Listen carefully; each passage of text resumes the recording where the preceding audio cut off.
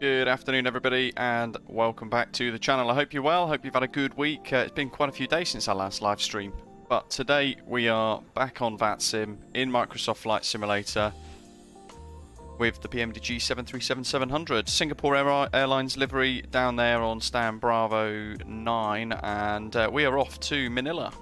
Romeo Papa Lima Lima for our route today, heading out all the way up to the Philippines for the first time, checking out some new scenery there which I've purchased very recently. But here we are in my absolute favourite aircraft, currently in the sim. Who'd have thought it? Somebody that's never flown on a 737 enjoying it as much as I am. It's good to have you all with us. Make sure you hit the like button and subscribe if you are new to the channel as well. We're taking part in the Light Up Southeast Asia event today on VATSIM, and we're chasing down 20,000 subscribers, less than 700 to go. When we hit 20,000 subscribers, we will be giving away a couple of goodies thanks to our friends over at Contrail, number of gift cards, but also two big prizes courtesy of PMDG.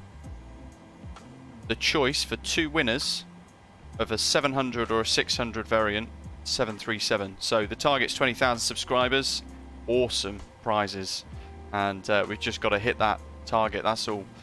So let's tune to the local current frequency and our fuel pumps on. Let's get the APU fired up, shall we? And then we're going to start to work through some of these checks. Singapore radar online at the moment. The event has literally just started as well, so we've got a couple of minutes before we can expect any ATC or anything like that. There's been a slight runway change as well. Towman 2 Echo departure now for... Oh, actually, hold on. Is it? 20 left.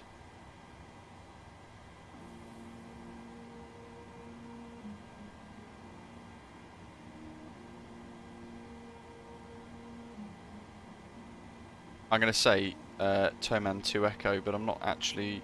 Where's the charts here? Towman 4 Foxtrot. Why would it have been that one? That's 02, right? That must have been a typo. Yeah, Towman 2 Echo departure for us today. Runway 20, 2 left, sorry. Wowzers, put my teeth in. What's the wind at the moment? So let's see. So the charts, well, the ATIS, sorry, says information alpha at the moment, although it's just regenerated. So let's have another look. How's the APU going? The ATIS is broken, brilliant. So it's just blank at the moment. Let's get the power to the APU. The APU power to the aircraft, rather. Good morning, Phantom, Gav. Hello, buddy. Who else have we got in the live chat then? Ian, Badger, Magic Norm, MPS Gaming, Zatterflies. Hello, folks. Good to have you with us. Hoping this gets fixed soon. It's saying runway news 02 left. So with that in mind, it is the Towman 2 Echo departure. Make sure I've got that correct on the chart. 023, Towman 2 Echo via Hosper to Towman. Yes. Oh, AR simulations, fantastic. It's good to have you with us.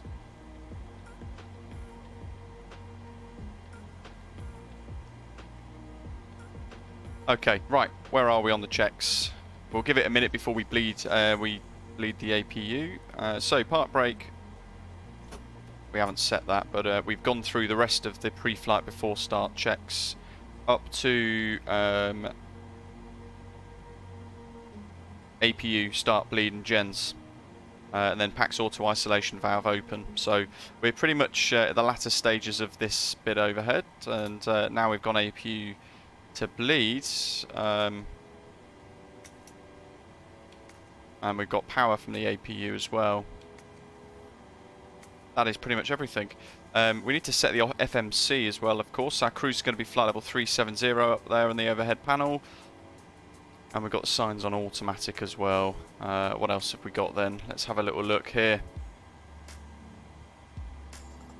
So we're going to depart Singapore on runway 02 left on the Toma 2 Echo departure. There's no transitions, so let's just hit exec. Let's have a look at the legs. Let's open Dr. Hospitomen. There we go, lovely. And they're making a way across the water up towards the Philippines. Now we've got 02 left populated in there. So we can go to our takeoff page. Now we've done everything else, we've loaded all the other bits up, and we've got advisory V speeds. Now if I compare that against what I've got on my VAS airplane toolbox performance calculations, where are they? David, good morning. Klaus, welcome. Hello to you. John, hello. Ashley, welcome. Good to have you all with us. VAS airplane toolbox. It was suggesting V1 of up to 133. It says a range of 103 to 133 knots. Rotate at 135 and V2 of 139. So a slight discrepancy there, but that's all fine.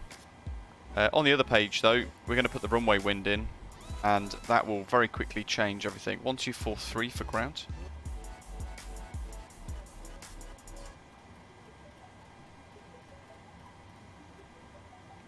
Let's have a chat with him, shall we? What have we got here?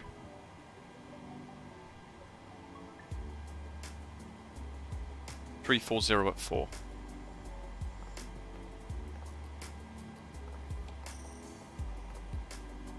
And dry. Do 1,000.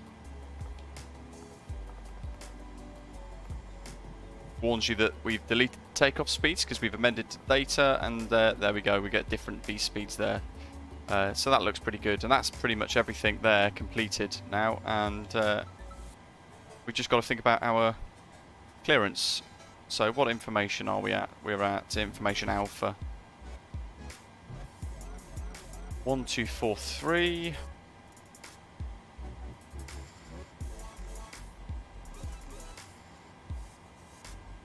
Bravo 9. Singapore ground, good evening, Singapore 9018. Boeing 737 on Bravo 9 with information alpha, request RFR to Manila.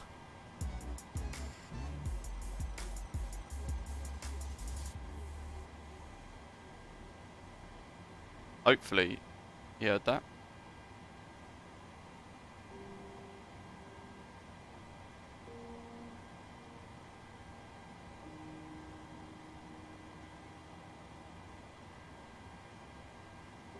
.124.3.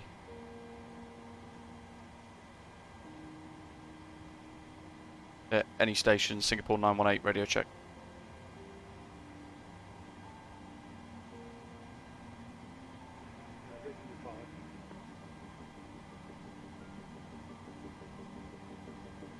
I think they're just coordinating on a different frequency or something for the time being. While we wait anyway, let's just go to Navigraph for a bit. So there's our position at the moment on the Terminal 1 West apron. Stamber over 9 as we just spoke about. We're going to push back, expecting 02 left. We're going to push back probably facing south, Victor 13, and then we're going to head out to Whiskey taxiway most likely. And we're probably going to get Whiskey 8, I would imagine, for an intersection departure, but we might get Whiskey 9 as well.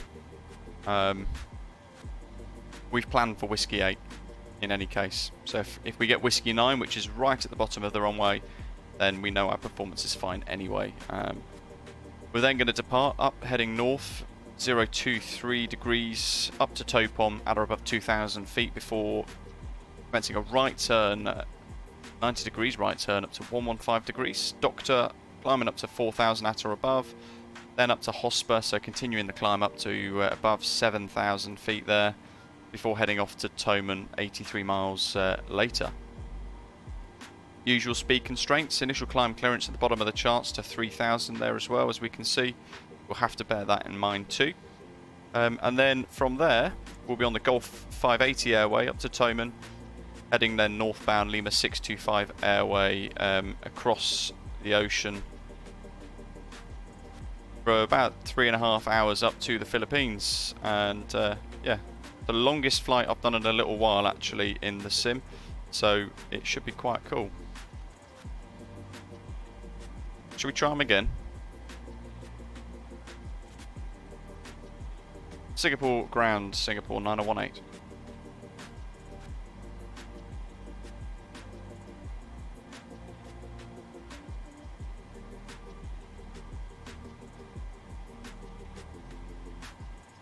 burning fuel the whole time doing this. Let's set a couple of things then while we're waiting, because they're obviously starting the event, but they're not quite ready perhaps. Let's scroll this down to our runway heading 023, and then our initial climb to 3000. Like so. Speeds, we can look at V2, plus 10 would be 150. We're quite heavy today. I've added some extra cargo, and we're full passenger wise as well. I'm sure you'll be pleased to know.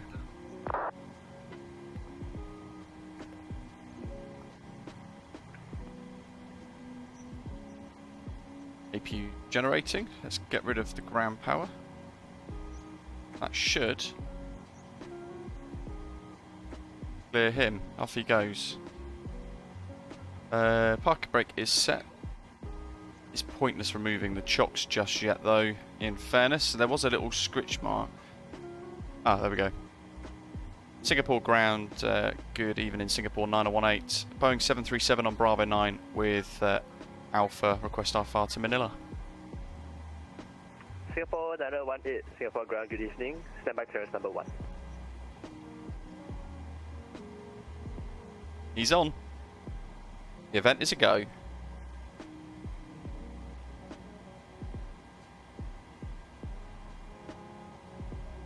Booster, good evening. Singapore 9018, flight level 370 is unavailable. Can I offer you level 360 or 390?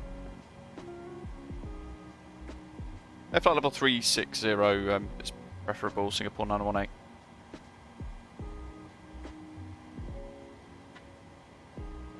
Singapore 9018, ATC clearance.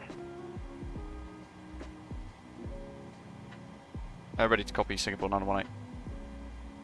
Singapore 9018, cleared to Manila, Doman 2, Echo departure. Expect flight level 360, squawk 0133. Cleared to Manila, expect flight level 360, Doman 2 Echo departure, squawk 0133, Singapore 918. Singapore 9018, read back correct.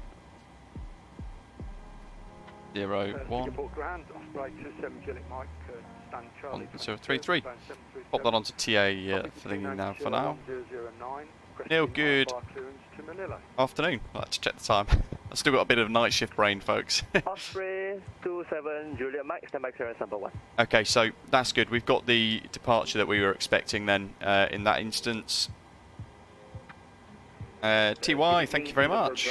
Philippine November 782, stand Bravo 7 with information. Is he in a tunnel? 8320, requesting IFR clearance to Manila.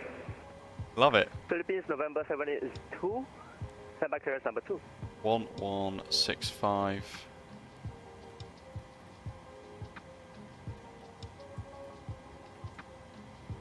Osprey 27 Juliet Mike, ATC clearance. So that's done. Osprey 27 Juliet Mike. Osprey 27 Juliet Mike, cleared to Manila, Doman 2 Echo departure. Okay, takeoff N1 limits and things like that then. So that's airplane toolbox. The performance calculator that I'm using is actually suggesting some specific D-rated takeoff stuff. So going for plus 38. Osprey 27 Juliet Mike, read back correct. And it's going for 22k takeoff 1.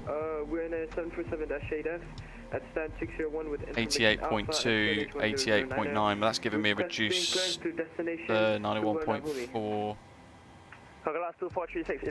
We'll go for that. That's the closest I can get to what it's suggesting on the performance calculator. Interesting. And there's our new V speeds. V2 still the same.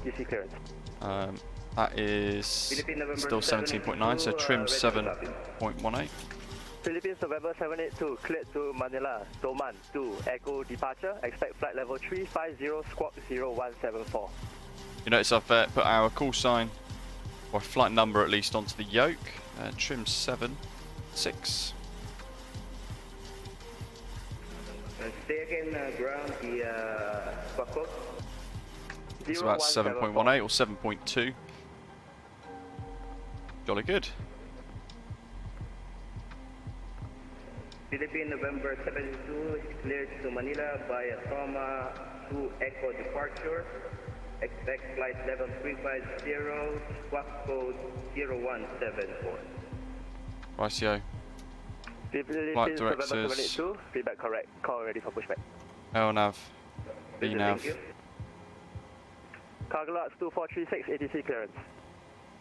Automedia set, transponder set, fueling loading, boarding is done, takeoff data set, landing altitude pressurization panel. I need to find that.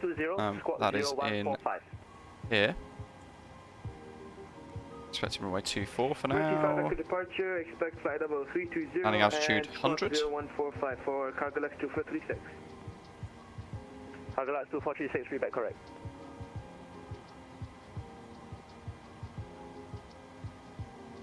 NCP set, flight directors on, radios are set, anti-collision light on.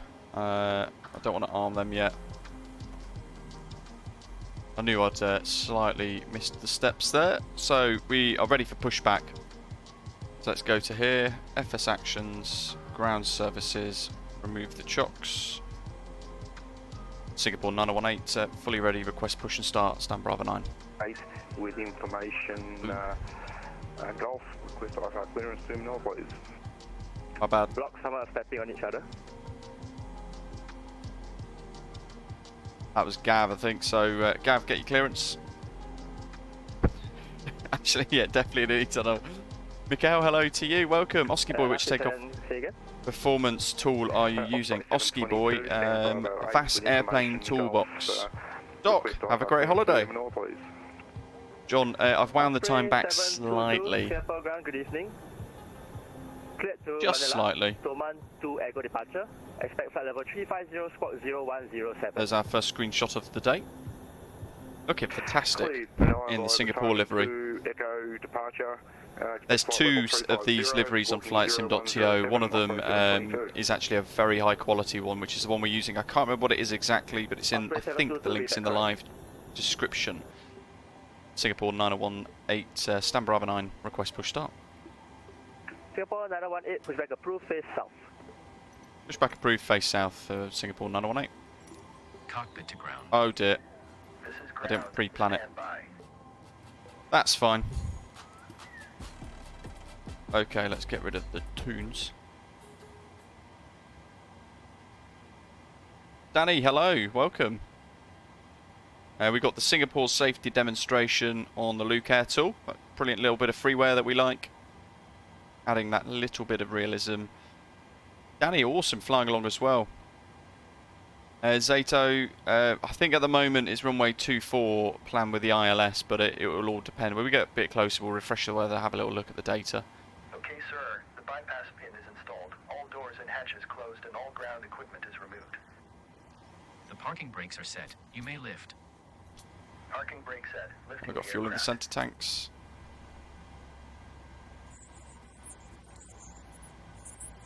Standing by for pushback. Singapore traffic, ground Osprey 27 Juliet Mike, Cockpit to command ground. Charlie 22, ready Go for ahead. push and start. We are cleared for start and push. Parking brakes set.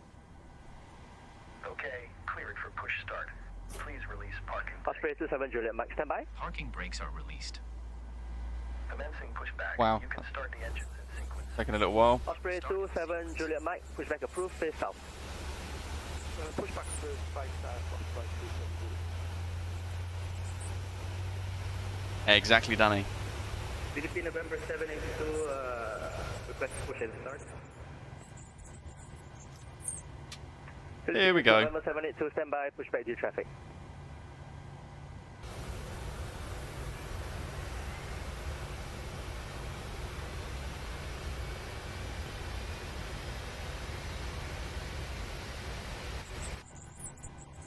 Trying to steer this as nicely as possible with my manual rudder pin controls. Singapore ground, good afternoon. Osprey 2472, it's type 737-700 at stand Alpha 16 with information Delta. Requesting IFR to Manila. Oop. Oh wow, look at those lights that have just fired up. Osprey Osprey 2472 Singapore ground, good evening. I still do not see a flight plan. Can you Super please welcome. check for that? No, well, Doc, I thought I had already planned it, but I clicked the wrong button. My bad. I had submitted, but I will double check again for you for Osprey 2472. That should have us nicely on the line if I maintain this curve. So looking at the engine then, they're both stable, so into the overhead. Good evening, Ascot 2205, ready to check. Gens 1 and 2. Power gets transferred across. Ascot 2205. Ascot 2205 Singapore ground, good evening, reduce strength 5. Ascot 2205. Okay, pushback completed. Please set your parking brake. Parking brake set. Parking brake set. Lowering aircraft. Make sure the engines are bleeding. Ground. Startup is complete. You may disconnect. And I'm just going to have a little look up here, put some lights on here. Now it's getting a bit darker. So left and right packs go to auto, isolation valve goes auto, duct pressure's just wobbled there. I've resubmitted that flight plan for you.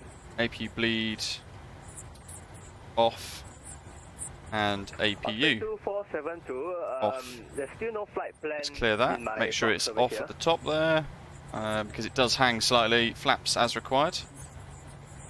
We want flaps 5. Let's use the click spot today. And elevator trim as required.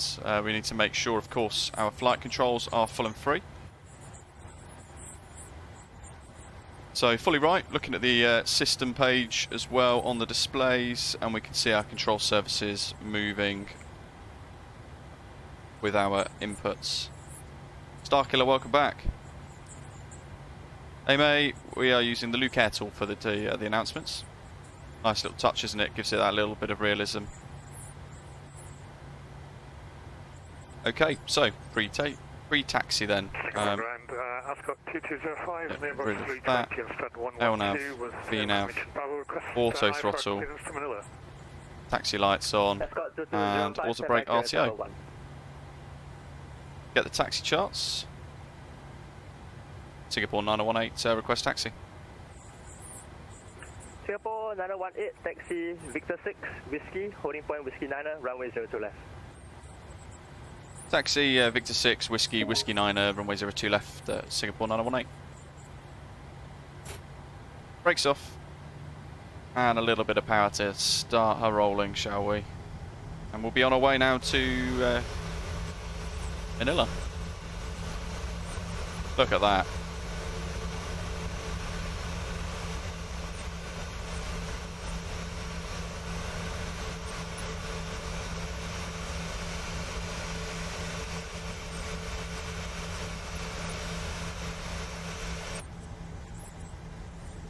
Philippines November 782. Traffic looks great, doesn't it? A Singapore Airlines Boeing 737. If I go across here, right behind. Once traffic has passed, pushback approved, face south. Pushback approved after passing traffic Singapore Airlines. get a little screenshot.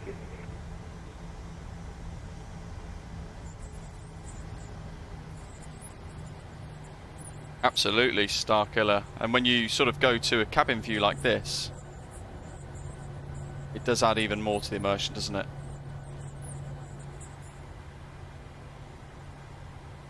So I always change to the view just as I need to commit to a turn. Ascot 2205, ATC clearance. Continuing right then, because if we go straight, it's not going to take us on to Victor 6. Doman 2 Echo departure. Expect flight level 320. We need to go on to Whiskey, which is this second one. Ascot 2205 is cleared to Manila on Toman 2 Echo departure. Look at that, folks. And squawk 0201. How wonderful was that? Ascot 2205, read back correct. Already taken so many screenshots already.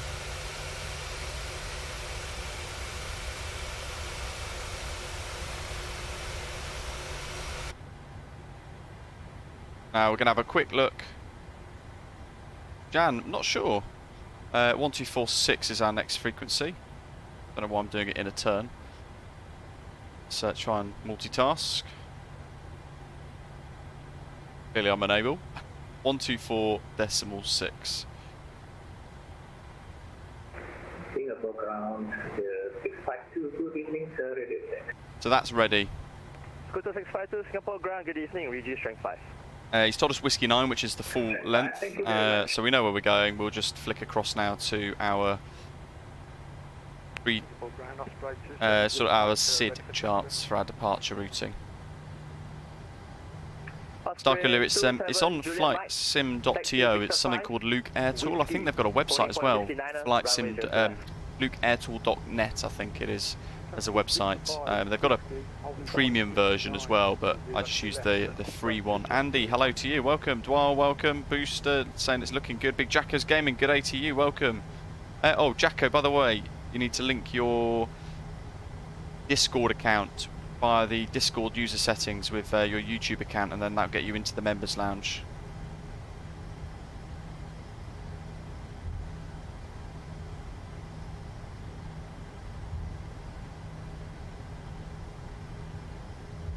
This is the furthest we'll have flown in the sim for a little while now.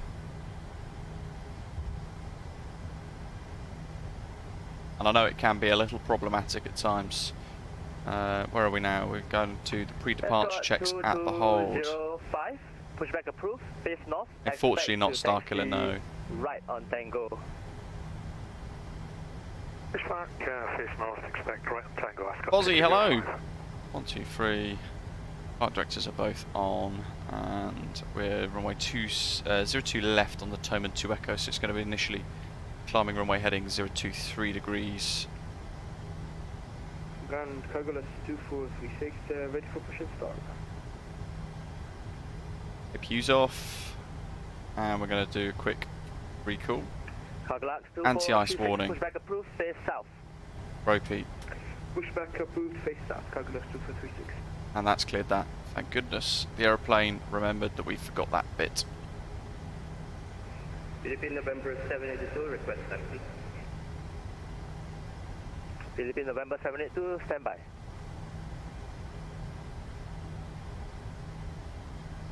It's a little bit before live time because it was already pitch black, of course, in Singapore. At the moment it's night time, so we've wound the time back a little bit just to give us a bit of beautiful sunset in the sim. It's always quite fantastic, isn't it?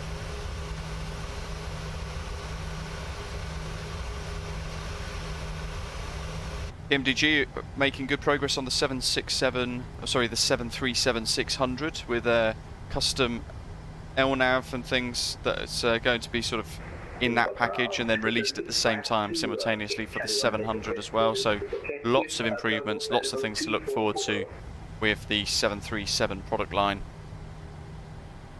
Scooter 652, standby clearance number 1. Whiskey 8 is coming up. Fuel flow reset rate.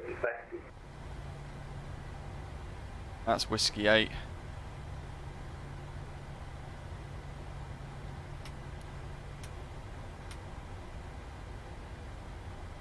Let's pop them on. Singapore 918, contact Singapore Tower 118.6. Have a good night, sir. Down 118.6, Singapore 918. Thanks for the ATC. Have a good night. Singapore ground, Osprey 2472, should have that flight plan.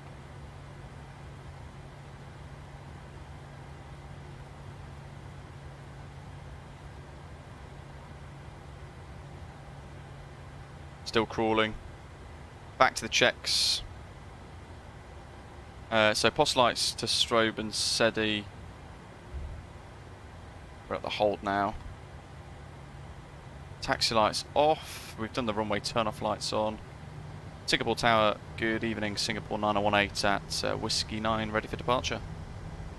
Singapore 918, Singapore Tower, good evening. How's it going? Surface winds light and variable. Runway 0 to left, clear for takeoff.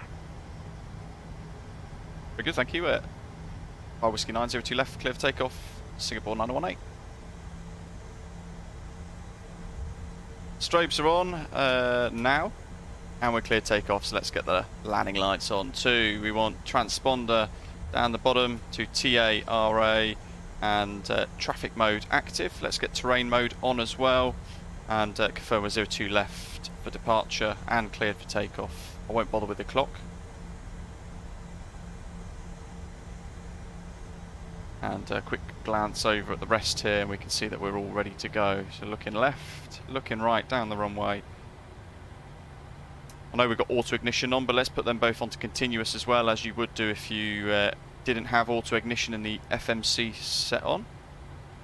Gerardo saying we're missing them, but yeah, as I was just saying there, we've got auto ignition selected, so the aircraft manages it for you in that instance. Nice long runway, so let's get 40% power and we'll keep rolling. We'll get the nose down slightly. Engine stable. Toga.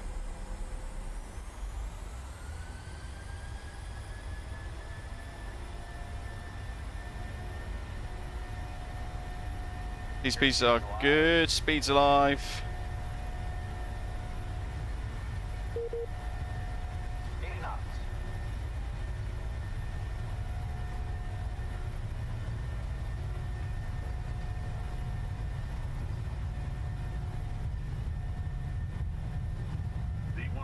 Rotate. V2. Positive rate of climb. You're up.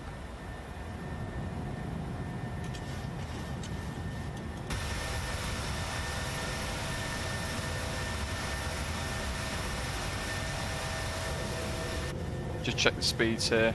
We are accelerating slightly. And we're at wings level. Let's go CMD8 on. Approach on 124.6. Have a good evening. Contact approach on 124.6 Singapore 9018. Thanks for the ATC. Good night. Okay. Speed's good. Just fly the aeroplane a second. Clean up some of this. So CMDA is on. We're gear up now off. Water brakes now off, and we're going to work through some of the flap retraction. We'll put the engine start mode switches back to automatic, and we'll turn the runway turn off lights off as well. Singapore approach, good evening, Singapore 9018, 2,000 feet, Toman to Echo departure. Singapore 9018, Singapore approach, good evening, climb to flight level 150, proceed direct Hotspur. Flying flight level 150, direct Hotspur, Singapore 9018.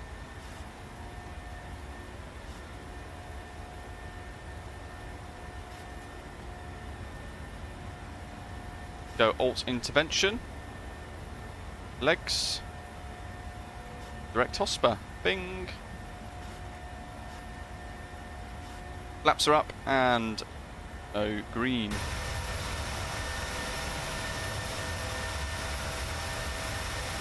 Away we go. Look at Singapore behind us, absolutely spectacular.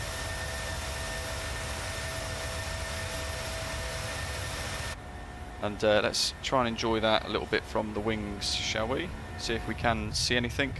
Very dark out, isn't it? Andy, absolutely fantastic, aren't they?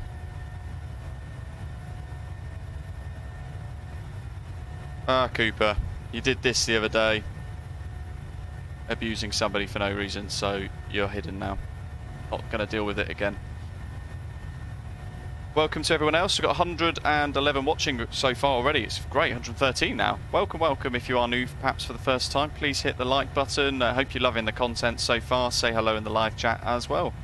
If you've got any questions about anything, or any sort of things that you particularly love about the 737, or indeed any other add-ons, share them with the community in the live chat. The commentator, good morning to you. Look at that in the background there. Stunning. Absolutely spectacular, isn't it? See all the nav lights and the beacon lights flashing of aircraft on the ground. Brilliant.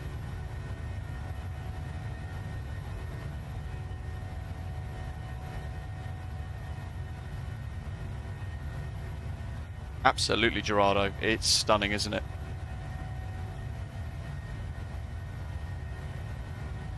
Wow, CT. Very long time. Oi, oi, aviation. Oi, oi. Welcome.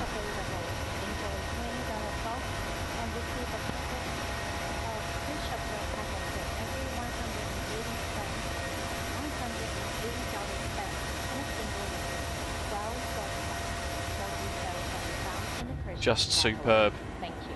Beautiful view. Let's just check back in on the aircraft because things can change.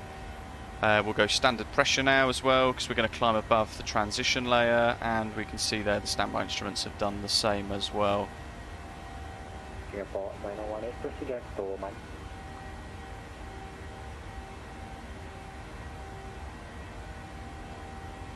They're calling Singapore 9018, so you're not very readable, quite muffled. Singapore 9018, apologies, procedure to Manila. Proceed direct Toman, Singapore 9018. Another little direct 2. Love it. Through 10,000 now, so the landing lights can go off. Seatbelt signs are on automatic, and we're just going to check to make sure the cabin is pressurising as expected here as well. One thing I do need to just check actually on the fly here is our perf page. Flight level 360, make sure this is amended now for our cruise, a new cruise as well. To make sure it all adds up and the aircraft doesn't get confused. And it's more sort of technical, obviously it's a bit longer, a bit heavier, more passengers, more freight, but the engines are slightly improved and some of the bits in the aircraft's flight deck are a little bit improved as well, but I'm not massively familiar with a lot of it, so I wouldn't like to say exactly what the differences are. Make sure the heading bug is on track. If you haven't clicked the subscribe button so far, then please... Contact Singapore radar 123.7, enjoy your stream today. Contact radar 123.7 for Singapore 9018. Thank you very much for having us, and have a good night.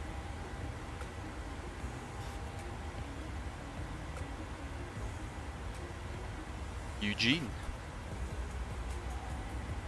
Singapore radar, good evening, Singapore 9018. Climbing through flight level 130 for 150, direct Toman. Singapore 918, climb flight level 360. Climb flight level 360, Singapore 9018. Up we go. Yay. Get the VOR off, we don't need to track these. And we'll continue to climb all the way up now. That fiery sunset.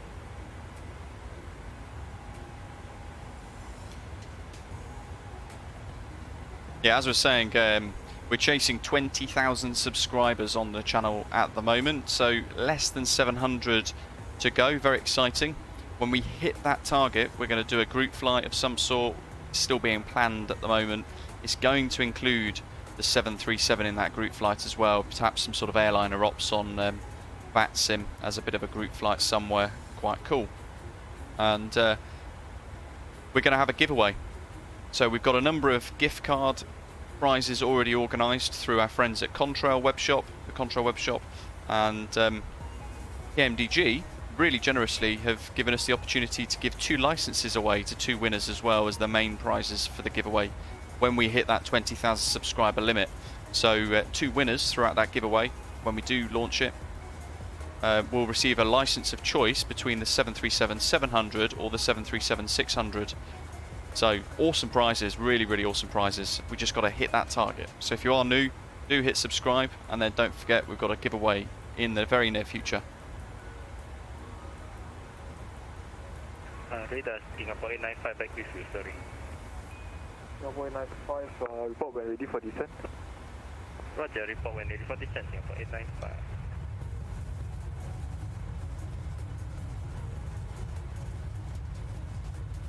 He loves the approach over the harbour into Singapore, always full of ships at anchor. That'd be quite cool to see in the scenery, wouldn't it?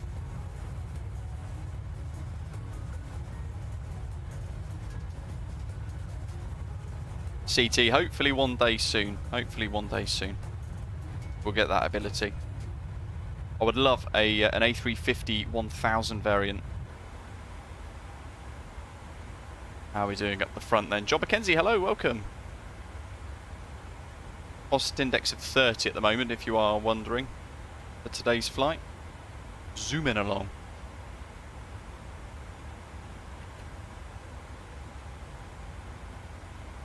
Stock killer. Yeah, Microsoft Flight Simulator 2030. Can you imagine what that's going to look like? What was your longest flight? Oyoya is asking. We did a little while ago now, and I think it was the Salty Sim 747-8, I believe. We did a flight all the way from, God, where was it? Washington Dulles to, actually that's our longest flight. Washington Dulles to Helsinki, I think it was, as the Finnair 787. Reclone, welcome.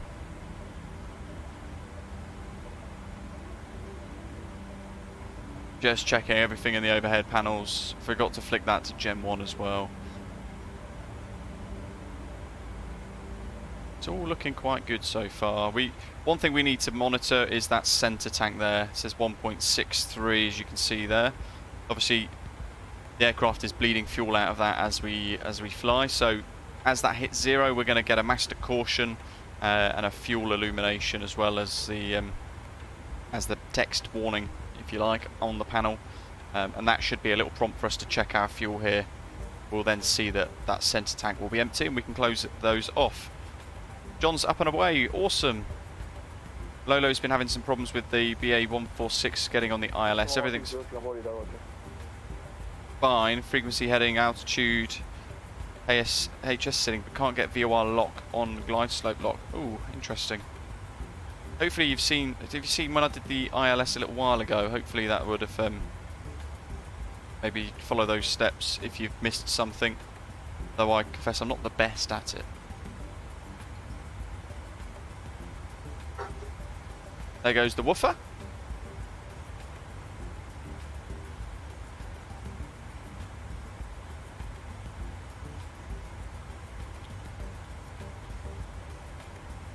Radar, right 270 with mine.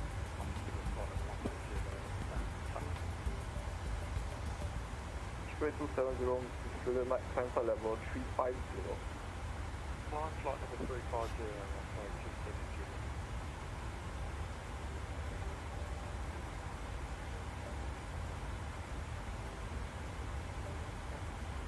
There's a new one. Amazon just delivered a load of stuff to the house, but when he popped them onto the floor, he decided to boot the door instead, which is why the dog went so mad. The cabin lights are back on. Look at that now. Absolutely spectacular.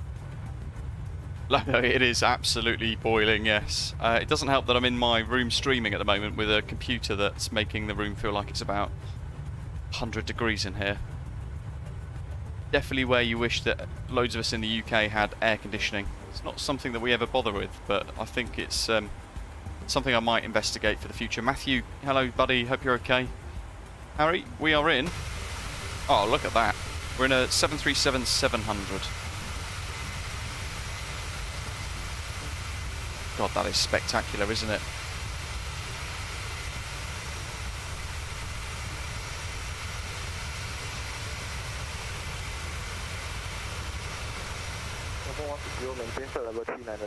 Oh, how good is that?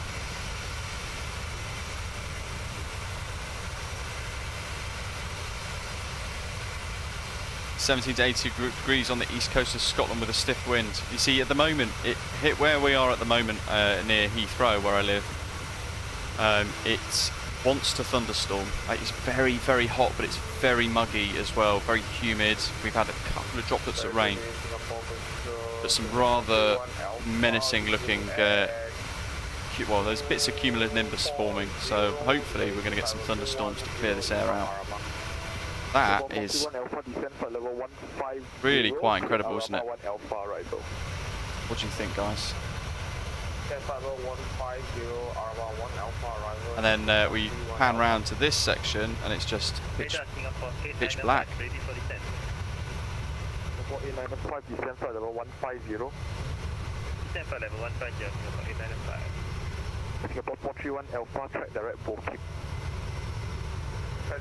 So the Singapore, well, the Light Up Southeast Asia event, I should say, on the VATSIM network is a bi-annual event.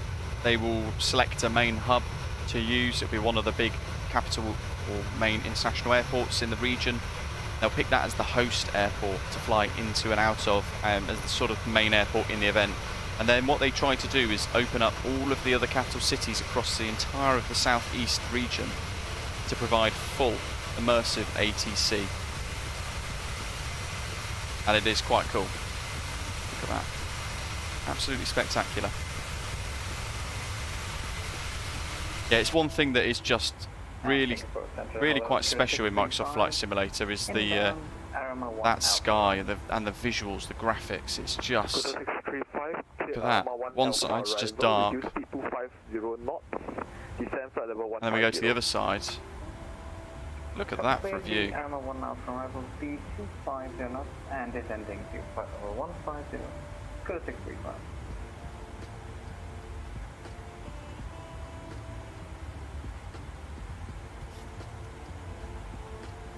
Part of me wishes we were flying in daytime, because it's always nice to see the ground below and what's going on around you and things like that. But every now and again, I like the technical challenge of a night flight. It does make things a little harder at times.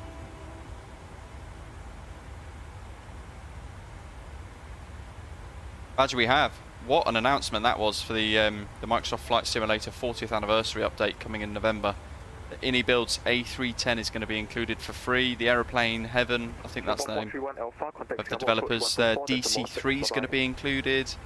And some of those old school aircraft from years ago, from the really older packages of Microsoft Flight Simulator versions, across the years will be included. And I think that's quite special. Really looking forward to it.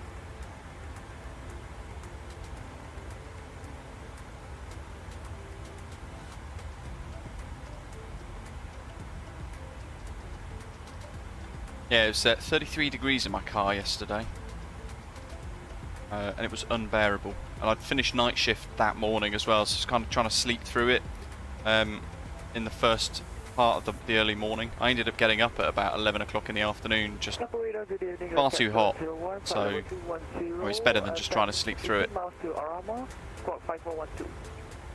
Cricket 701, clear Arama 1 Alpha arrival, expect ILS 02 left, descend flight level 150. So trying to sort of pre-plan into the distance here, we're going to be with Singapore radar, well, most of the way in fact, beyond Kota Kinabalu. This little section of airspace we're going to fly through extends for quite some time, all the way to the waypoint called Laxor, and then we're going to go into Manila Center 11903, so that'll be the next one. 701, reduce speed 220 knots. 220 knots, get 701. We've got full ATC all the way, end to end. Very cool. So we've got Manila Center, and then we've already got Manila Approach online as well. Very, very cool. In fact, that means if we look at Volanta, where is she? There it is. So if we check out Volanta, we hide all this. This is the light up southeast. 918, track the right Lasmo. Direct Lasmo, Singapore 9018. 2 seconds.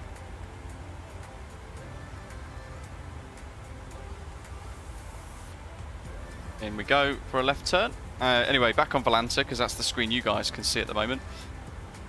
You can see how big this event is. It's huge.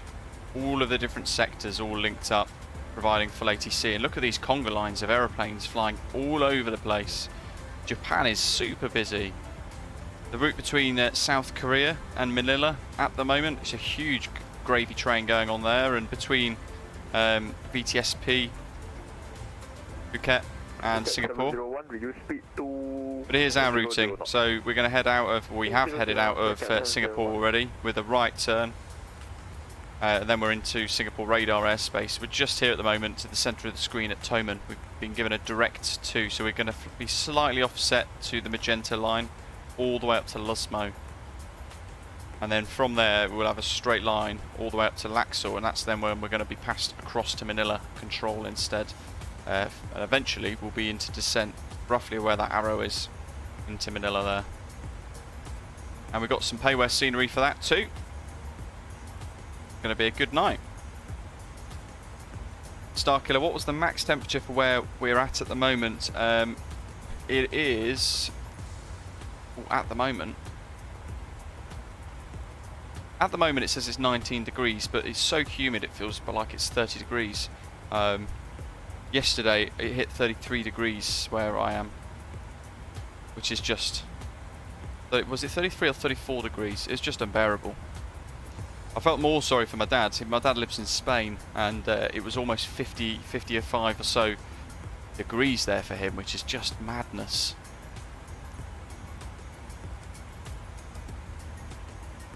Top climb in about 20-ish miles. Record 701, contact Singapore approach 124, decimal 6, bye-bye. Singapore approach 124, decimal 6, record 701, bye-bye. We might as well pull the descent winds forecast in while we're here.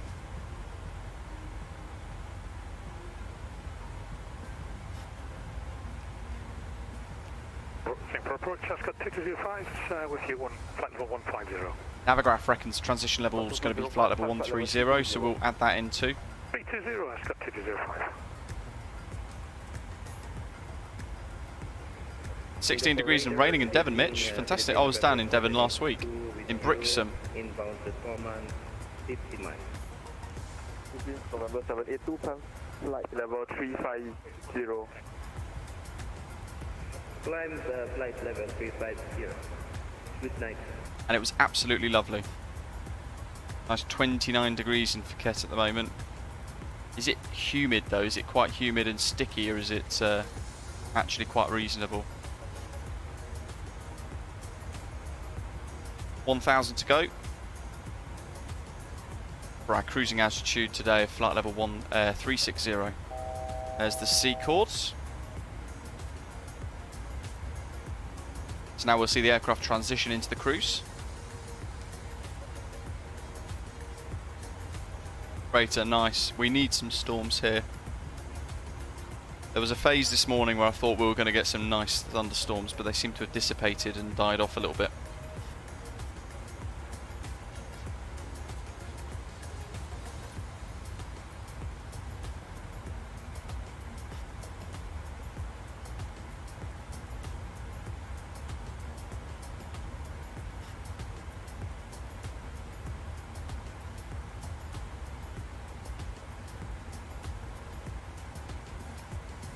There we go. VNAV, PAF, LNAV and FMC speed. And we're at flight level 360. We're direct Lusmo, so we've got 90 miles-ish for that, well 100 miles for that I think it is, 100 nautical miles. Easy peasy.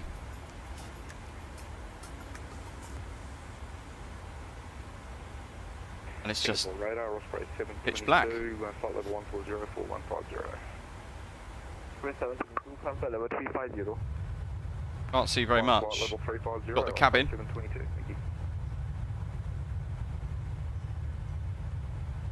Very cool little strip lighting there.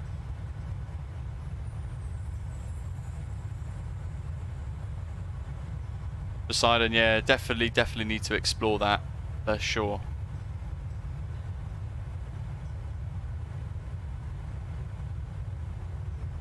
It's quite cool. Oh, the beaches. Well, some of them were packed. We actually went during the week to try and avoid sort of school holidays and everything else going on. So we were quite lucky with how busy the beaches were. But because we had a dog as well, a lot of the beaches in Devon at the moment ban dogs. So you've got to go to dog-friendly ones. Limits your options a little bit. But what it meant was the beaches that we had gone to were really quite quiet. Quite nice. It's a stunning place within the UK. It's a beautiful area. Brixham, Devon, that is just very, very nice. There was a lot of driving involved. We did 600 miles over 3 days. So by the time I got home, after all that driving, I was quite tired, quite exhausted. But it was absolutely worth it. We had a fantastic time. This is November 782, Singapore radar. Ended up very burnt as well. Philippine November 782, radar, go ahead.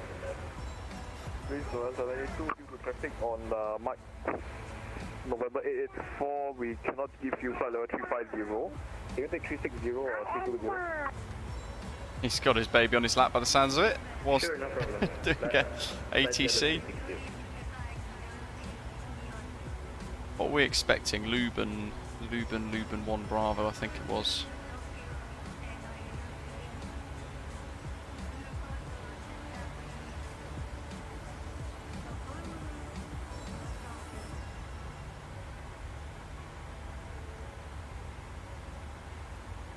Singapore 895, contact Singapore approach 124, decimal 6, bye-bye.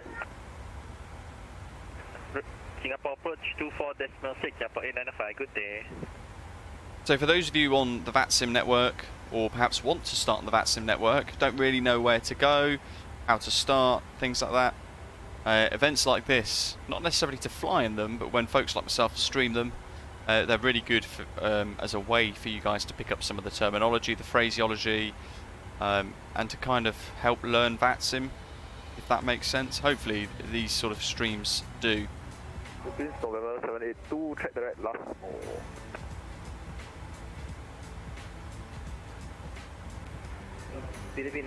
Another tip, I know I've talked about this before, but if we find, oh, Manila's here, isn't it? If we go to Manila, it shows us busy airport, we can click it and we can click online ATC and we can see who's online. And already we've got 2 en route controllers, we've got tower and ground. And there's ATIS, so if we click ATIS and we scroll down, it'll actually show you what the ATIS is at the airport long before you can actually pick it up on vPilot, which is a really cool tip. So at the moment we can see that the arrivals are on ILS runway 24. Surface wind's variable at 2 knots. The visibility is 10 kilometers or more. We can see there we've got cumulonimbus clouds at 2,300 feet. And the temperature is plus 30 degrees, dew point 26. So we can see all of this already. And at the moment it's not necessarily useful to us, but we know that actually with our pre-flight planning on SimBrief, we are expecting the Luban 1 Bravo star, and then we were expecting to transition onto the ILS runway 24. So the information in the ATIS supports our planning, and it shows that actually we won't necessarily need to change anything if this continues as the same sort of stuff, the same ATIS information as we get closer. So providing the wind doesn't change too much, we shouldn't expect much of a change in the ATIS either.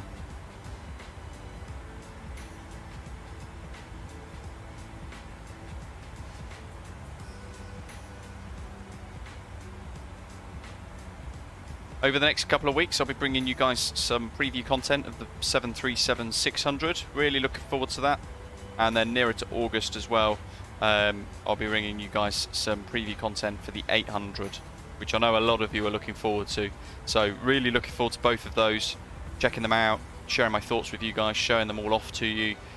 It's going to be great. It's going to be a fantastic summer for Flight Sim, isn't it? I'm just saying the Southport Air Show is going to be back hopefully next month. Hopefully the Typhoon will be there. Contact Ho Chi Minh 129, decimal 425, bye-bye. That will be quite cool. I do love an air show. Every year I used to go to the RAF Cosford Air Show when I was flying there as a gliding instructor for the air cadets. 10, Mike heading 060, Osprey 722. Starkiller. I haven't. You know what? I completely missed that as a add-on aircraft for the last update, and I don't know how. But it's only when I noticed there was a video on YouTube somewhere. I think it might have been from Microsoft Flight Simulator themselves, showing it rocket off into space, and I was like, I actually stopped for a moment and thought it was the what was it? It was the update for the 40th anniversary trailer, and then right at the end it transitioned into it, didn't it? Yeah, that was awesome. Haven't tried it yet though. It took me by surprise actually, for something like that into Microsoft Flight Simulator, but definitely want to blast up to space to give it a go. Perhaps try and land it as well. I don't think it'll go very well. It's one of those, I think you'll install it, fly around it, blast about in it a bit, and then you'll uninstall it again. At least that's probably at most most use I'll get out of it.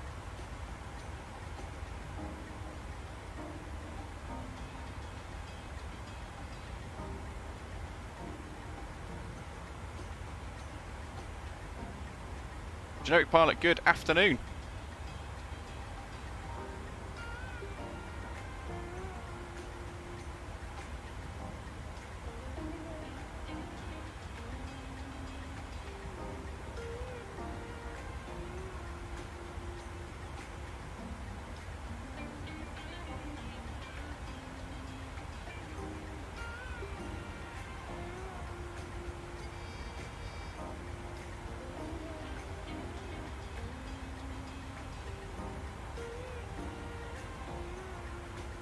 Little poll. John. Yeah, noticed the new intro today. Thought I'd mix it up. It's been the A32NX or the A320neo as an intro outro for a very long time on the channel. So I thought I'd switch it up a little bit. Use the 737. Hello, climb flight level 240. Doc, enjoy. Flight level 240, clear 652.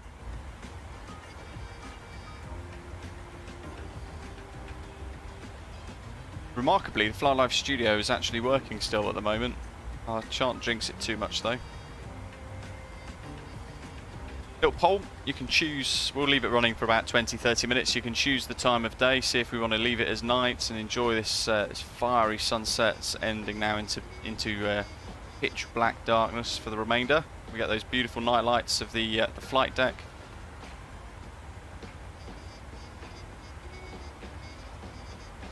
Very cool. Look at that cockpit. There's another screenshot. There's times like this I wish I had a system that could run 4K quite nicely.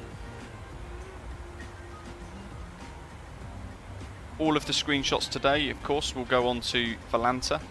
So you can download them, or you can view them, I think, and I think you can download them, and I'm not sure.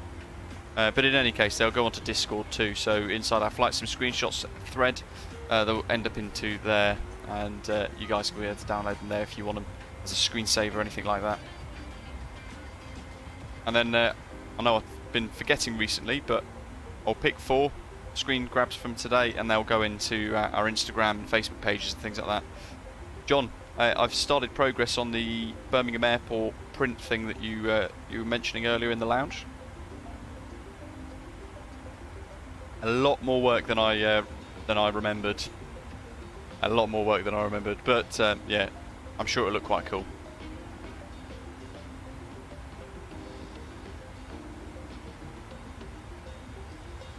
So what have we got here? Lusmo. 132.8, bye-bye. So it's saying we need 7.8 tons of fuel left at Lusmo. We've got 8.4 at the moment, so we've got 40 miles to go though still. We're just comparing the flight planning, the OFP from SimBrief, the estimated fuel on board. We'll compare that against the actual figure, and then we can work out if we're burning too much or if we have got a bit more than we anticipated. More is always good, but it does then mean that we're going to potentially land heavier. Someone mentioned earlier there's an event on between Manila and Seoul at the moment. Is that a return event as well, which will include a load of traffic flying in as we're flying in, or is that sort of coming to a close, that event? You can see as well we are burning fuel through that centre tank. There's a slight difference between the left and the right tanks as well. Obviously we had the APU on for a little while, so we've used a bit of fuel in that left tank. Not too much of an imbalance there, but we could work to balance it up if it bothers us a little later on. But that'll be running out probably in the next 20 minutes. Well, that tank will have run out, and we'll have to then go ahead and close those pumps.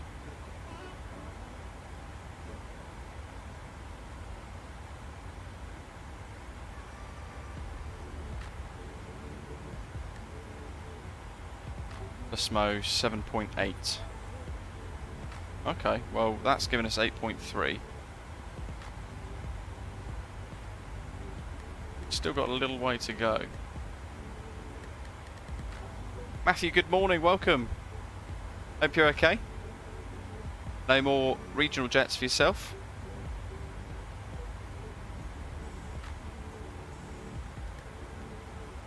John, nice. I might turn it into a sticker as well, a small vinyl sticker. Electric Cloud's flying his 737 to Amsterdam, very nice.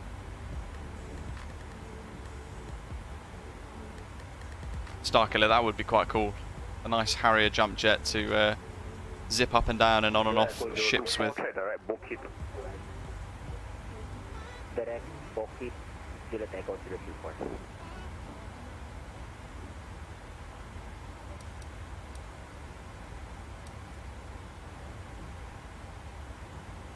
Okay, about 15 miles.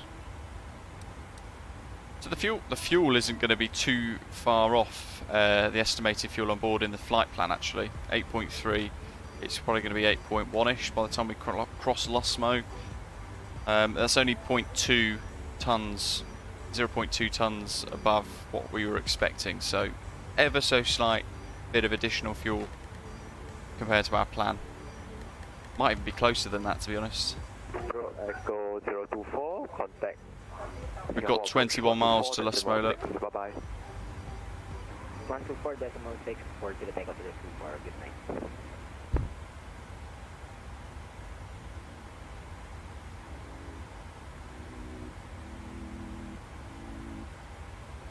John, on the mug.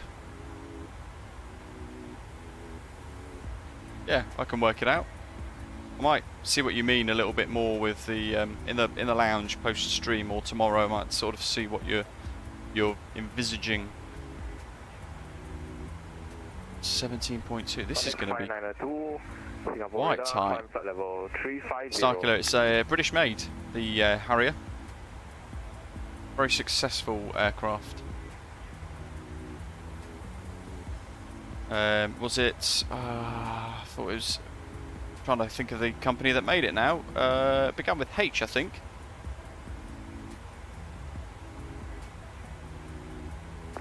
Control, Osprey 722. Orca Sidley. Chris 722, go ahead.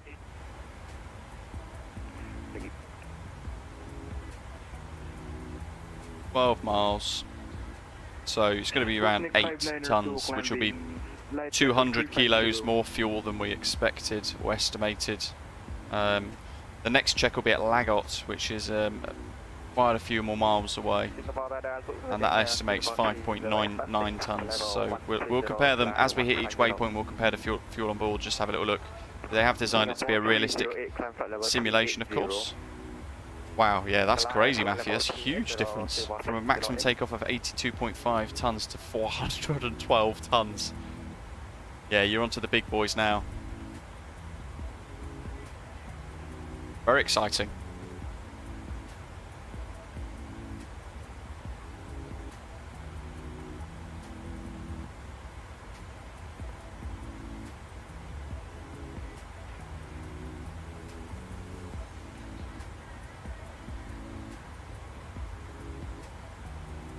Four miles.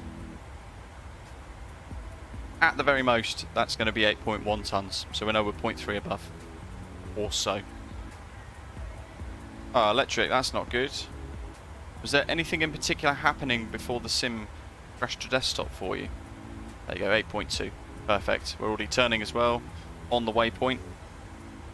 Nice, really nice 10 degree or so angular bank there. And they did an incredible job. In fact, they've wherever they've operated, they've been quite incredible, haven't they?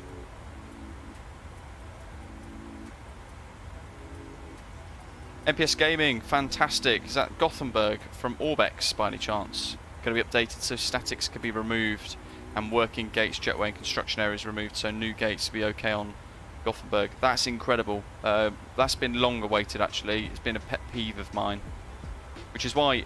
Oh, you remember, probably about a year and a half ago was the last time we flew into Gothenburg, and at that point I just refused to go back until they gave the option to remove statics.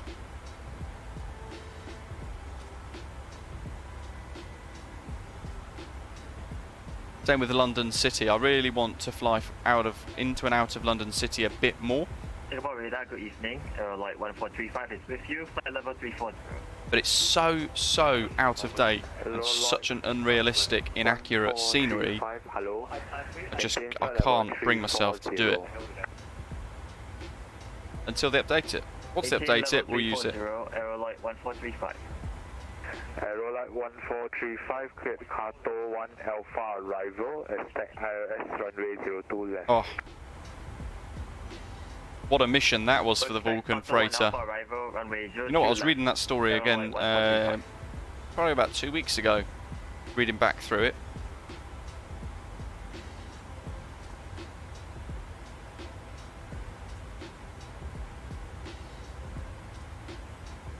Keep smashing that like button, folks, if you are enjoying it today. Aerolite 1435, are you able to fly at Mach decimal 81? What are we? We're max 78. Manfred, welcome on board. Thanks for subscribing to the channel. Aerolite 1, okay. Aerolite 1, You know what? Where is my... It's not Cloudbot, is it? Is it dashboard? Increase Mach decimal 81, Aerolite 1435. It's not so crazy anymore, is it? So perhaps we can turn the subscribe animation thing back on again.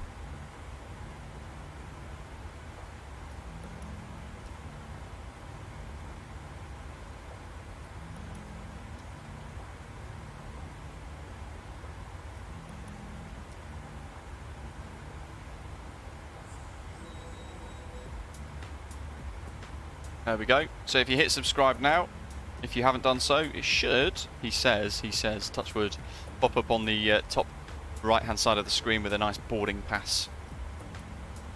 Been a little while since we've had that back active again. It's been quite hectic, some of the streams, with loads of people deciding to subscribe to the channel. But now we can't see a chuffing thing, except for that awesome logo light on the tail. Singapore Control, operation 22 seconds. Greetings, hello buddy. Welcome to Diversity.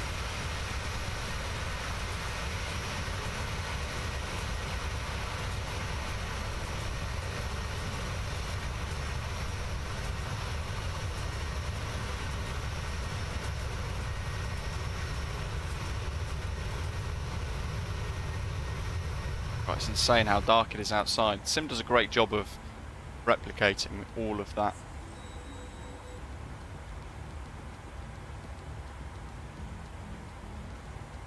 Starkly, you're not wrong. Although investment in fighter aircraft or defence aircraft are it's still pretty high. They're already looking into creating a new next-gen fighter. And then is it BAE Systems, I think it is? They're trying to create, in partnership with the Australians, I think. Oh no, it's Boeing. It might be Boeing. Boeing or BAE Systems, I forget. But they're creating a like a protector drone, which will be, I think, if I might be wrong, I think it's designed perhaps to fly alongside a fighter jet in support and defence of it. Reducing Mach decimal 76, Osprey 722. Jurassic, hello. Hope you're okay.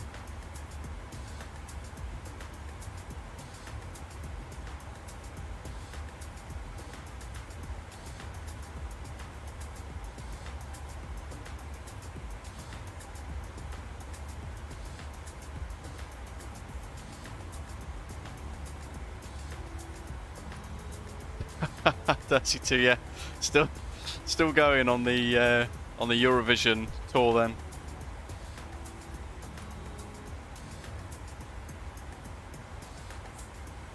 I think you're the only person fighting through it, actually, to be honest. Please flight next 5 minutes. Go ahead.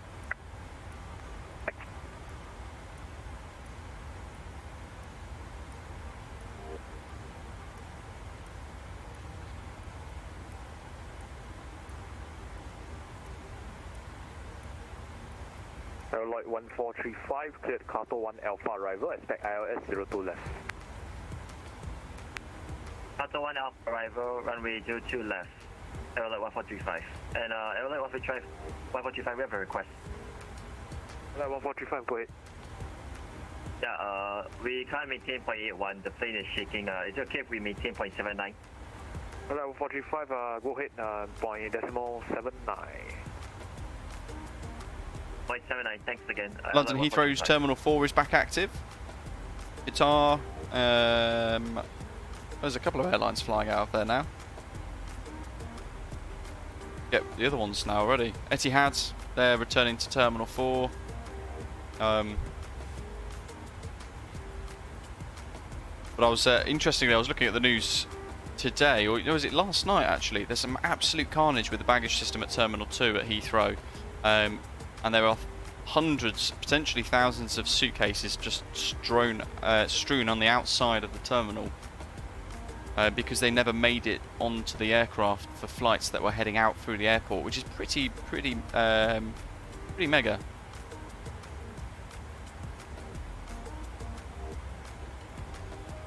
I would be quite unhappy if that was mine.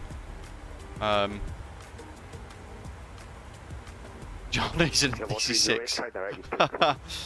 Yeah, Heathrow is a mess at the moment with that baggage system. But the reason is not only staff shortages, but Terminal 2 doesn't have a baggage system. A little known fact that they don't really like to dress over. They're still using the Terminal 1 baggage system as the Terminal 2 baggage network, which is just ridiculous.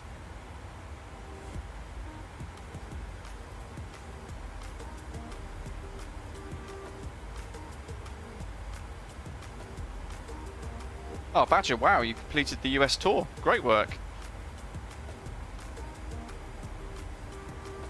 Nighthawks finally departed Singapore. Good grief, wowzers. Oh, Lone Gamer, that story was horrendous, wasn't it? Absolutely horrible to read what happened to that poor chap with the lack of assistance services at Gatwick. Should never ever happen. Hello, 0.03. So in a second we're going to get Master Caution pop up to give us a fuel warning. Now the fuel light is actually, I think, over this side. So we'll just zoom out here, a bit of a skewed angle. Let's see. So we've already got low pressure up there. If we don't do anything, the aircraft will then give us a bing with a Master Caution. Ding, there we go. Master Caution, and in fact the warning is there. Look, Master Caution and fuel. You look down and show that the centre tanks are pretty much empty.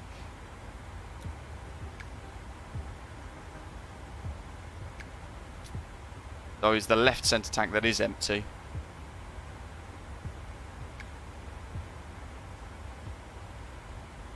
And now it's showing completely empty. Interestingly, that hasn't got a low pressure light on.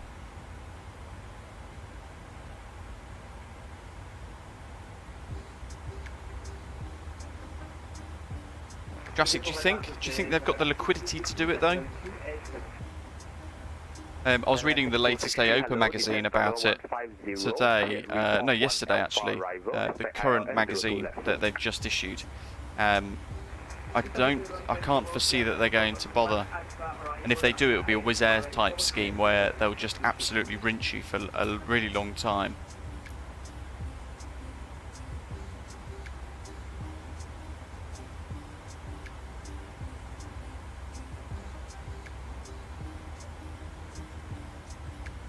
You know what, I might try and rebalance this.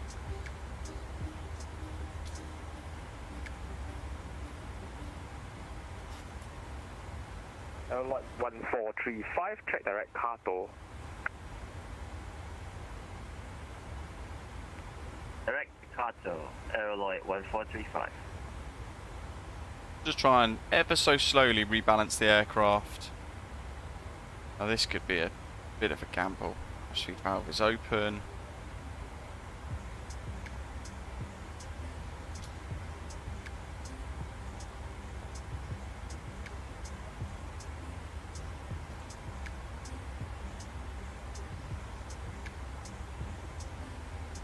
Yeah, well, yeah, there is that. I don't think they are long-sighted enough to see the impact. I mean, the last proper, genuine sponsorship scheme that I remember was when I was growing up. I was about 6 or 7 years old, so maybe a little older. And it was back in the days when Britannia Airways... Britannia Airlines? Britannia Airways? It was Britannia Airlines, wasn't it? God, I'm trying to remember now. It was back in the days where they were still operating. 3.87.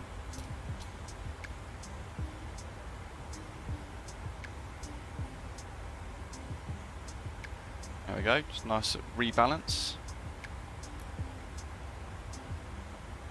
There we go, lovely stuff. Quick little recall of that, see if the caution has properly gone. Lone Gamer saying our UK travel industry is such a mess due to Brexit, COVID and rushed decisions to let people go over the last couple of years. So I'm not necessarily convinced that Brexit's had anything to do with it. It was just timing wise, not long after that COVID hit big time. A lot of people from COVID have reassessed what they want out of life. So a lot of crew, a lot of baggage handlers, a lot of crew especially have gone, you know what, this industry is not only low paid for a little reward, but also actually quite vulnerable as an industry. So they've ended up going off to do different things, whatever that might be.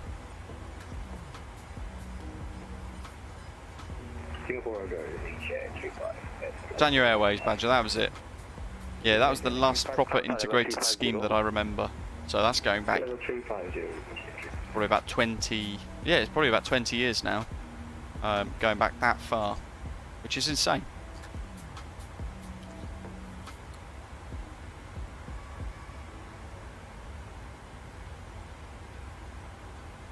Tomorrow, awesome live stream, daylight hours, you'll be pleased to know, for those of you who are voting for daylight. So tomorrow we're going to be heading into the Valanta giveaway event over the weekend across the Adriatic coast. Yeah, very cool. We're going to be heading out of Istanbul, really nice freeware scenery, quite a complex bit of freeware scenery. We're going to fly up to Ljubljana in, I think, Slovenia.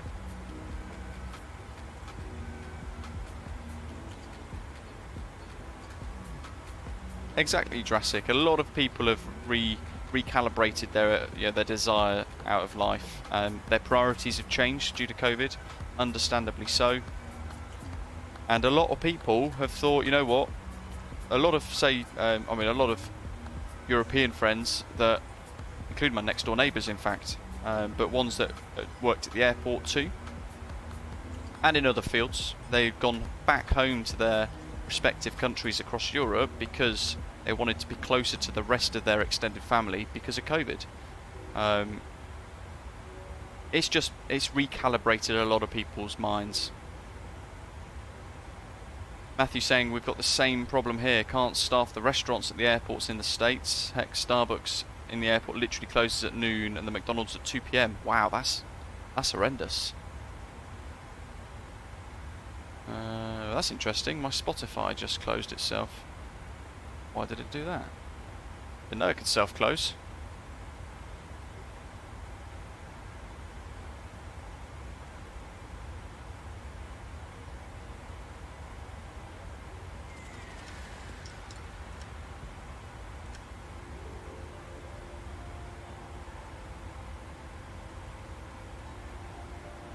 Oh, blind game, but don't forget, globally, a lot of currencies have become very devalued anyway. But look at the Japanese yen, still in a bit of a free fall, but lots of factors involved.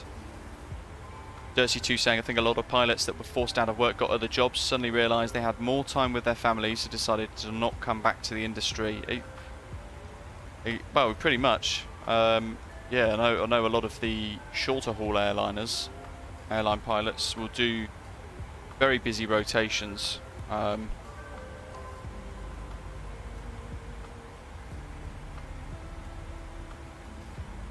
think, as we're saying here, I mean, there's not one easy sweeping solution, but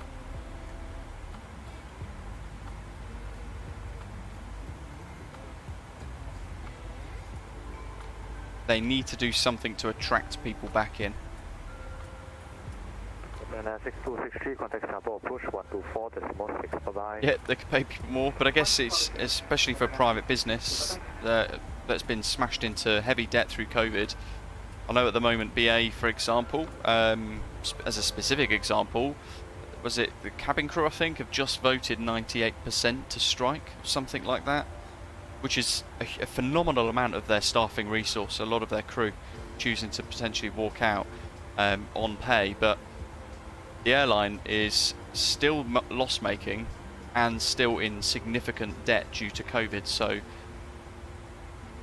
while I get why people want to get paid more, bearing in mind my old fleet that I used to be on British Airways have had a pay rise of a couple of grand with the new contract, so they're actually even better off in their terms of their contract. But yeah, more widely thinking, more sort of widely speaking, is well, what do they want? The airline to go bust? Because sure, they could potentially get their pay rise, but the airline will then say, well, you know what, we're going to have to counter that against either higher prices to tickets, cost of living crisis anyway, which is going to potentially reduce the amount of passengers that can afford to travel, but then also potentially stop recruitment to pay for the extra salaries. Lone Gamer, yeah, that's I was on the very early instance of mixed fleet back in the day. That was my fleet that I was working on.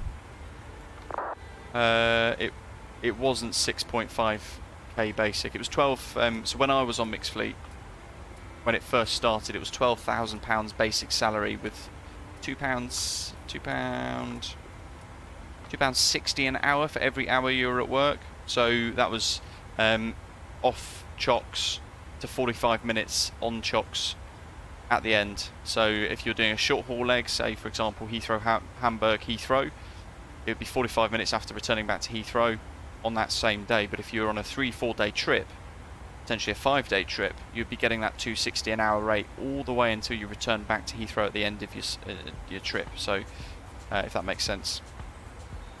But now it's gone up to 15 grand, I think it is, basic salary from memory for mixed fleet. With, well, it's now all one fleet rather, but yeah.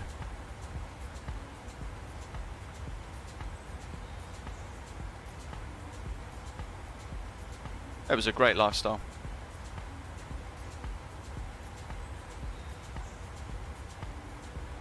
That's it, Lone Gamer. That was the one frustrating thing compared to the worldwide contract, is the mixed fleet contract. You had to pay for your food.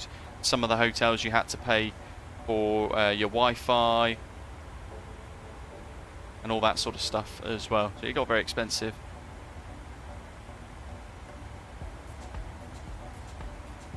So if you were on a worldwide contract, or I think it was a Eurofleet contract with BA, your pay was decreased. Definitely Lone Gamer is 15. It was £12,000 basic with the £2.60 an hour. You know what, I'm gonna have a little look on the internet and have a little look. BA careers. Let's have a look. Yeah, big rail strikes coming soon for what is one of the most vastly overpaid sectors as it is.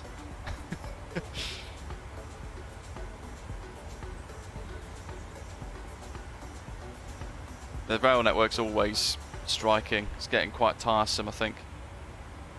Cabin crew Heathrow, let's have a little look. So this just says competitive salary. There you go. Basic pay is £16,000 a year. So slightly higher than I expected. So if you're on mixed fleet contract, as I was years ago, then you'd have had a £4,000 pay rise post-COVID, which is pretty good.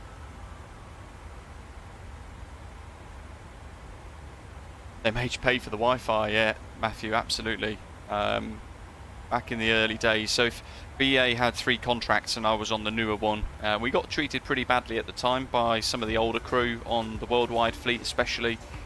Cars getting scratched and all sorts of stuff, because mixed fleet were created back in the day due to those huge BA strikes about 15 or so years ago, which grounded the airline. So BA went, you know what, you're already getting paid 30-40 grand a year basic, we'll just create a new fleet and eventually get rid of, phase you all out. So COVID was the perfect opportunity for them, because from that point the relations were completely soured. They were never going to get back to what they were, and yeah, pensions are pretty crap. My pension at BA, in fact, here is a great way of showing you the equivalent pension change. So my pension at British Airways, after 3 years of working for them on the mixed fleet contract, when I changed my job to what I am now, I transferred the pension across. and that equated to the equivalent of only 74 days in my new job. So I'd done 3 years of pensionable work at British Airways for what was the equivalent of only 72 or 74 days pensionable work in my new job, which I've now been in for 8-9 years. Oh, bloody French air traffic control strikes. Yeah, we're overdue with some of those, aren't we?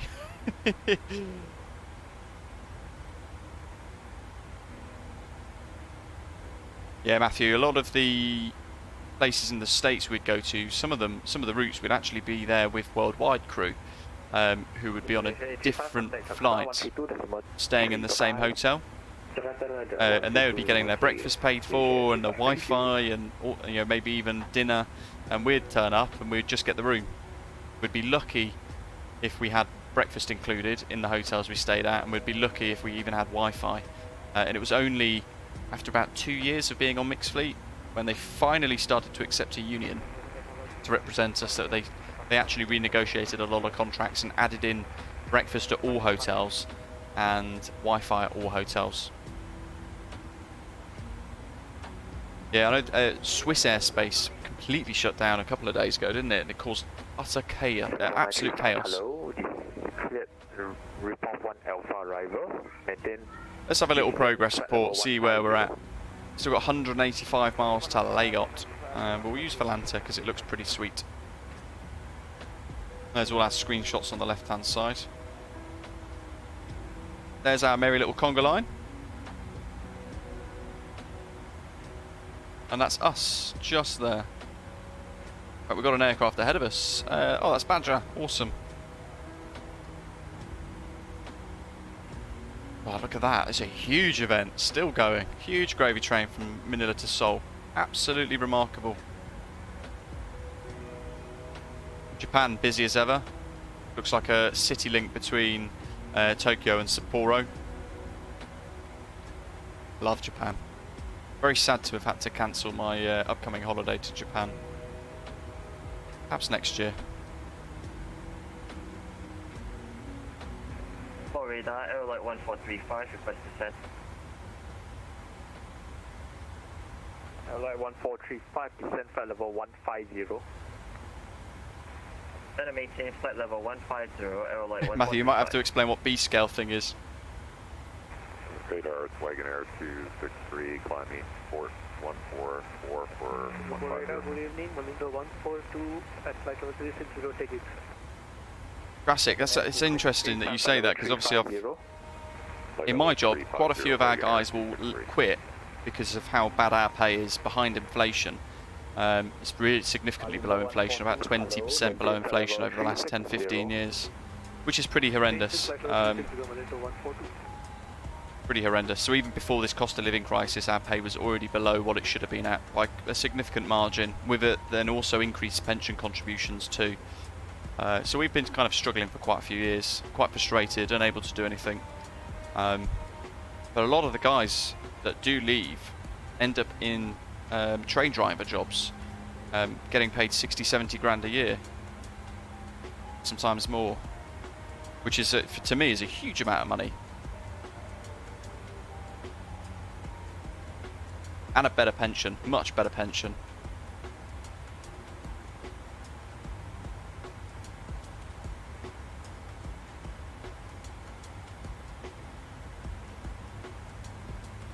Jurassic, yeah. I filled up my tank the other day, and it cost me £110 almost. Air commentator, I do sometimes I don't. It's potentially, it's one of those where it's a bit of a career for life, it's a bit of a vocation. I love doing what I do. We get days that are just incredibly rewarding. So amongst all the horrendous stuff, it's very enjoyable, very nice. So we keep doing it because I think it's just in our nature.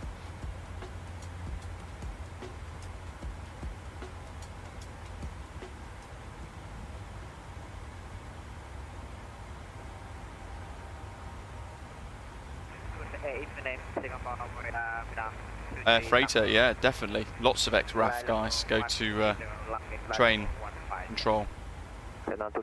Crazy, isn't it? Starkiller saying, "What's it like going overseas? Never been." It's absolutely stunning.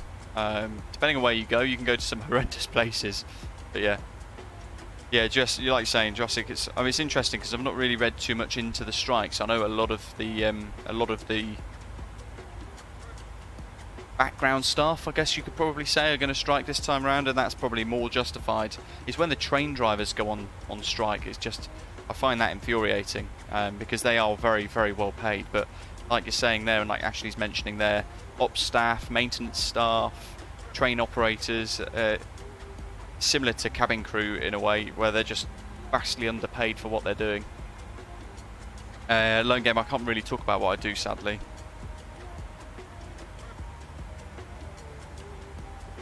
Matthew saying B-scale is something that will hopefully be out of the US system soon. The sooner the regionals fail over here, the better. What is B-scale? Oh, sorry, you have mentioned it further up, haven't you? Saying B-scale is companies attempted cost cutting. Back in the day, you'd have United, then TED by United. TED was B-scale. Nowadays, the regionals are B-scale, just no longer owned by the major airline. Interesting, right.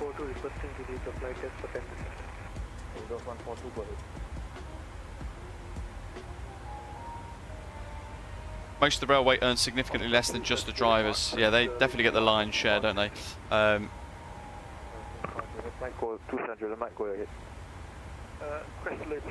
I know potentially I'm going to have quite a lot of cancelled days off because of those strikes. So it's just the knock-on effect for me is not going to be potentially great. I might get a little to no warning and be told tomorrow your day off is cancelled. Come in for 12 hours to help manage the chaos.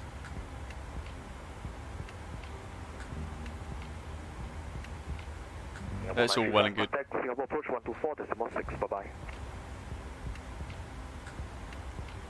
Yeah, I think these strikes are going to be huge, aren't they? These train strikes.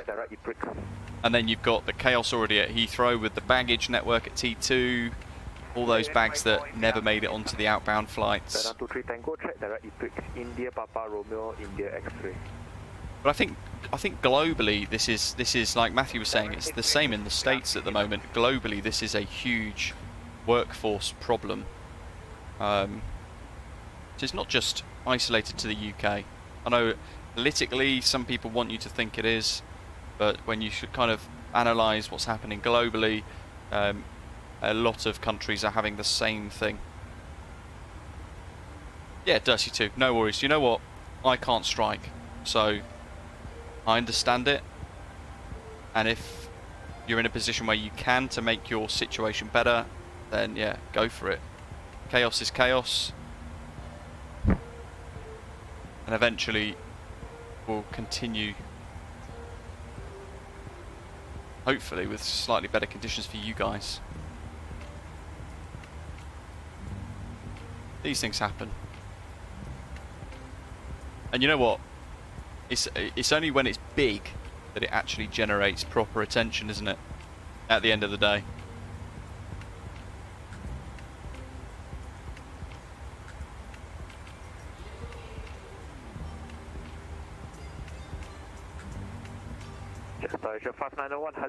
Yeah, that's it, Matthew. The biggest thing has been COVID. People have just thought, you know what? There's a thing in the news a little while ago. I was watching like a study that they'd done a load of research and a few other bits. And a lot of people were saying, you know what? If my boss is going to talk to me like, you know, in a particularly bad way, or if I get grief at work, I've just got no patience to continue anymore. So people are just quitting their jobs left, right and centre. You know what, I don't have to deal with this anymore. COVID's made me reassess my thought process and what I want out of life.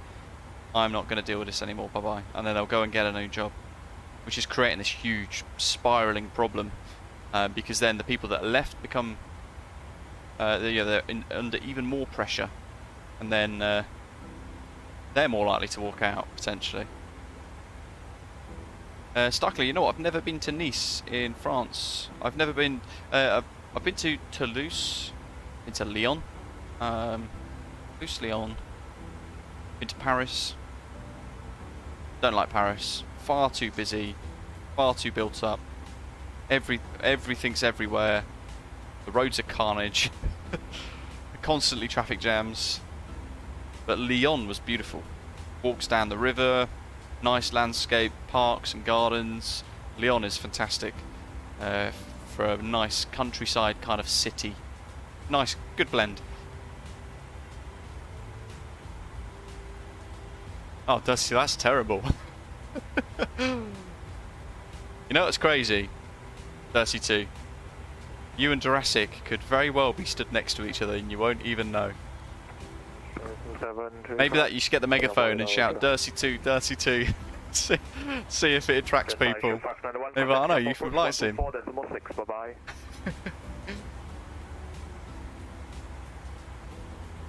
Lone Gamer, exactly.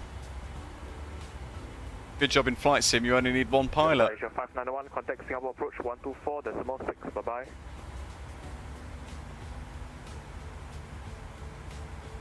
Oh, Ian. Not good. Light 1435, reduce speed 250 knots. Hopefully, if you're on a Discord server, hopefully we can try and give you some tips, diagnose it. I know a couple of people in the community are really good at helping to solve some of these issues. Poseidon, very much so. There's always a balance to be reached, isn't there, before it becomes so big that companies, governments, firms just rip up the rulebook completely and just start afresh. Like you say, they can destroy an industry. Starkler, yeah, I've been to the Alps. Well, I've been near to the Alps, I should say.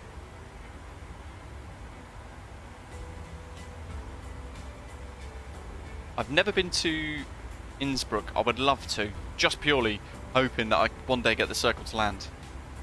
That would be quite cool.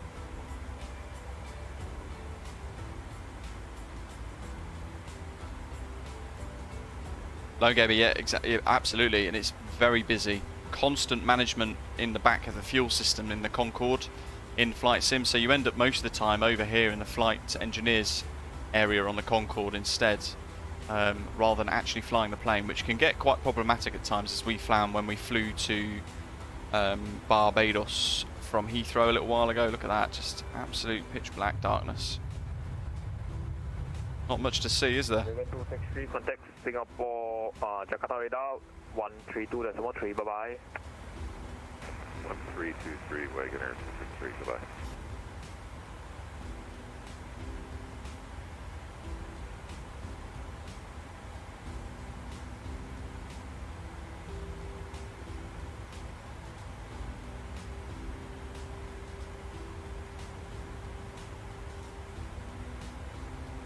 Malinda 142 back in the flight deck.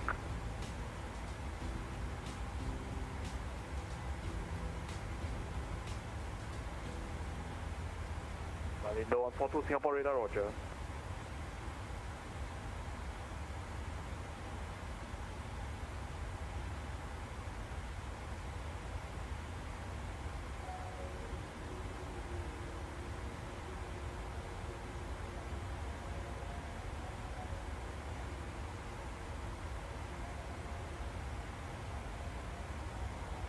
Light 1435, contact Singapore approach 124.6, bye-bye.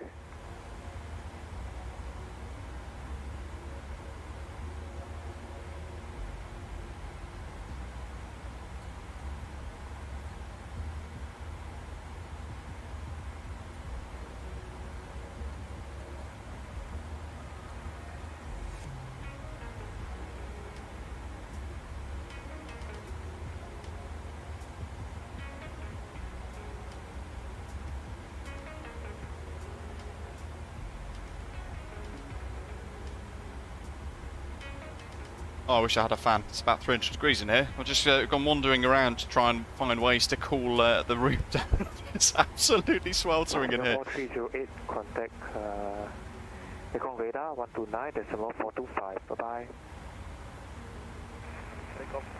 Well, I thought that was us then. Very close. Poseidon saying top left of the overhead panel, there's a click spot that opens a cover. Just wondering what for. Top left of the overhead panel. Stand by.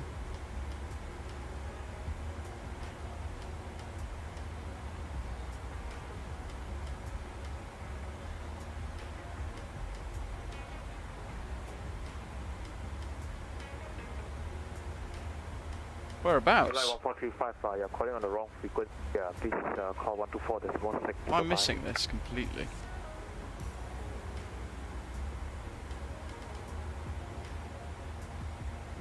Let me reread that, Poseidon. Top left on the overhead panel.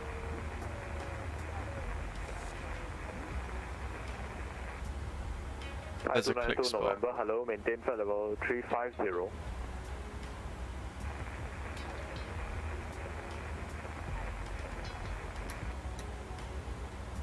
Let's go full light bright and see what this is. Napoleon, good evening. Cathay 715 Heavy, flight level 380. Not sure. Cathay 715 Heavy, flight level 380 is non-standard. Are you able to accept flight level 360? Matthew, fun fact, pilots that have crossed the picket line in the US have been added to the scab list that every captain carries in the US and will be denied the jump seat. We remember people who hurt the profession. Wow, yeah. 715, descend flight level 360. Flight level 360. Not sure I can find what you're on about, Poseidon. Maybe I'm looking in the wrong bit, completely somewhere else. It's the ejector seat. Yeah. Would be the first time I've clicked something and broke it. Okay, but they are indeed. So the 800 is scheduled around the start of August, November, and then the 900 is due not too long after that.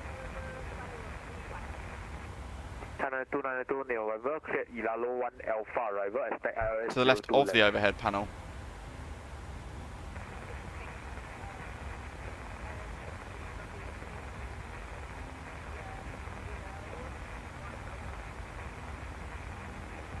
So like here? One of these? Oh, you know what it could be? Is it this area here? Because there's an option to have the, you know, the eyebrow things that they have it on the the 737. Some of the variants have the eyebrows, the extra windows here. What we've selected here is that it doesn't. So perhaps maybe there's a click spot that then removes the cover so you can actually see through rather than cap it off. Perhaps. Just out of guess. 1623, hello, cleared report 1 Alpha. Beyond that, I really don't know. I can't find any click spots.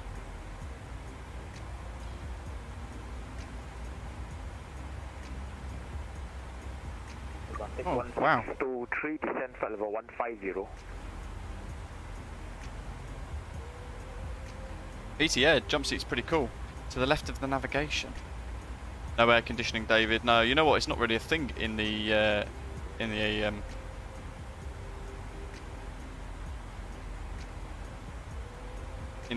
292 November, check direct Ilalo.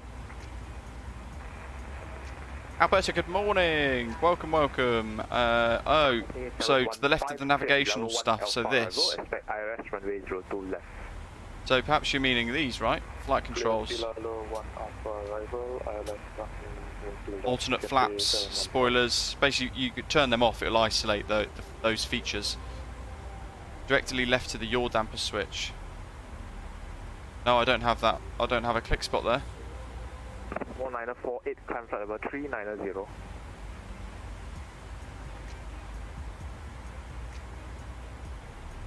No, nothing. Weird. Maybe it's feature related, so it'll be whether or not you got the heads-up display fitted or anything else. So perhaps not all of the variants will have them. Lone Gamer, absolutely. It's probably the emergency gear gravity drop, yeah. Yeah, that definitely wouldn't be the first time.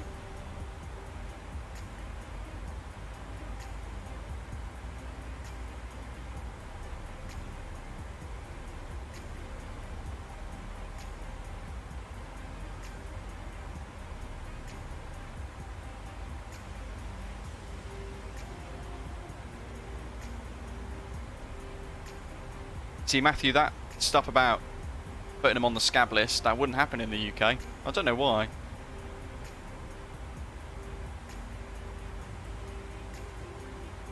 Cathay 715, click direct Ilalo. Direct Ilalo. Yeah, there was no click spots on the white part for me, Poseidon.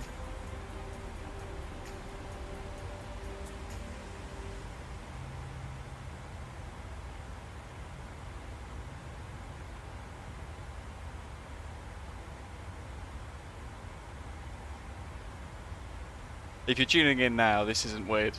There's a reason for it. Let me keep going. I'll at least do this whole panel.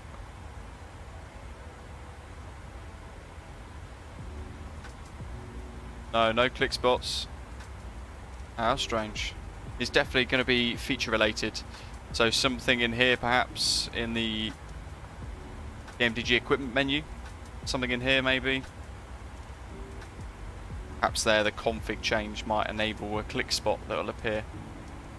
They got in 1623, reduce speed 250 knots. 43 nautical miles, so we've got another fuel check coming up soon.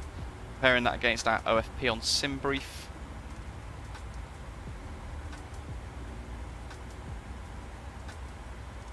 Indonesia 822, hello, cleared report 1 Alpha arrival, expect LS runway 02 left.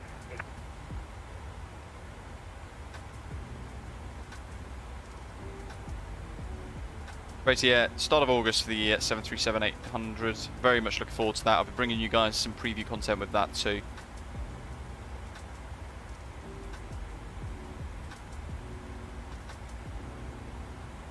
Indonesian 822, descent flight level 150.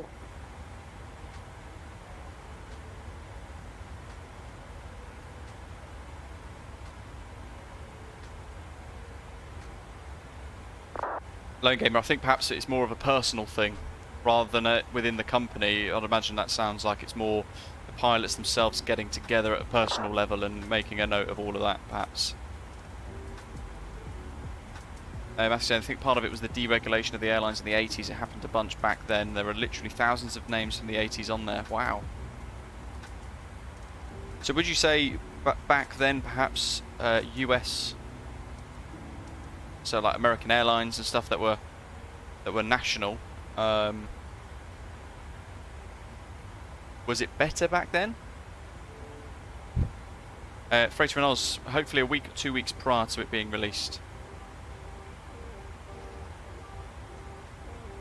Are we still under Singapore control dock? We are. We've still got another waypoint in about 200 miles to go.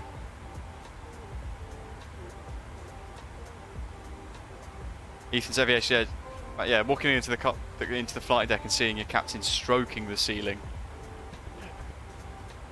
You definitely want to get off, wouldn't you? Fastest way possible.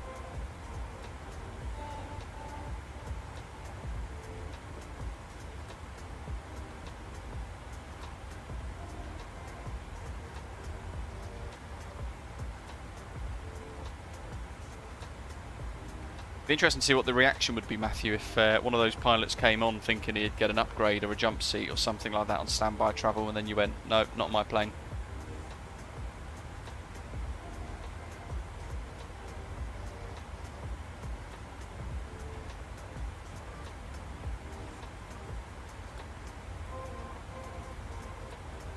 Delta 280, climb flight level 390.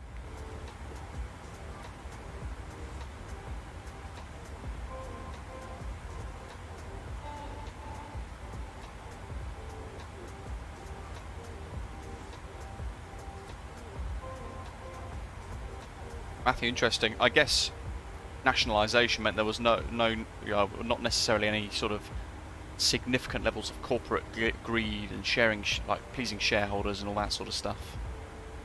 We are deep today in the chat. This is great. Talking about all the meaty stuff. 18 miles to Lagos. 6.5 tons. Doc, yeah, that was the vote. That was the result. Still dark. Keep it normal time. Just about, I think it was about 54% of the votes. I'll take 1623, contact Singapore approach 124.6. What was it, Lagos? And that's saying we need 5.9 tons estimated as we pass that waypoint. And then we've got Laxor, and that Laxor will be going into the Manila FIR.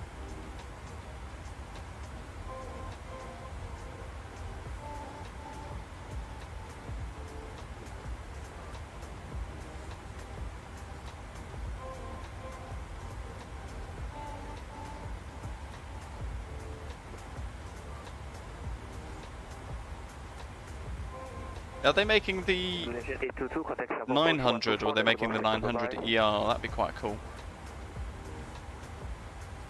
Anthony, hello to you, welcome.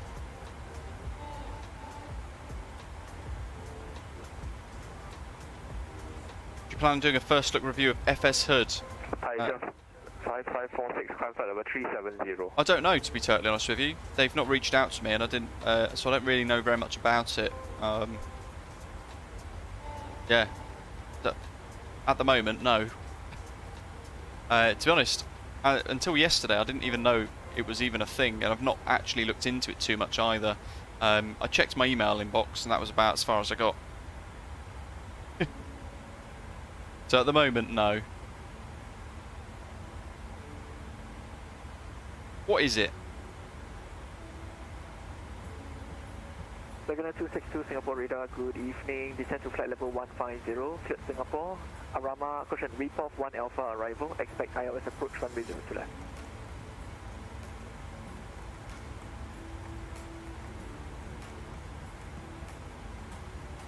Oh, fantastic, Matthew. Dirty 2's return with a gin and tonic, lovely. Great shout. What gin? That's the question. Nighthawk, yeah, sometimes it would take a little while to load up the Osprey banner.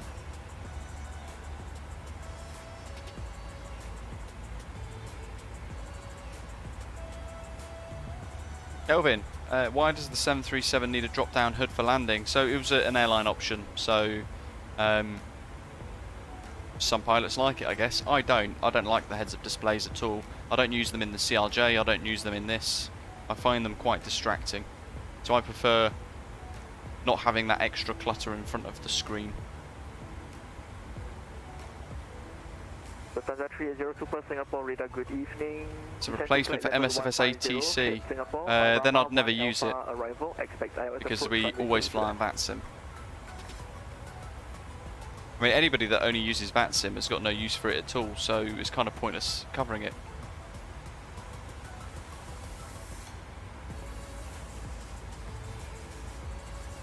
Kijun, welcome. Good effort. What are you training today? Yes. Yes. I was enjoying some really nice, it's called the Lakes Gin yesterday. Lakes Distillery up in Yorkshire. Beautiful gin. Fantastic bottle as well. Really nice bottle. Do like a good gin and tonic, as a lot of you guys know.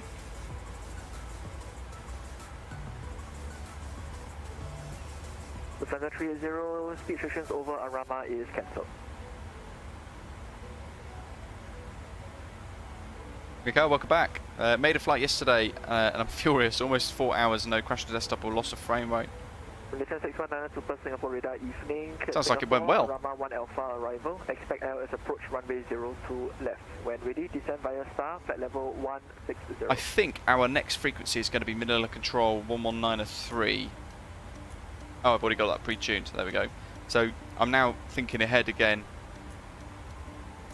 Malaysia 6192 to confirm your speed is 270 knots. Malaysia 6192 resume normal speed. Lone Gamer. So I was for a little while. I actually got threatened by them, weirdly enough. I'll tell you why. So yeah, I don't use the Craft Gin Club, isn't it? So I went through a phase of enjoying that. They had some really nice boxes delivering to the house every month, or every couple of months. I didn't do it every month. It was every 2-3 months, I think it was. So I got a Craft Gin Club box, which is quite nice. And then I cancelled it to save a bit of money. And then I started to get a letter to say, if you, I think it's about a couple of months later, if you rejoin, we'll give you the first box half price, and we'll throw an extra bottle of gin in for you. So I was like, oh, okay. I'll rejoin for a bit then. I'll get £60 worth of gin for 20 quid, which I thought was pretty good. So I rejoined, did another couple of months, cancelled it, got another letter saying, come back, restart your Craft Gin Club subscription, and we'll give you another box half price. So I resubscribed to it again, half price, 20 quid for a £40 value box. And then it was about 2 days later I got an email from them threatening to ban me forever because I was misusing the terms and conditions of the offers. And when I sort of dug deeper into it, their marketing department was sending me all these letters with all these offer codes on them that I was using, addressed to me, offering me those deals. It turns out someone further up didn't want me doing that, so they said that I should only have used one offer and that was it. So I just don't use them anymore. When I move address though in October, it'll be a brand new address. I'll just create a new email. I'll create a new email address and get another box at half price, I think. Freighter, what's your history with flight sims? Very much appreciate the insights and tips through these streams. Good to hear. So, Flight Sim 2002, I think, was the very first one that I had ever used, with Combat Flight Sim as well. That was great. Buzzing around the skies in a Spitfire. Always good fun. Japan Air 455 Singapore radar, good evening. Climb to flight level 360. And then I think I used FSX for a little while. That was quite cool. Never really had PCs that could run them properly, so it was always low graphics. And then I'd not flight simmed ever since FSX was released, really. It was about a couple of months after that I stopped using FSX. And then I'd not done any flight sim since, until Microsoft Flight Simulator 2020 was released. Which now makes it seem like an old sim, being so we're June 2022 already. Peter saying, when you disengage the autopilot, how do you stop the siren warning sound? In the 737, you want to set a keybind to autopilot off instead, and then I think if you press that button there, that will then give you the cancellation of the horn. And that one there is your auto throttle, so when your auto throttle is disconnected, you'll see that flashing as well, and you can press that to reset it. Jay's asking how do you get direct on a 737. If you caught the start of the stream, you'll see it, but effectively if we were going to go direct to Lulbu, we'd click it, we'd click that button there, it would appear at the bottom in the scratch pad, and then we'd click that top button so it'd overwrite it. Exec would illuminate, and we'd check to make sure it has gone direct, and we'd hit exec and the aeroplane would go that way. Starkiller, I haven't, no. Right. We've got another 400-500 nautical miles still left to go.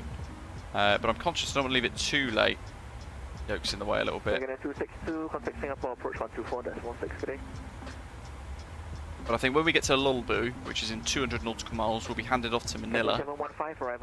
At that point, we will be able to have a little look at things like the arrivals. Is that for Cathay 715? Cathay 715, FM, please confirm you have received your arrival clearance. Yes, I received LRLO 1 Alpha for Cathay 715. Cathay 715, roger, and proceed direct to Keelot. Direct Keelot, Cathay 715. And I've got to say, I mean, I don't want to jinx it too much because we've still got 1.5 hours left, but the sim has been beautifully stable so far. We're only halfway. Station calling unreadable. Well, I wish I could buy a gin and just chat about aviation. It's certainly a good way to spend your time. Thai 292 November, I read you strength 2.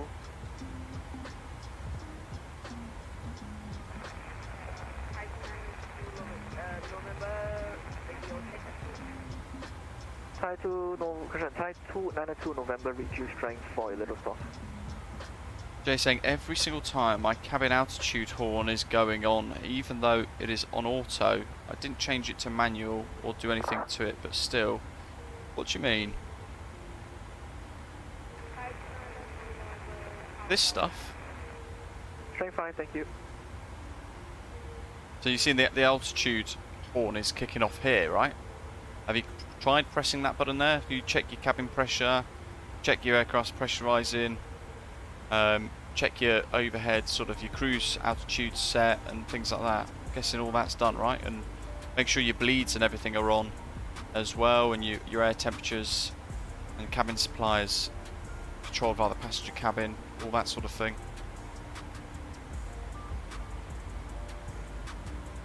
What we could probably do is bring down some of these display screen brightnesses.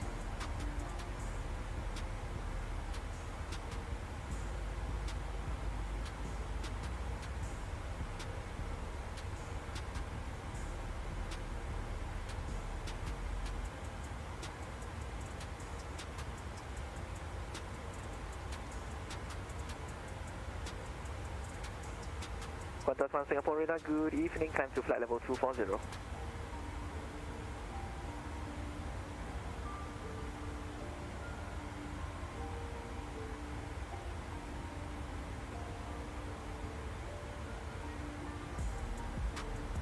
Recap 5220 Singapore radar, good evening, climb initially flight level 330.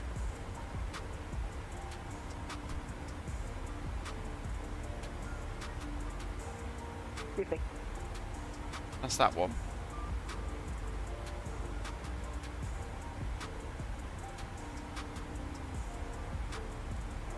Oh yeah, there it is. Upper. Wrong thing. Singapore 160, descend. Singapore 160, descend via star to flight level 150.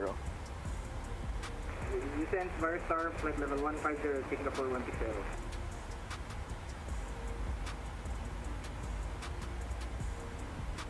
Anthony saying, what are your thoughts with the Mystery World update being US Part 2? I've not actually used them that much. I haven't used any of the US bits yet. This is my first day back on the sim for about a week. So I've updated with the World update, but that's about as far as I've got. But it seems, certainly sounds quite nice. A lot of data in the download.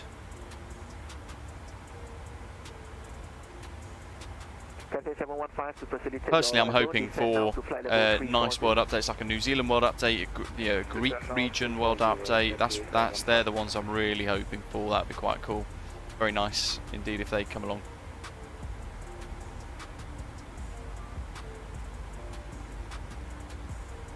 Singapore 918 Singapore radar. Last message. Singapore 918, request your cruising Mach number and your estimate over Luxor. Stand by Singapore 918. Estimate time. TZ.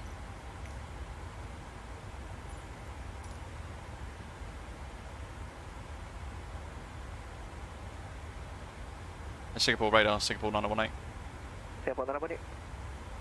They're currently Mach decimal 78, estimating Luxor time 1430 Zulu.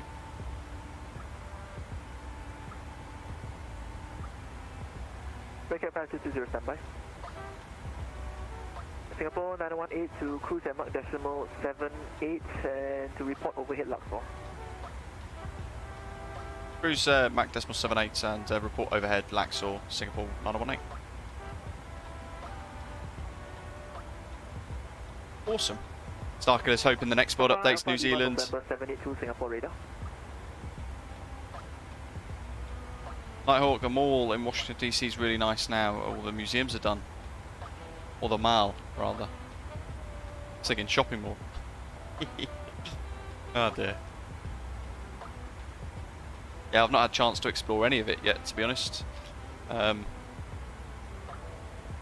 The images that I've seen look very good. A couple of people not necessarily as convinced. They've said it's more of a general aviation update than anything that's good for airliners, but some of it seems good.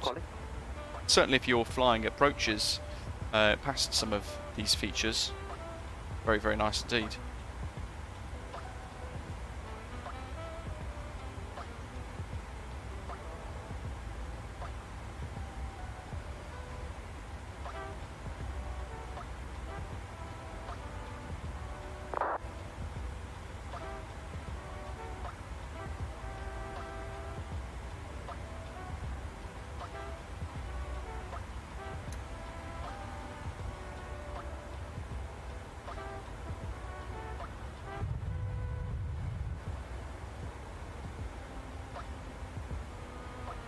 Thai 434 Singapore. There we go, see the wings now. Maintain flight level 400.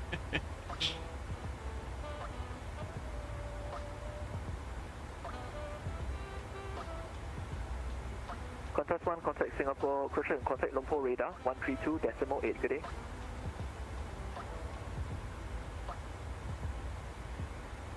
Singapore radar. Qantas 1 FM, contact Lumpur radar 132.8.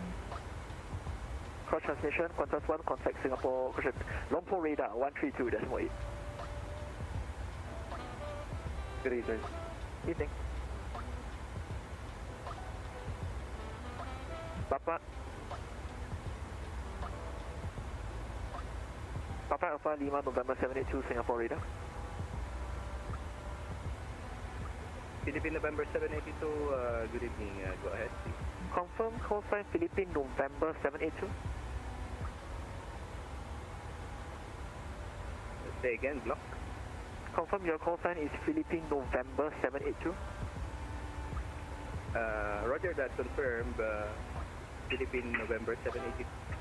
Philippine November 782, Roger. Just So be confusing advised, call this sign. call sign may get confused as you can tell at this time. Request your Lane game's closing going to need number a and bigger exit hard over drive laptop. soon with the sim add-ons filling up the drive. Yeah, well, even 1 terabyte is We're good with filling up pretty current quick now, with, isn't it? Philippine November 782. A lot of fantastic Philippine add-ons. November 782, One of I these require days we're your going to have to get to a due point where separation we're with other traffic, sir. going to have to decide what to uninstall. There's so much there. Scuba 488, requesting further climb, flight level 240 preferably. Speedbird 4588 climb to flight level 240. Climb level 240, Scuba 488. Singapore radar Malaysian 8701, good evening. With you passing flight level 370 for flight level 390. Malaysian 871, Singapore radar evening, climb to flight level 390. Flight level 390, Malaysian 871.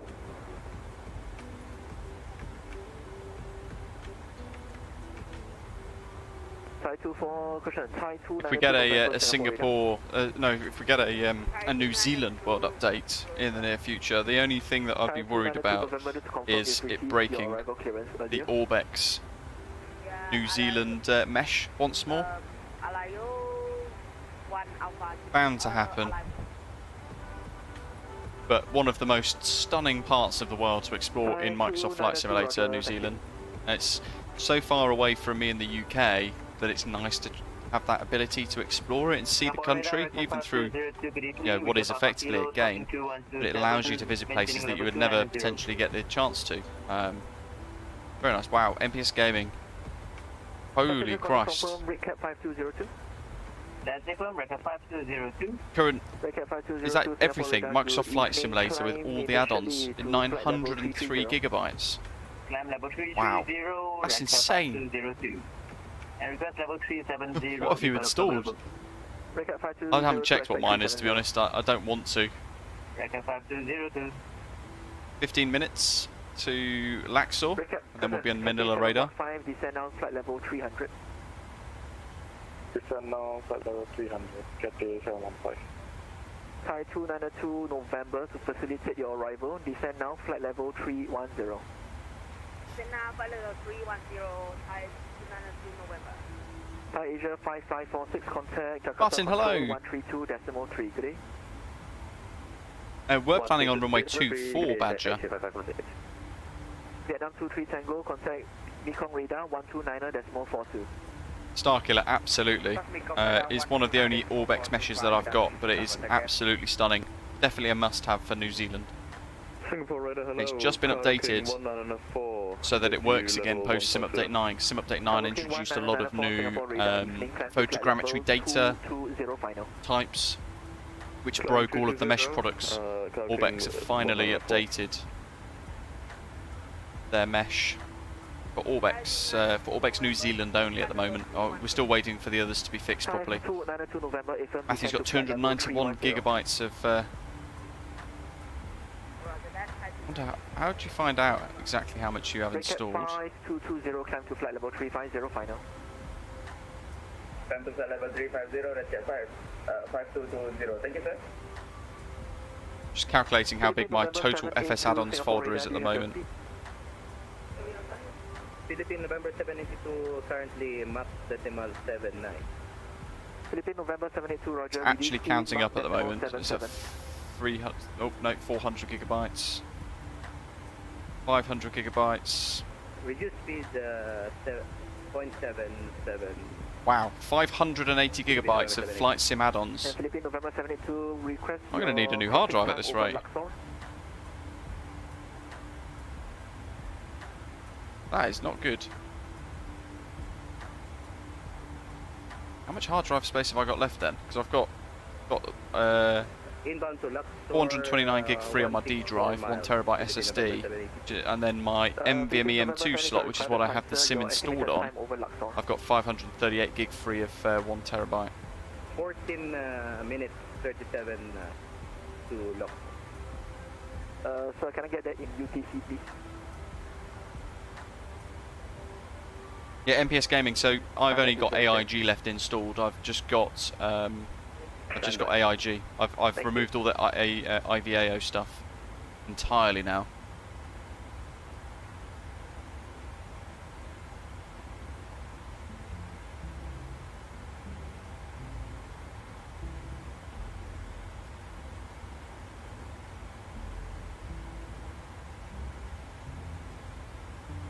Baxato 750 gig of FS add-ons with X-Plane 11 and P3D as well.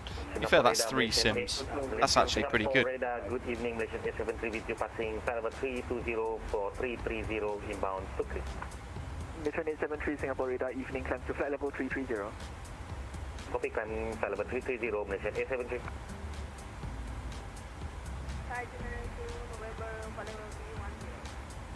Thai 292 November, maintain flight level 310 and stand by further.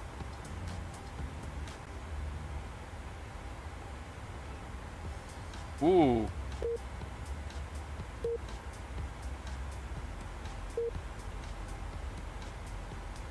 Interesting. VATSIM. Has VATSIM just gone down?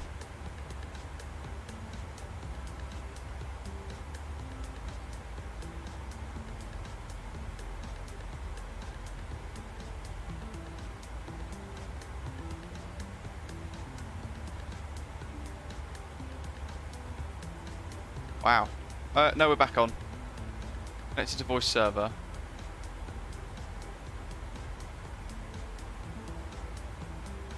Hell is going on? Still up for me. There we go, I'm back. How strange. Recap 6122, contact Jakarta Control 132.3, good day.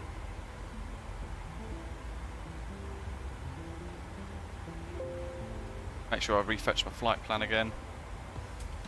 The freighter in Oz saying VATSIM is up the stream pause though. How strange. So I got what does it say here? Network error. End receive failed. A connection attempt failed because the connection party did not respond after a period of time. Scooter 280, contact Jakarta Control 132.3, good day. And it had a vPilot internal library error 10. Whatever that means. Jakarta Control 132.3, thank you very much for service. Have a good night. Scooter 280, Charles. Yeah. Good one with cannot calculate.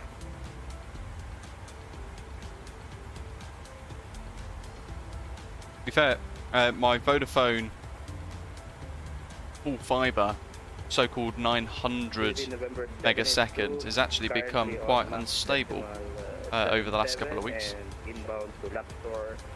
Oh, Centuria, that doesn't sound great. You should definitely fly through it in the sim though. Definitely take something through it in the flight sim.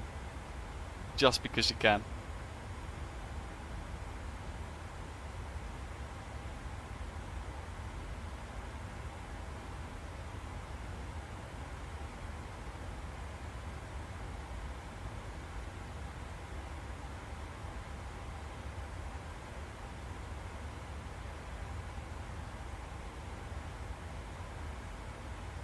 Keep those likes coming as well. See if we can get to at least 100 likes before we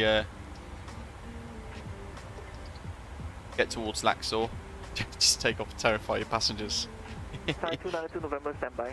Break, Cathay 715, descend to flight level 150. Flight level 150, Cathay 7. MPS Gaming, correct. November, Purely AIG, and then all of our Osprey Airways liveries on a separate VMR as well, for model matching for those. Wonderful paint schemes. Thai 292 November, follow the star restriction. Low gamer, you make a good point. Yeah, don't press it twice. Stephen, follow the star.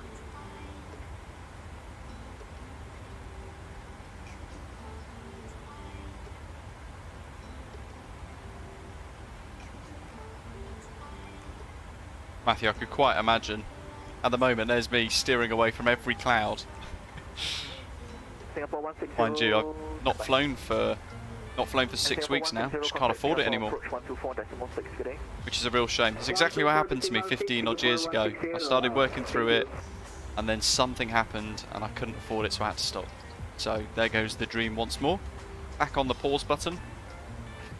I figured what I would probably do in the meantime is still study towards the exams, so I can try and chip away at some of the exams. Then maybe post summer, once I've moved home, continue with the actual physical flying once more. Once I've worked out how much disposable income from my pay that I've got is left. Frustrating though, especially because the price of flying has gone up to about £250 an hour now. Pretty gross when you think about how much money you're going to spend.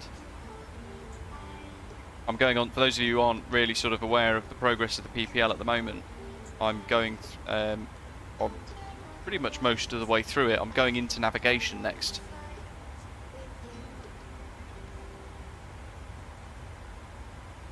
So I'm at the latter stage of the PPL training, but it is also the most expensive section because one flight for about 3 or 4 hours will now cost me almost £1,000.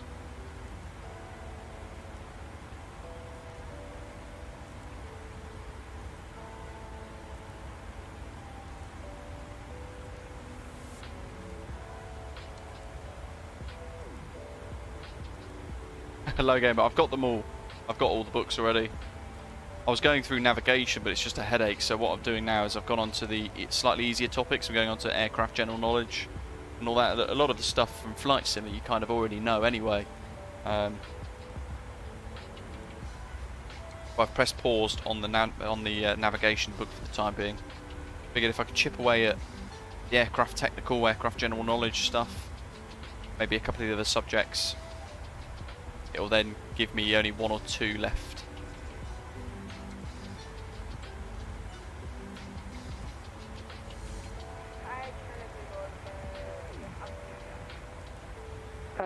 November, the current QNH. Yeah, Matthew, that sounds incredible. 011, approach will give it to you again later on descent below the transition level.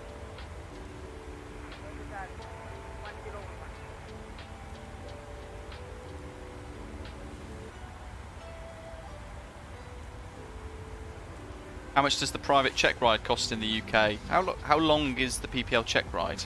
Let's Google it. Cathay 715, contact Singapore, approach 124.6, good day. 124.6, thank you and good night. PPL. Cathay 715.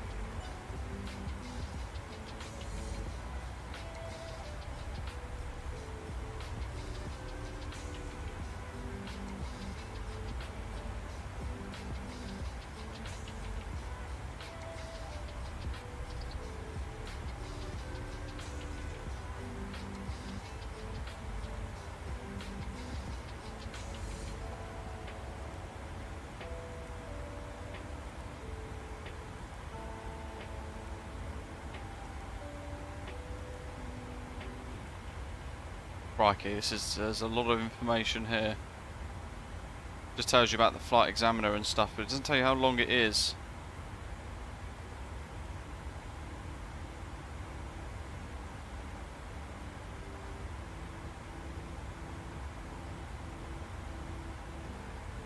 It's every exercise, isn't it? So I'd imagine it's what, half a day? 4, 5, 6 hours of flying perhaps?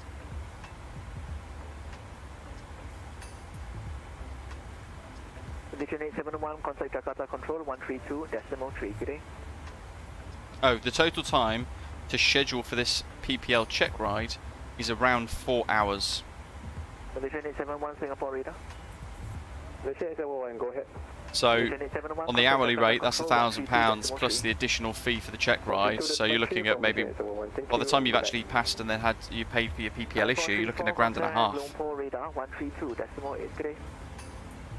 Contact Lumpur radar 132.8. Thank you for the service. Bye bye. Side 434.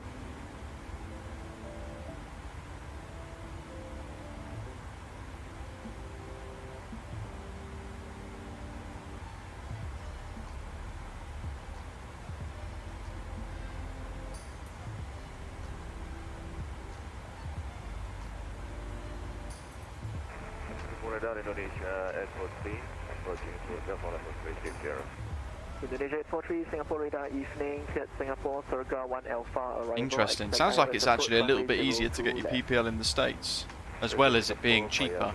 Sounds a little bit more like the Lapple actually, that's been introduced in the UK. Indonesia 43, call for descent. 41 ready for descent, Indonesia 43. Jesus. Wow. Oh, just for the private examiner check fee. Indonesia 843, after Surga, proceed direct Ebola. After Surga, direct to Ebola, Indonesia 843.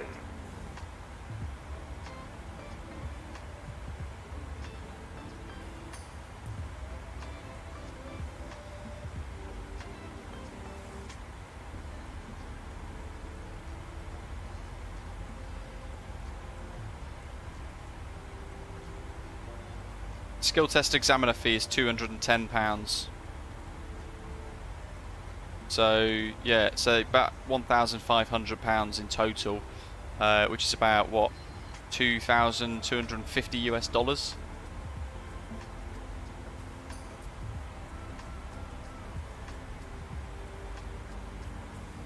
1,833 US. Those of you in the States to work out how much the price difference is. That is a horrible realisation. It's literally $1.5 grand just to do your check ride. Each exam is £24. So what's that? 35 US. That's it. Every exam you've got to do. Is it 11 exams?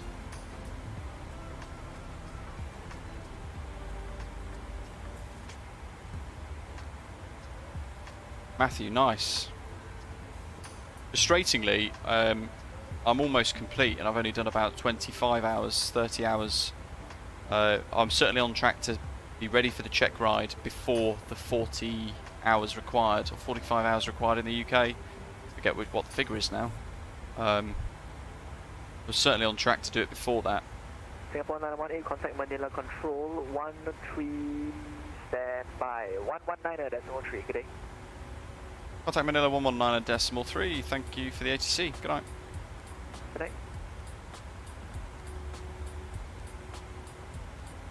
Philippine 1833, clear to Manila, Mino 8 Alpha, departure runway 06, initial climb, flight level 15. I give it nice, that's very good. Mino 8 Alpha, runway 06. Yeah, Matthew, that's pretty cool.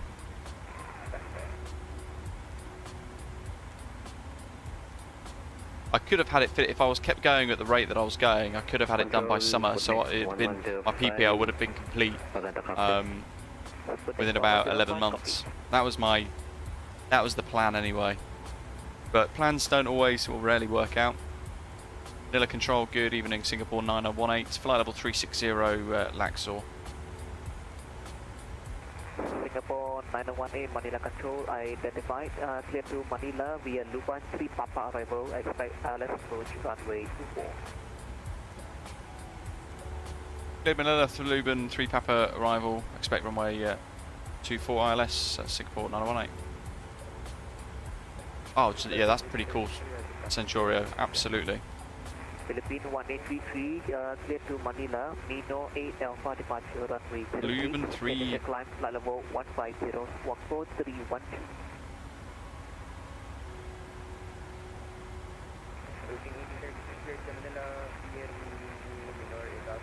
Ah, there it is, Luban 3 Papa, lovely. Let's pin the chart. Let's check the charts actually.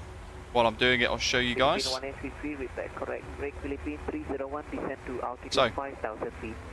this is our approach that we've just been given. We're going to be flying through Luban, max 250 knots at or above flight level 160. 32 miles to Estelle, and then northbound 030 to Monra, descending throughout this. Down to IF, which has got a speed constraint of 230 knots. It's flyover for holding only. Philippine 301 cockpit, expect radar vector for the island. And then heading down to Medan, max 210 knots at or above 5,000 feet. At the top of the charts, transition level, flight level 130. We'll check the ATIS, see if it matches. An airport elevation on the top left at Nino Aquino, 75 feet. So we'll make sure that's correctly in the box there. And then we've been told to expect the ILS runway 24, which is this one. So we're going to go from Medan to Zulu. Probably vectors at this point anyway, up to the intercept of the ILS, and then we're going to fly the ILS in. So 114.4 for the VOR. We'll set some fixed rings as well, so we can see 5 and 10 miles perhaps, and you can see what we can expect here too. So 2,500 feet at Zulu to then intercept the glide slope down at 3.06 degrees, 7 miles to the threshold. And our minimums of 375 feet. And only 800 meters RVR for Category C aircraft. Very cool. And then I always look at this. So runway 24 is there, and we can see there's a couple of high-speed exits, Romeo 5, Romeo 4, that we can utilise here too. I'll probably aim for Romeo 5 because then we can just vacate off, turn right at Romeo 6. Romeo 4 could be better actually. Romeo 4 left onto Golf 8 Echo. And then we'll just head into the international terminal.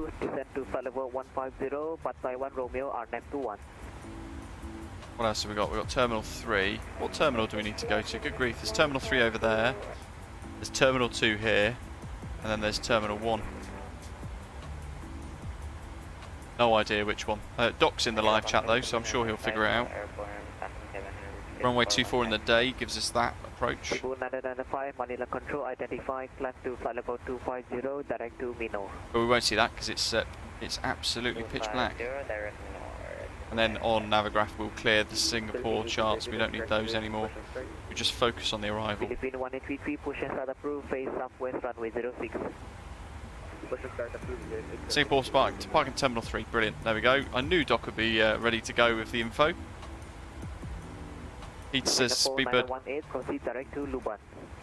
Proceed direct Luban, Singapore 9018. Just going to put the arrival in first. ILS 24.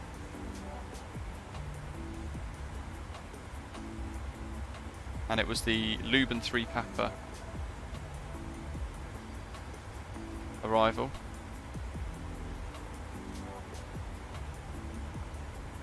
And there's your direct 2 that Jay was asking about earlier. We'll check for any discontinuities. There's one.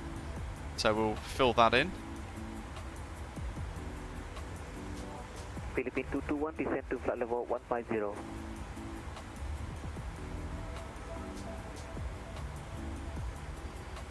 Actually, we don't want the MIA, do we?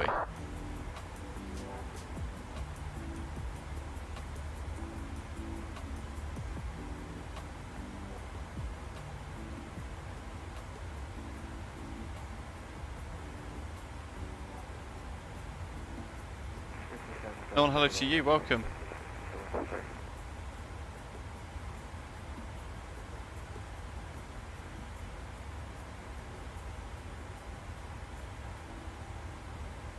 Asgrul flying from Anchorage to New York, very nice.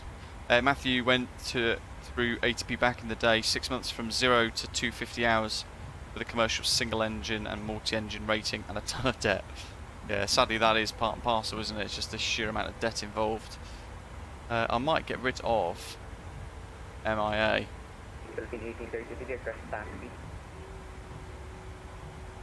Got a plan mode here.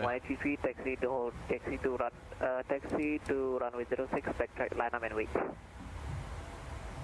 Taxi 06, line up and wait.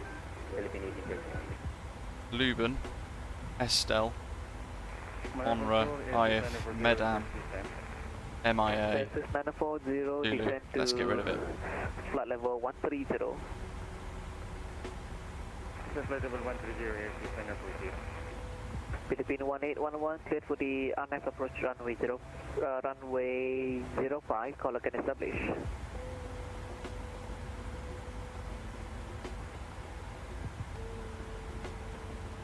Let's click it without the transition then and see what happens. Philippine Luban, 1811. Lulu, there we go. Philippine 1811. Medam. Cleared for the RNF approach runway 05. Step through this. Medam to Zulu. Lovely. So then if we zoom out slightly, we just go straight into final approach. That's much better. We don't need the MIA VOR. Get treble 1, Doc. I'll try and remember it. We'll see what ATC give us.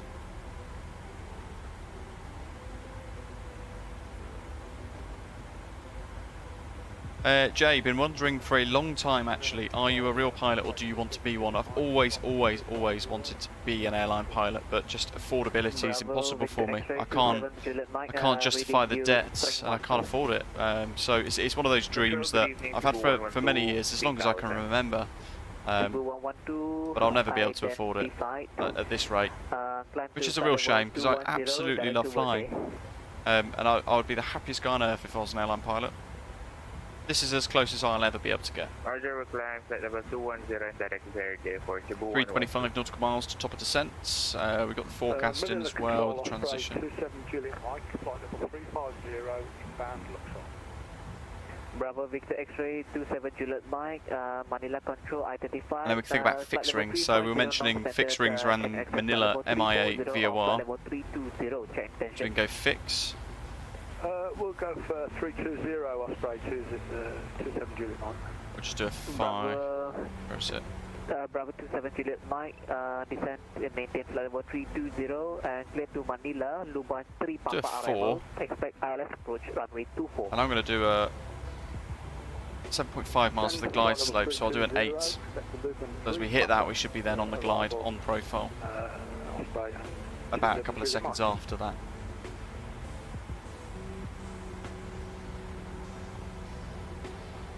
So 2 fixed rings. We've done the descent wind forecast download.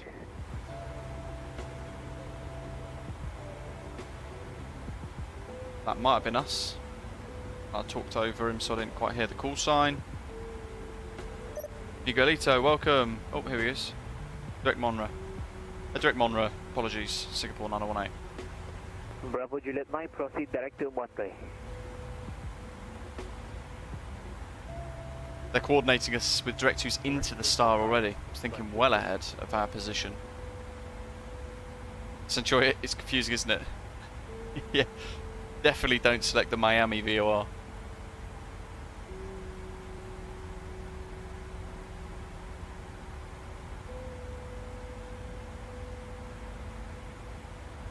We've still got 391 nautical miles to go to Monterey. Not yet, Doc, no. We are miles and miles away still, though, so I'm just waiting to get a little bit closer so that there won't be too much of a potential change in the QNH.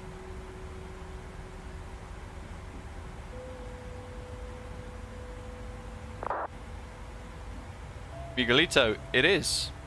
I mean, I would show you. But currently, that is all we can see. Oh, and there's the Death Star.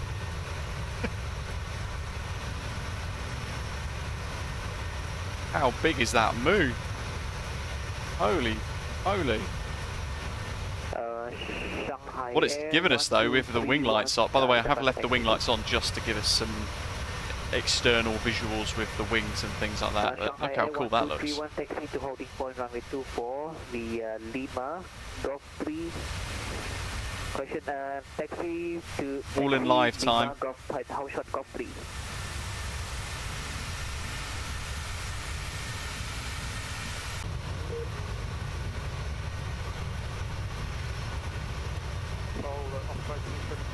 Oh dear.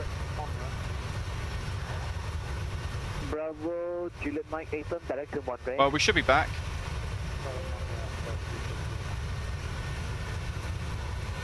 This is City Fibre at its finest.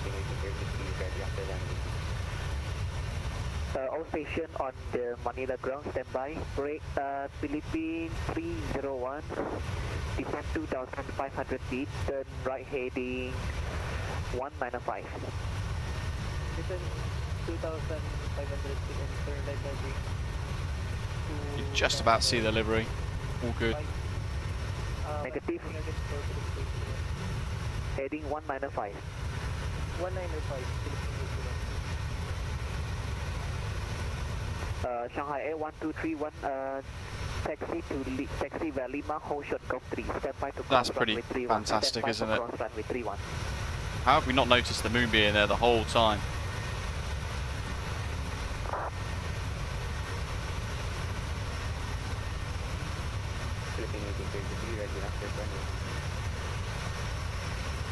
Philippine 133, surface wind calm, runway 06, clear for takeoff.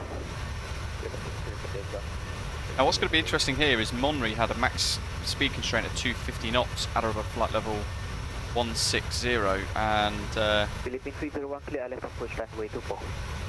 what's really strange is that potentially has been removed because we've gone direct Monterey, which has removed the Leuven and Estelle waypoints. Philippine 301, clear ILS approach runway 34.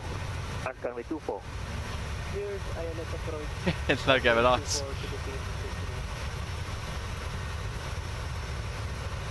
Oh, what I quite like in Microsoft Flight Simulator is the moon will, from what I understand is they've got it so that it follows the phases of the moon as well, so throughout the month you will see all the different moon phases, which I think is quite a nice realistic touch. What's very impressive is the fact that you get moonlight illuminating things like the world around you, the clouds and everything like that we can see, which I think is quite spectacular.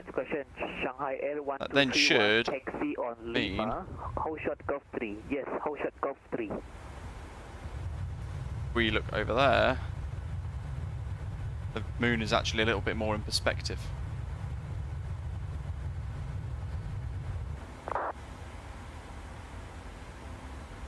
Control Philippine 1811 on short, final runway 05. Philippine 1811, surface wind calm, runway 05, clear to land. Clear to land, runway 05, Philippine 1811. Philippine 1833 airborne passing 2400. Philippine 1833, identify, climb to flight level 200. How's that for a screenshot with the moon? 200 and confirm, are we able to go direct La Ia? Stand by sir due to traffic. Roger, Philippine 1833. Philippine 221, direct to Medam, descend 5000. Philippine 221, direct Medam, descend 5000. Direct Medam and descend 5000. 36,000 feet, Miguelito. At decimal 78. Top of descent coming up over there, look, in the distance. Bravo Victor X-ray 722, standby break, China Southern 1516, taxi via... Winds are variable at 2 knots in Manila at the moment, few clouds 2,500 feet. UNH 1010, it's been 1010 for some time actually as well. So we shouldn't expect too much of a change. Bravo Victor X-ray 722, Manila Control identify, clear to Manila, Lupan 3 Papa arrival, expect ILS approach runway 24. Speed Lisbon 3 Papa arrival, runway 24 ILS. Might do that, so then it will match the constraints a bit better with Leuven having been removed.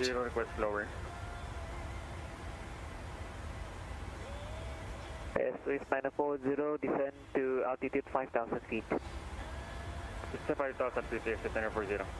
AF 6534, and then it's going to give us about a couple of miles to Medam. Altitude 7000. Get to 5. Philippine 301, surface wind, spread about 2 knots, runway 24, clear to land. Clear to land, runway 24, Philippine 301. Shanghai Air 1231, clear to cross runway 31, taxi via Foxtrot 5, Charlie, Hotel 1.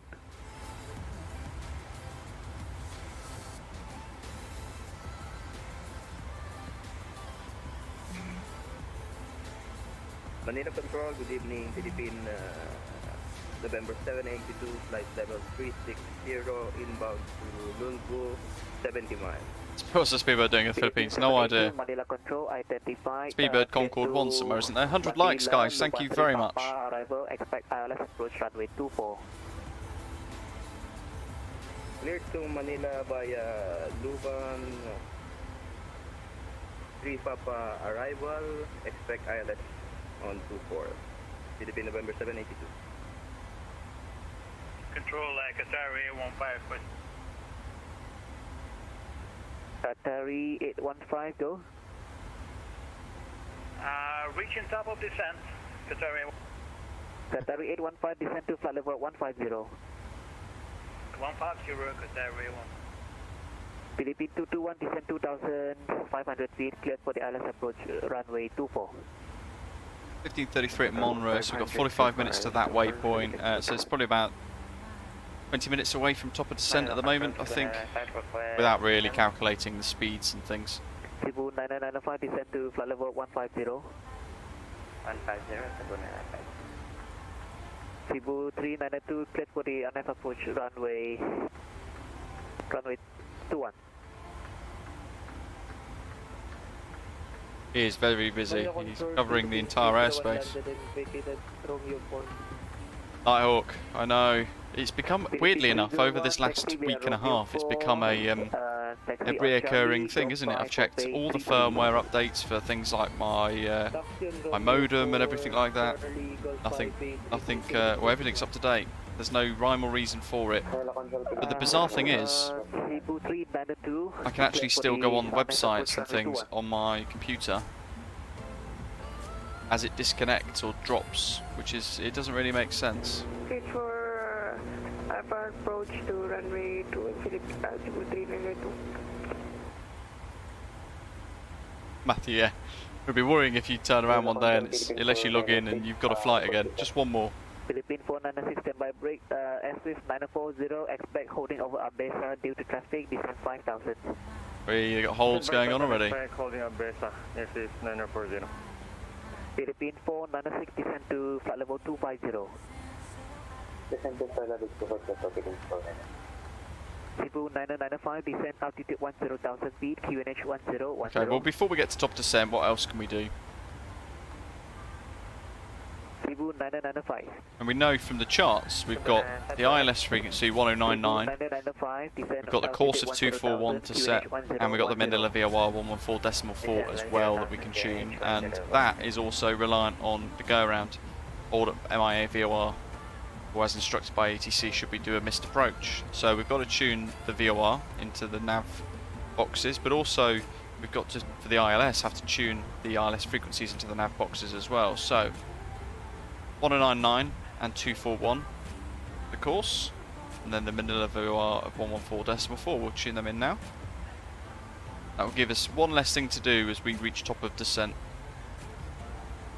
So down here in the stack, probably a bit better if I move it to about there, we'll use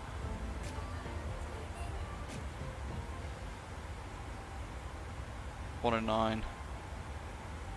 So we're going to tune both of these because they'll both be active for the ILS. But 1149, 1144. Actually, that is the only one that we can use. So Philippine 221. Might as well tune them both in. So we'll have the Manila VOR active first to begin with, and then as we get closer, we'll transfer both of these across to the ILS. If we had an NDB, of course, we'd use the bottom bit down here, we'd tune into the ADF.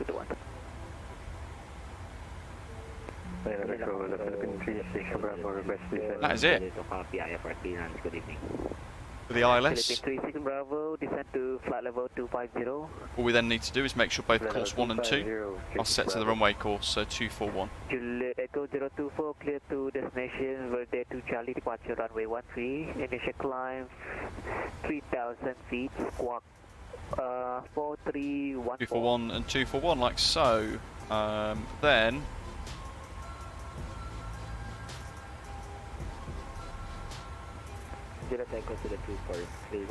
and I've had a complete mind blank. Minimums, right?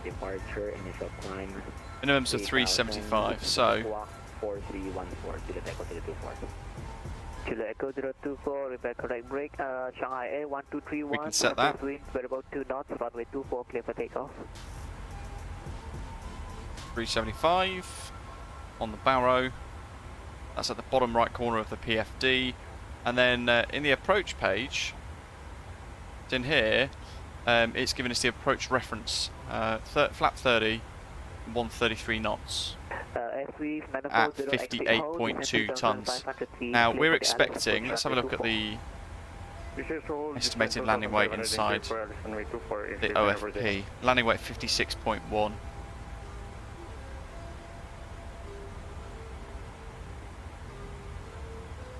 Cebu 3992, request to go around Q2 miss approach. Cebu 3992, copy, follow miss approach procedure, thereafter advise your intentions. So that's saying 56.1. We're actually estimating something like 56.4 instead, so we'll calculate that. So we're going to be 2 tons below maximum landing weight. And we can put in the box 56.4. Estimated gross weight for approach. It's going to give us flap 30 at 131. We can select that. And also confirm that the ILS frequency for 24 is displayed here too. We've got the runway data, so RPLL 24, 3,410 metres long. The frequency is 1099 and the course for that is 241 as well, which we've matched up here, course 1 and 2 like so. And then the reference page, well the reference speed, sorry, flap 30 and 131 is now bottom left of the PFD. Asgore, when will I do a long call again? Not sure, to be totally honest with you. Flipping 221, continue approach runway 24. So there we go, that's pretty much most of our top descent planned. You can see the airport starting to come into view as well, and our fixed rings is further up too. So on our checklist, where are we?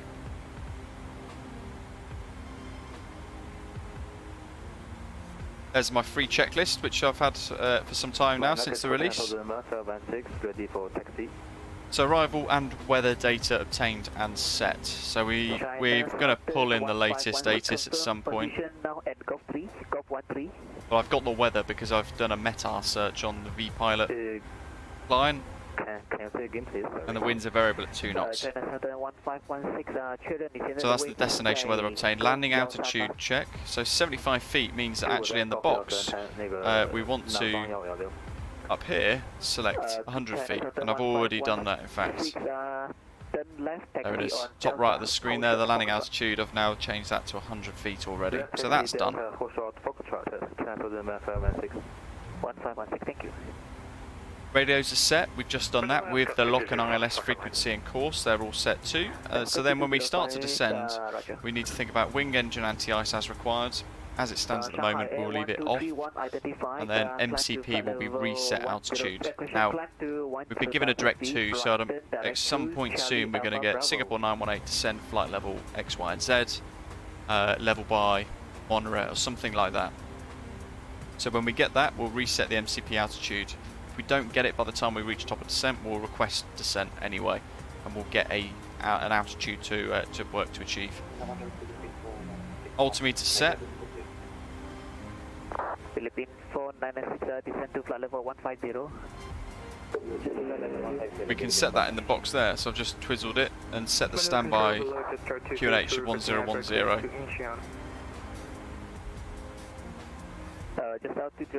Minimum set, approach brief, auto brake set as required, so we'll work through that as we get that little bit closer. Anchorage to New York would be quite a good one. I struggle with long calls in flight sim at the moment, I think, not only for performance reasons, but also because it's a bit problematic with some of the airliners sometimes. Mind you, you could do it in a BBJ, couldn't we? Just 202 clear to Incheon via camera 12 Papa departure runway 24, initial climb 7,000 feet, squawk 1303. Clear to Incheon via cab 2 Papa, departure runway 24, initial climb 7,000 feet, squawking 1303 for just start 20. MBS Gaming, interesting. Put that on our Discord server. I didn't know there was an update to the Null Aero one. I know a lot of scenery uses that, doesn't it? So that might solve some crash to desktops for some people. or at least some performance issues. China Southern 1516. I love the textures in this flight deck, it's brilliant, isn't it? Charlie to holding point, Hotel 1, runway 24. We crab across here. Hotel Charlie. Look at that. Taxi via Charlie, hold short at Hotel 1, 10,000 1516. 1516. PT, yes, we did it a little earlier on. Where's the descent forecast? It's all sort of input and ready to go.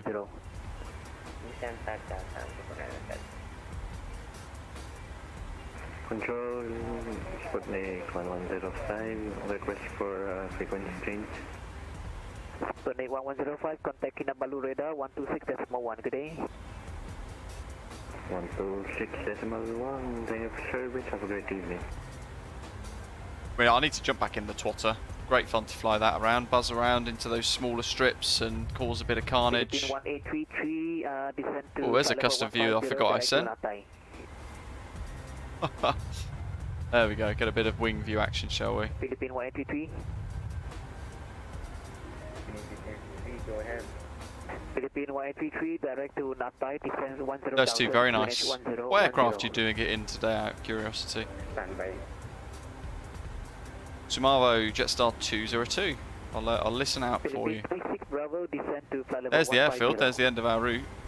But we are on the widest range, 640 is the widest, but we're on, let's bring it back to 160.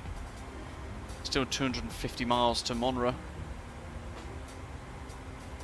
Philippine 496 direct to Natai. Actually made some really good progress. The event's been nice and busy, there's been lots of ATC in the background to listen to.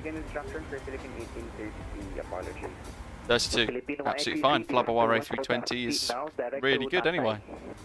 10,000 direct to Natai, Philippine 1836. Surprised you haven't tried it in the 146 with the auxiliary fuel tanks and things. Airspace 940, confirm establish. Affirm, airspace 940, establish on ILS 24. Airspace 940, surface wind, variable 2 knots, runway 24, clear to land. Clear to land, runway 24, airspace 940.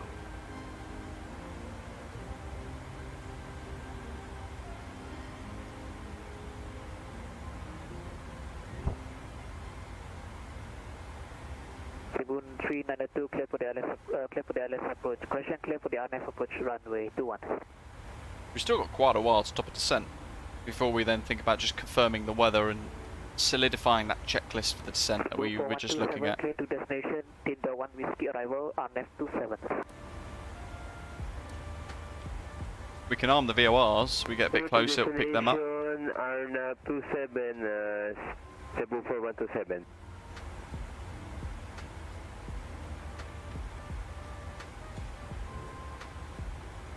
If you are new, do hit the subscribe button, help us get towards that 20,000 subscriber target.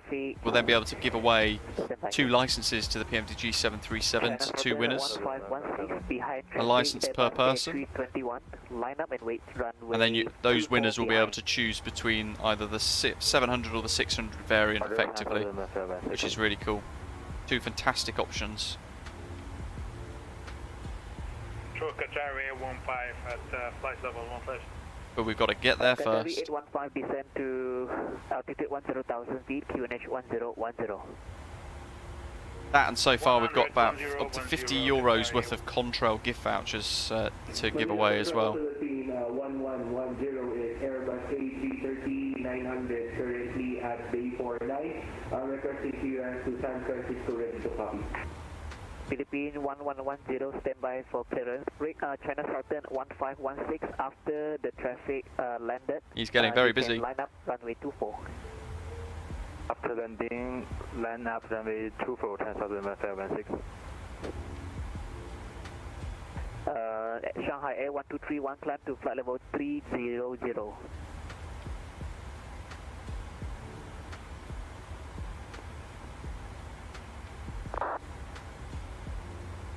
Cebu 9995, descend 2,500 feet, clear ILS approach runway 24. Descend 2,500, cleared ILS 24, 995. Philippine 496, descend altitude 5,000 feet, QNH 1010.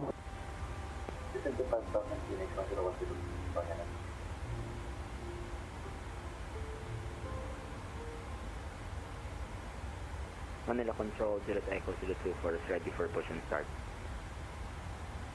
Juliet Echo 024, push and start approved, face, question, face northwest, runway 13. Push and start approved, face runway 13, northwest, Juliet Echo 024, thank you. Philippine 1110, clear to San Francisco. That moon's changed now, look at that. 24, initial climb. It's a much more realistic size as well, I think, but it just looks incredible. You zoom in, you can see all the textures on it. Very cool indeed, especially if we go up slightly actually. We lose a little bit of that. There we go. Look at the sea below. Let's move across here actually. So hopefully you can see this reflection from the sun, from the moon, reflecting on the water there. Greater Annals, anyone have any experience of flying into military airfields with VATSIM? About 8 months ago, Lossy was doing PARS, but nothing since. It's very, very, very infrequent, very rare that anything like that gets opened up. And I know to do military stuff in the sim, on VATSIM, you've got to be, looks like some mountains over there on the horizon. You've got to be a part of one of their special operation organisations that they like to have. Manila Control, Philippine 36 Bravo, flight level 150, request over. Philippine 36 Bravo, descend 10,000 feet, QNH 1010. Like virtual RAF, things like that. QNH 1010, Philippine 36 Bravo. Philippine 1833, expedite descent 7,000 feet, QNH 1010, and you are expect number 4 for the approach.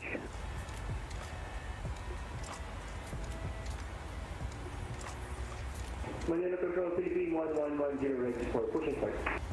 Philippine 1110, standby break. Philippine 1833, how do you read me? He sounds almost maxed out, but very, very good. Sometimes it's nice just to listen to the controllers. I'll clear you for the approach. 7 for Cebu 995. Cebu 995, clear Alex approach runway 24. Clear Alex approach runway 24, Cebu 995. Qatari 815, right turn direct to Medan, Sit rep. 5,000 feet. Using Balanta. Look at that, light up Southeast Asia. Right, sir, to Medan, 5,000 feet, number 2. So Singapore's still very alive at the moment, but our routing taking us across into the Manila FIR, and there we are, centre of the screen at the moment, South China Sea. Philippine 1833, descend 7,000 feet initially. And you can see how our routes differed from our planned magenta line because we've been given those direct twos. Descend 5,000, I'm number 4 for the approach, Philippine 1833. How busy is Manila at the moment? Reasonably so. Terminal 3's up here, that's where we're going to be heading. China Southern 1516, Manila Control, identified, passing 3,000 feet. I say again, passing 3,000 feet, right turn direct to Charlie Alpha Bravo, climb to flight level 150. Up to 3,000 feet, direct to, what, sorry, 10,000 China Southern 1516, my apologies sir, direct to Isora. It certainly does, yeah. To Isora, actually getting slightly lighter. And you are clear to climb level 150.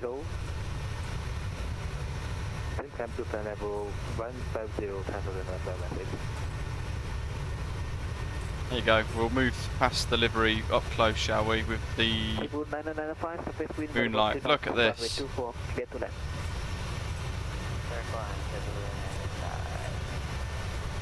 Qatari 815, clear for the Alex approach runway.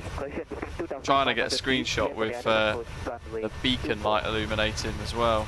2,500 feet here for the Alex approach for Qatari.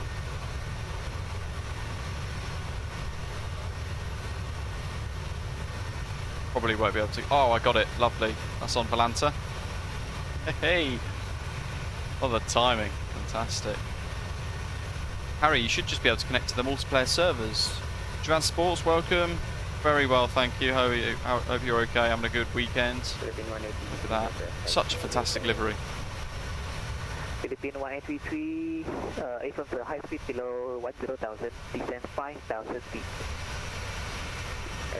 Don't let me forget, folks, to go through that checklist before we get any further down.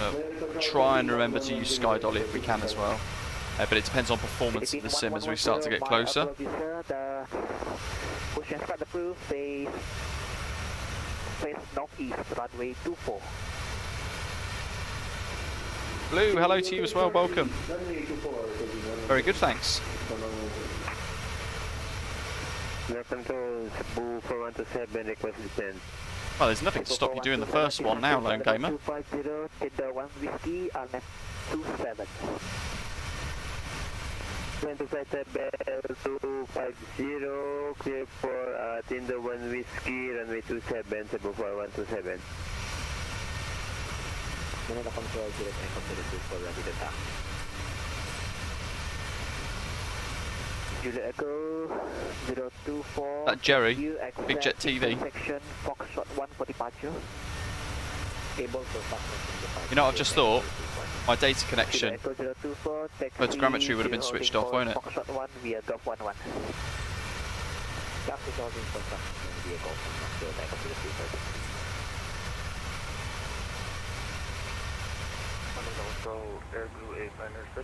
Turn the wing light off for a bit, see what happens. Oh, look at that. Very cool. A Blue 8, 906, reading strength 5.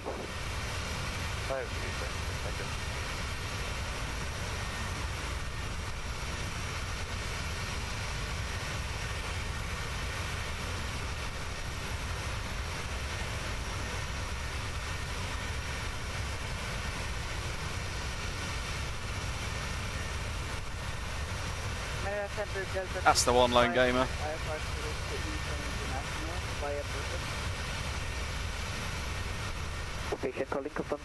He's become a huge channel now, hasn't he?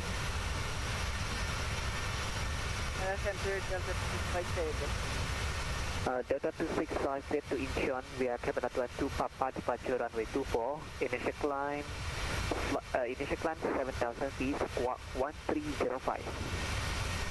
Oh, Blue, wow, you've got the PMDG 737 now, thanks to my praise. Dying to take it for a spin. Did you know that they even modelled fuel density? Yeah, it is remarkable, isn't it?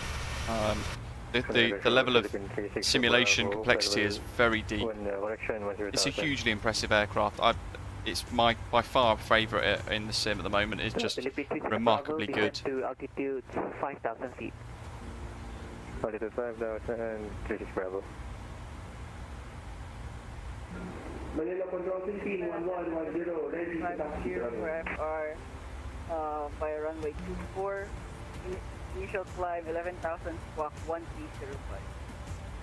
Delta 265 negative, initial 7,000.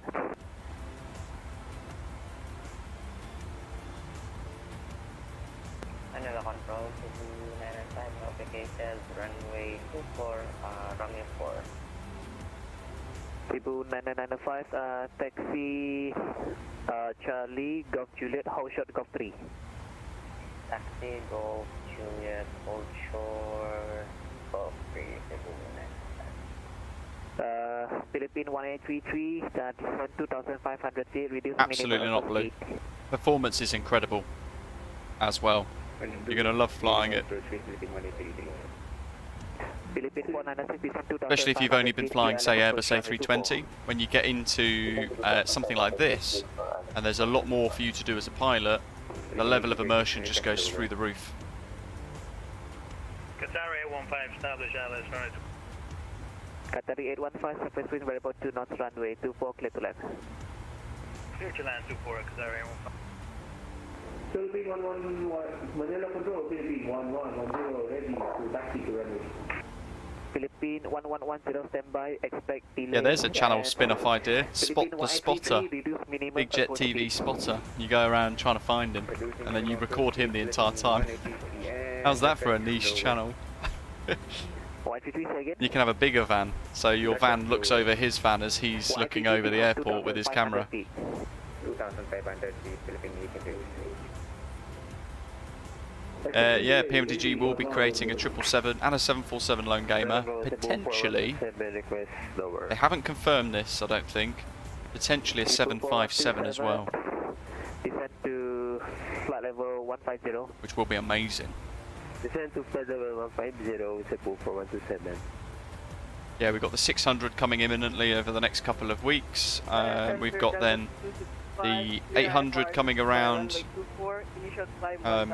early August, hopefully, touch wood, but it is software development, so it's only an estimation. And then beyond that, the 900 following from that. Apologies due to traffic, expect delay for 2 minutes, time check now 12. Wow, Manila, delays. And then from there, they're going to do the long haulers, before then continuing with the 737 back with a MAX. Yoshim, welcome. Phantom Sport, the 146, having a hard time due to it, with it due to the lack of auto throttle. It is tough. It's a big learning curve.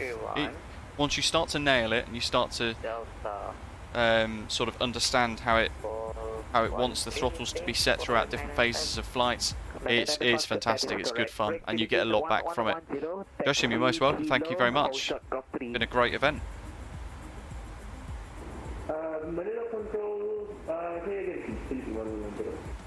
How many aircraft have you seen throughout your stint, Joshim, depart and arrive? How many did you handle in total? Jurassic, hopefully, yeah. It depends what happens with all the stuff going on at the moment. I might have days off cancelled. So, but yeah, who knows? I'll find out over the coming week ahead at work whether or not I'm going to have cancelled days off. But my intention is to stream both days of the weekend coming up as well.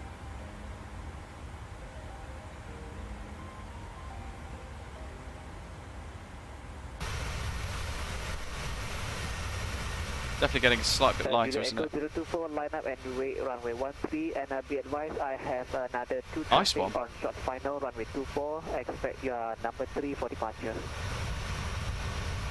Line up and wait runway 13. Low gamer, absolutely. Some incredible products coming soon. Qatar 15 on Echo 5 request the taxi cargo. Qatari 815. Jurassic, yeah. I know, we will spoil, won't we? Go 8 for the cargo ramp 25. Tell you what, Microsoft Flight Simulator released at the perfect time. Charlie, go 8 for 25, Qatar 1. Routing 1833, confirming my clear for the approach 24. Philippine 1833, affirm reduce minimum, approach speed, clear ILS approach runway 24. Sounds like he's controlling a lot. Sounds like he's controlling Manila with no tower. Let's have a look at the ATIS. Yeah, it's just him. Philippine 36 Bravo, descend 2,500 feet, cleared for the ILS approach runway 24. There's no ATIS, interestingly. 2,500 feet, clear for the ILS runway 24, Philippine 36 Bravo. What's the local time actually in the Philippines? 127, descend altitude 10,000 feet, QNH 1011. Almost midnight for Yoshim. I assume Manila's in the same time zone, right? 4127, descend 10,000 feet, QNH 1011. Descend 10,000 feet, QNH. Tomorrow we'll be flying through the day Turkish Airlines ops from Istanbul to Ljubljana, which would be quite nice. Haven't been to Ljubljana in the sim since the scenery was released, I don't think, actually. Philippines 1110, confirm your... Very nice bit of scenery as well. Nestled within the mountains. Philippine 1110, clear to cross runway 31, taxi on Charlie, Hotel 1, runway Information Alpha, welcome. Nice, A350 flying to Florida. Philippine 111, wait, in real life? cross runway 31, taxi Charlie, Hotel 1. Clear to cross runway 31, heading toward Charlie, Hotel 1, Philippine 1110. Philippine 1833, confirm going around. If you are flying, there's a go around at Manila. If you are flying in real life on an A350 using the onboard Wi-Fi to watch this stream, you are a legend. That is the coolest way anybody has ever watched this stream, I think, in the history of this channel. Absolutely love it. You definitely need to take a picture of your phone. If you're travelling with somebody, get your phone with your stream on it, or your tablet with your stream on it, next to the window of the plane, maybe with a wing view, and get a picture of it. Stick it in Discord. I'd love to see that. We're picking up the VORs. That is incredible information, Alpha. That is really cool. Shanghai Air 1231, apologies sir, and level 300 non-standard. That's so impressive. Can you accept flight level 310 or flight level 330? Check intention.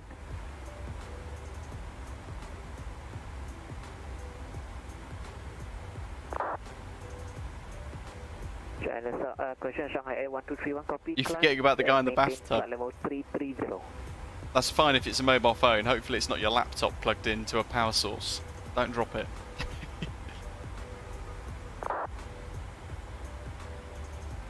Yeah, Alpha, that is pretty awesome. Loving that.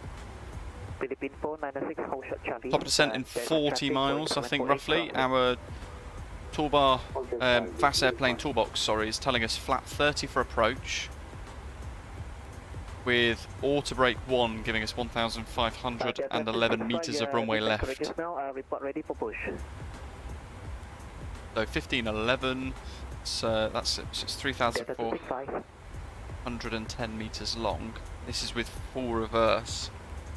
Philippine 1833, turn left heading. So reverse is 090. reverse idle.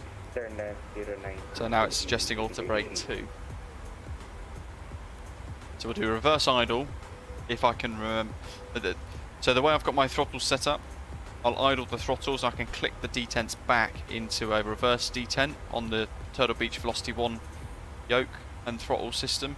The way I've got it set up at the moment is if I do it really quickly, it will go into reverse idle, but if I hold it into the detent, it will go full reverse.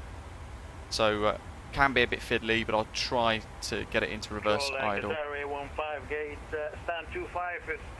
And then with auto brake 2, we should be able to vacate quite nicely at one of those higher speed intersections. 3410 actually. Can we get off at Romeo 4? Let's try and work this out. Maybe we'll use reverse as well.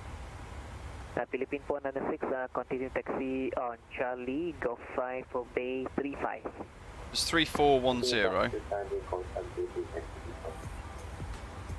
Rapid exit 4. Category C is the biggest it can take. That's fine, that's us. Philippine 1110, surface wind, variable 2 knots, runway 24, clear for immediate takeoff. Cleared for takeoff, runway Philippine 1110.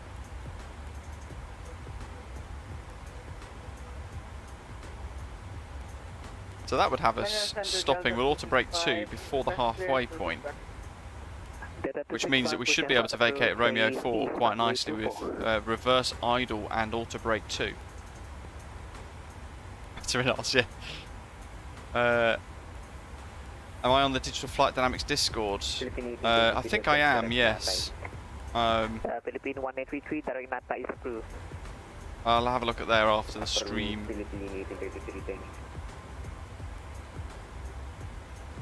So pretty hello to you, welcome, good evening. Philippine 36 Bravo, confirm instructions was clear for the ILS approach. No gamer, I'd be even more impressed. 36 Bravo, copy, continue approach runway 24, there's traffic rolling on the runway. Continue approach runway 24, 36 Bravo.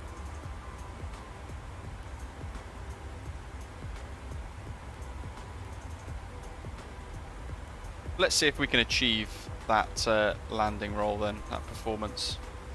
Yo, hello to you, welcome in West London. Descent altitude 7,000 feet.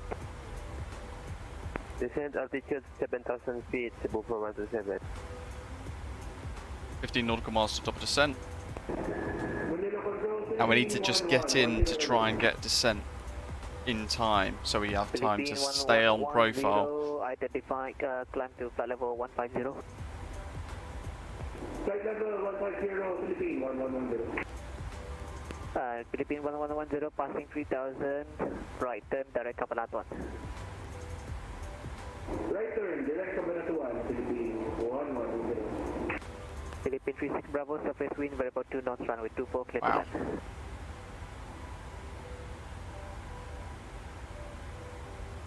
Philippine 36 Bravo, clear to land. Clear to land 36 Bravo. Cebu 4127, descend 2,800 feet, clear ILS, correction, clear ILS approach, runway 27. Descend to 2,800 feet and steer for Arnab approach runway 27, Cebu 4127. Singapore 918, request descent. Singapore 918, descend to flight level 200. Set flight level 200, Singapore 918.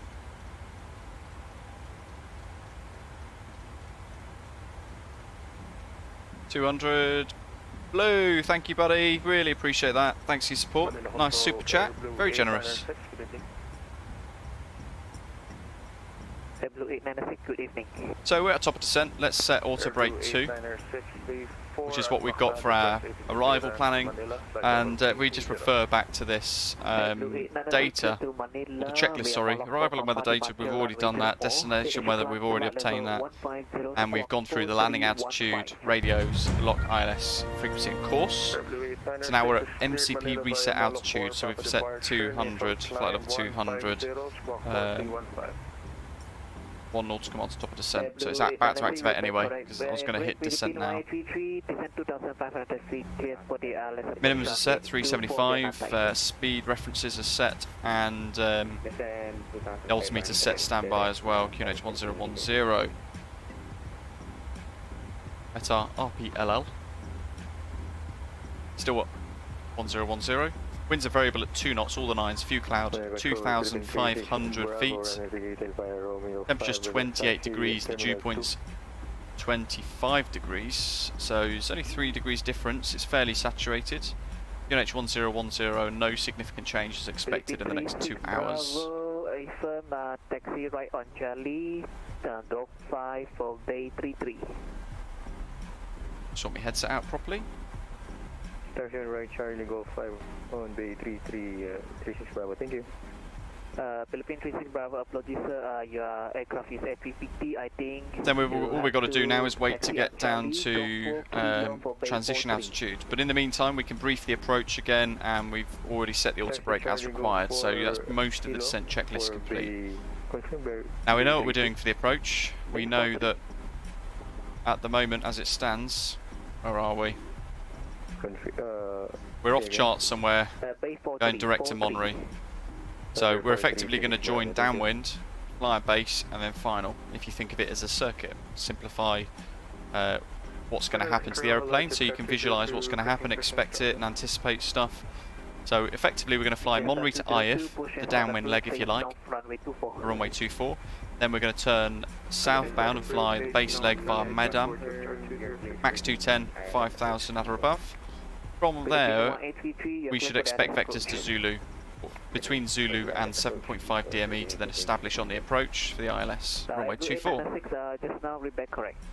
We've got a 4 mile and an 8 mile fixed ring in place, which should cover some nice ranges on the nav display for us on the approach to help us out, and we've tuned the Manila VOR as well. So at 7.5 miles, we expect to be at 2,500 feet on the local QNH, which is 1010.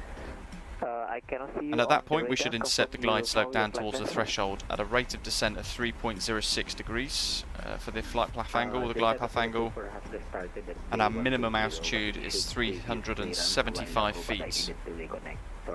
If for whatever reason we become unstable or we need to declare a missed approach or go around, we're going to track 241 degrees, on climb to 4,000 feet, and at 4,000 feet we're going to be turning left to hold at the Manila VOR, or as instructed by ATC. And as we can see here, the hold is inbound 080 with a right turn.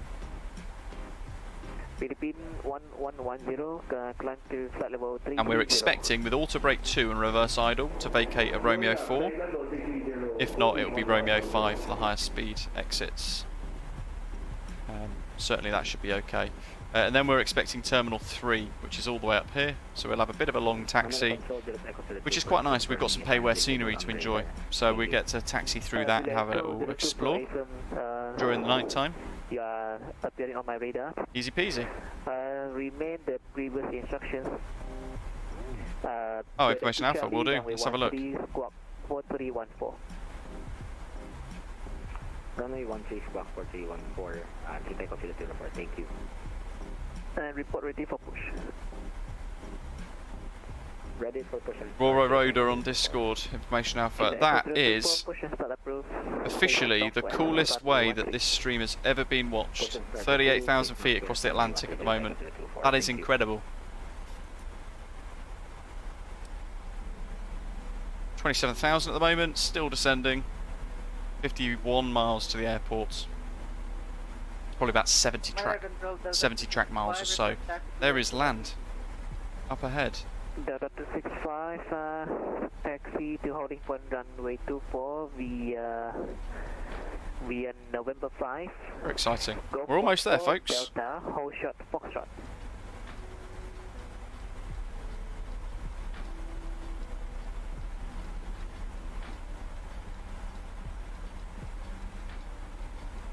Philippine 1833, 6 p.m.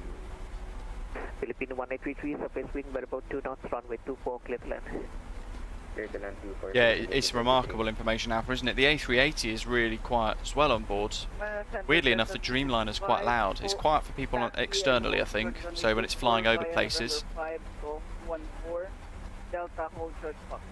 And why is it a VNAV path and not VNAV speed? So it's trying to follow the vertical profile to meet the altitude constraints through the FMC, which is on the right hand side, in fact, there. So it's trying to work towards those.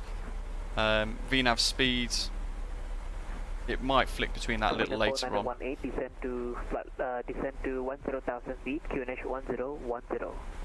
Send 10,000 feet and QNH 1010, Singapore 9018. I should have just said 10,000 feet.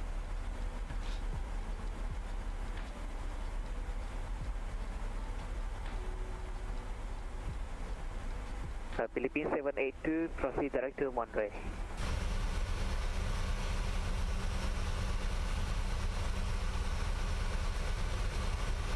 Absolutely stunning. Matthew.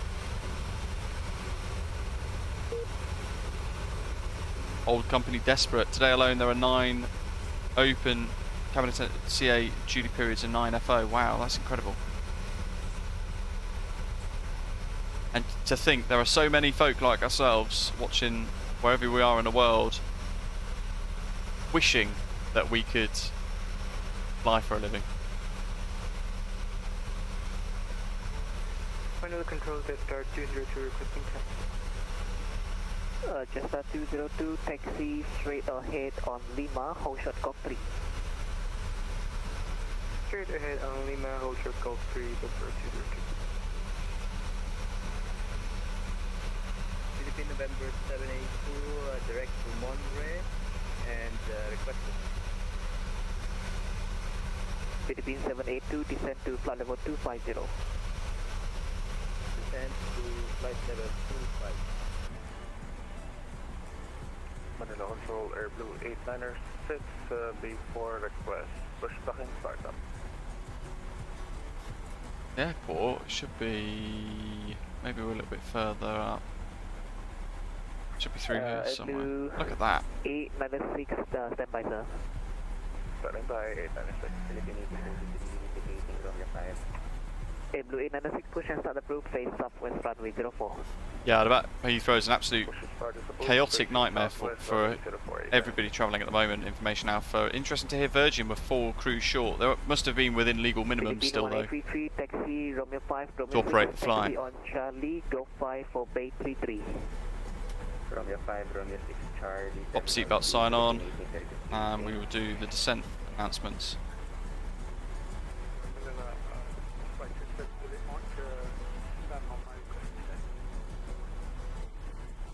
Bravo Juliet Mike, descend to flight level 250. Asgrul, probably 2023, 2024, if at all.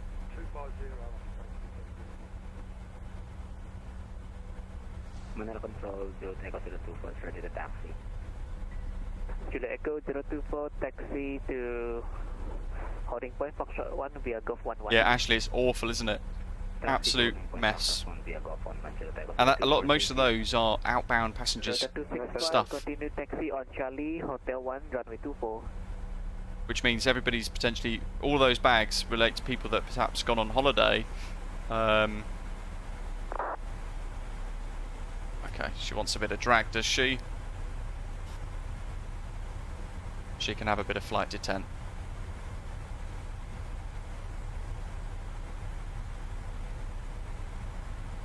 Matthew, absolutely. I mean, if there was opportunities for ab initio training, or sponsored training, I would dive at the chance. Absolutely give it my best shot. Delta 265, taxi Charlie, Hotel 1. I'm only 30. I'm getting towards the point where I'm going to be too old soon. So if these opportunities do come, I might just give it a go. I've never been great at maths and stuff, that's the only problem. As to the Terminal 2 baggage system, completely failed. That plus staff shortages.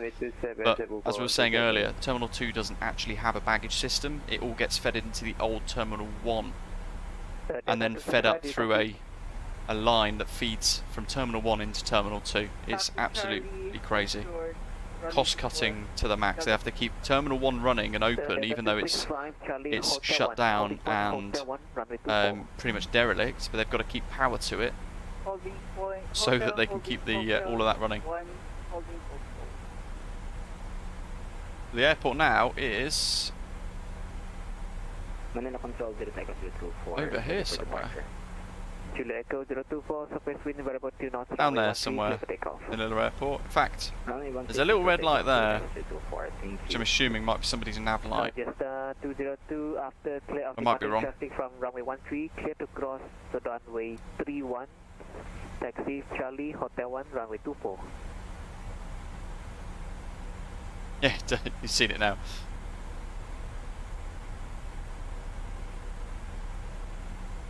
Jetstar 202. Jeez, that's awful, Matthew. Jetstar 202.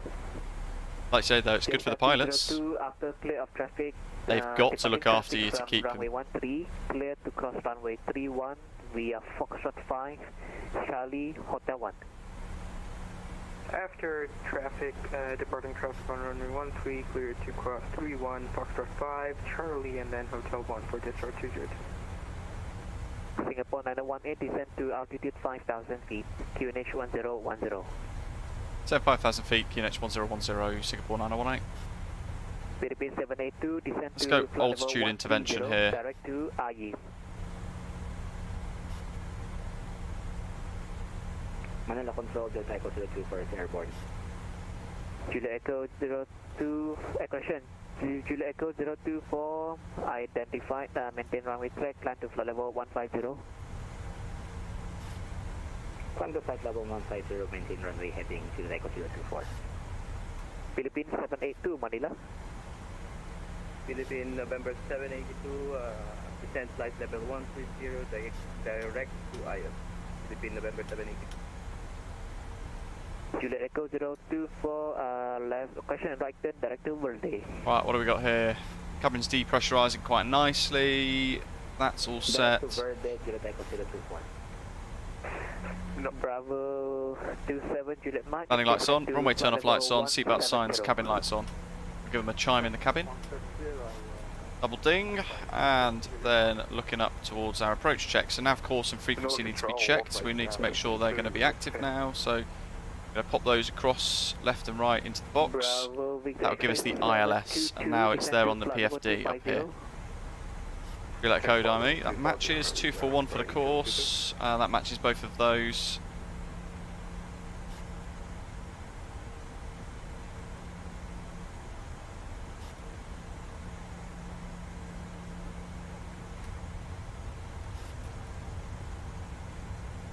Let's set 230 knots here because Delta 265, Quamo Charlie, surface wind variable 2 knots, runway 24, clear for takeoff. I want to keep the rate of descent going. Clear for takeoff, runway 24, Delta 265. Delta 265, Quamo Charlie.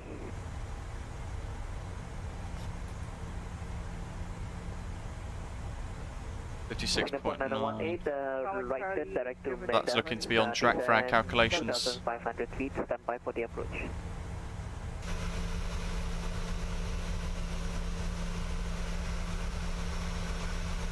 Singapore 918. Blue 896, request taxi. Blocked. Blue 896, standby break. Singapore 918, right turn direct to Madam, descend 2,500 feet. Right turn direct Madam, descend 2,500 feet, Singapore 918. Blue 896, taxi holding point runway 04 via Foxtrot Bravo Kilo. Taxi holding point runway 04 via Foxtrot Bravo Kilo 896.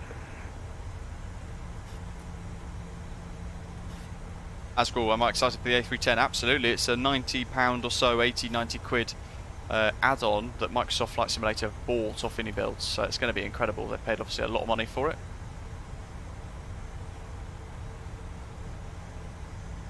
Juliet Echo 024, climb to flight level 250.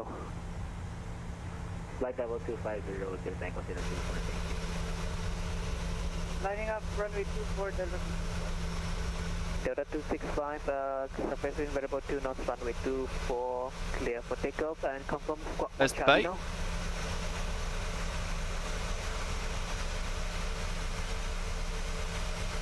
Squawk Charlie 1305. Negative sir, squawk mod Charlie, otherwise I cannot identify on you on my radar.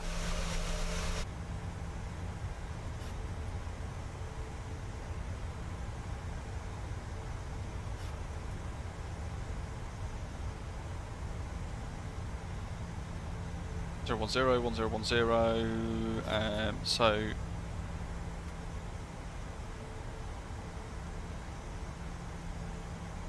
actually going to leave spoilers in flight detent, I think, for a little while, and then all we've got to do is the approach check. So make sure I've got my checklist all set, ready to go.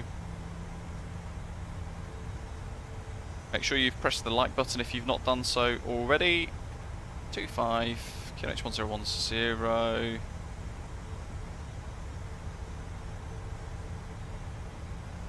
Alrighty, so we can do the rest by look with that off. So we'll dim the lights. And you are clear for takeoff, variable 2 knots. Let's land. Bring the range right into 10. Singapore 918, you are cleared for the ILS approach runway 24, call again established, localizer. Cleared ILS 24, call when established, Singapore 918. Philippine November 782, descend to altitude 7,000 feet, QNH 1010. Descend to 7,000 feet and QNH 1010, Philippine November 782. Bravo 27 Juliet Mike and descend to altitude 10,000 feet, QNH 1010. Descending to 176,000. Ascot 2205, proceed direct to Monterey. Monday, Ascot 2205.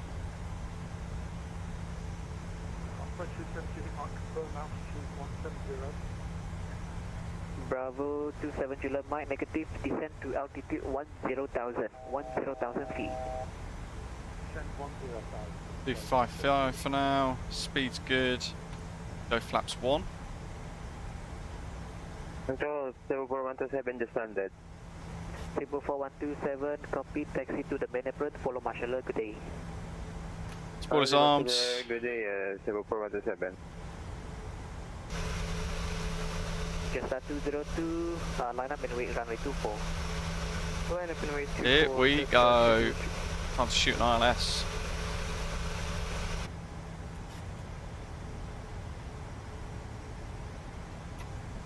Go flap 5.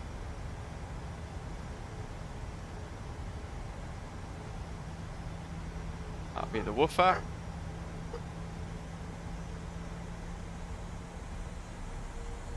Speed's going to hold at 180 for the time being, and we're cleared for the ILS as well. So we're at 2.5, almost, a couple of hundred feet to go. That's fine. Let's resume back now to about 800 feet per minute.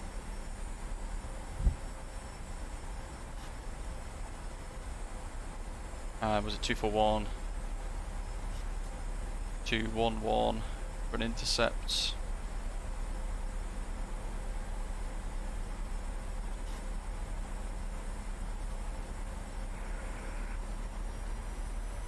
A bit of track work here. Blue 896, surface wind 320 degrees, 3 knots, runway 04, clear for takeoff. Runway 04, clear for takeoff, 8 Thunder 6. John 0. Approach arms. Just 202, surface wind, variable 2 knots, runway 24, clear for takeoff. Looking good. Cleared for takeoff, runway 24, just start 202. And then flick it across to the approach. There's the lateral guidance, there's the runway. Approach is armed.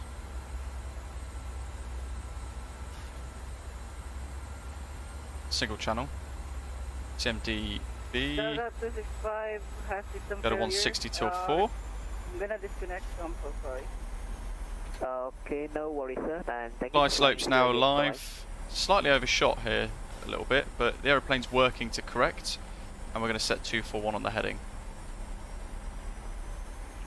And control Qatar A15, thank you. Your service is highly appreciated. Thank you for the service again. Glide slope's live. Let's go gear down. Escort 2205, confirm you are direct to Need to Monterey get now, in. and you are to my radar. I'm showing you descending now. Okay, firm, descending now direct Mike India Alpha, confirm. Set 4. Negative, Mike Oscar Haven't been able to get in yet to say that we're established. 150. Go flap 15. Right, Mike Oscar November Romeo Echo. Well, let's go flap 20. Oh, how many miles are we? 6. Philippine November 782, proceed direct to Medam. Slow right down here, I think. Direct to Medan, Philippine November 78. Singapore 918 established 6 miles. Singapore 918, surface wind, variable 2 knots, runway 24, clear to land. Clear land runway 24, Singapore 918. Okay, final approach speed plus 5. 7 Juliet Mike, descent altitude 5,000 feet. Descent 5,000 feet, that's great. Philippine November 782, descent 2,500 feet, you are number 2 for the approach. Oh, look at that. Descent 2,500 feet, number 2 on the approach, Philippine November 7. So Escort 2205, turn left heading 010. Left 010, Escort 2205. So, flaps set for landing, gears down, green, autopilot CW, go around attitude set, autopilot flaps required, continuous ignitions. Flight level 150 and direct Okay, and we are on profile. And let's fly it in. Welcome sir, thank you for flying today.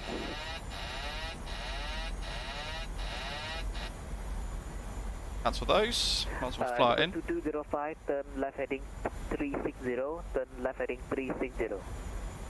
360, Escort 2205.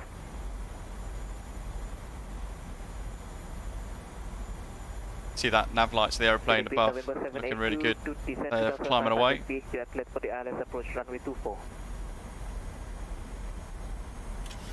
A little bit of trim there. Descend to fly 2,500 feet. November 780. 400. And you're cleared for the ILS approach. Approaching. And clear to ILS approach, runway 24. Philippine November 780. Escort 2205, just to confirm, are you able to direct to Monterey, or you need the radar vectors? Radar vectors, good, Escort 2205. Escort 2205, copied.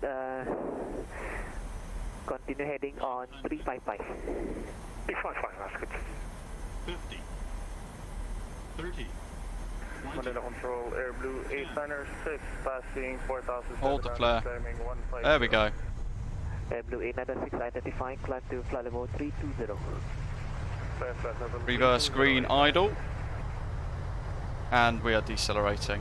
So we're on idle reverse. Jessa 202, right turn, direct to Charlie Alpha Bravo, climb to flight level 210. Right turn direct to Charlie Alpha Bravo, flight level 210 for just start 2. We've missed R4. Escort 2205, descend Come off the to brakes. altitude 10,000 feet, QNH 1010. Take an altitude for Escort I 2205. feel like the view's changed slightly. 2205, descend altitude 7,000, QNH 1010. Usually I like that view. 45 knots, let's come off. Romeo 5.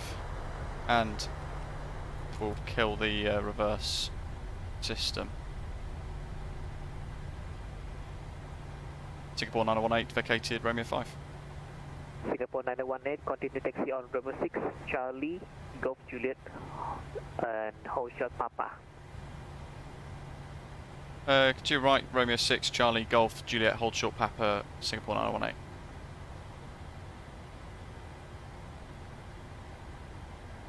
Let's go. Bravo 27 Juliet Mike, right turn direct to Medan. Right turn direct to Medan. Offside 27 Juliet. Them on. Can't see very much, can we? Let's get rid of the spoilers. And we'll bring those flaps up too. For ladies and gentlemen, a warm welcome. Please remain seated with your seatbelt fastened until the seatbelt sign is turned Golf off. Juliet, hold short Papa When for the leaving crossing. the Got it. aircraft, please take care when opening the overhead compartment. Juliet Echo 024, clear to Iloilo, Barbara to arrival. I need to turn the strobes off. And in your seat pocket. Please say again for Juliet If you have a Near the connecting APU flight, firing up please there. note that the Clear to boarding gate Iloilo, will close Barbara to 10 arrival, minutes before R920. departure. It's been our pleasure serving you on this flight. Clear to Iloilo, Singapore Airlines. First time flying into Manila, I think, on the channel too.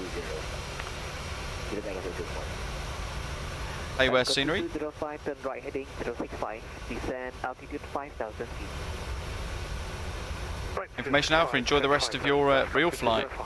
Incredible, you chose to connect today at 38,000 feet on a Virgin Atlantic aircraft. That's absolutely incredible. Love it.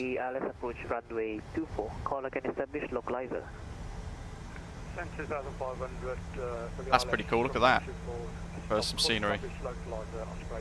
Performance of both these has been incredibly good. Blue, I do have my taxi light on. 2 surface wind variable 2 knots, runway 24, clear to land. Clear to land, Philippine November 17. It looks very high. Bravo Victor X-ray 722, descend to altitude 7,000 feet, QNH 1010. Oh yeah, hello to you, asking if you use AIG traffic, does it impact frames per second heavily? It can do, yeah, it can do. It depends.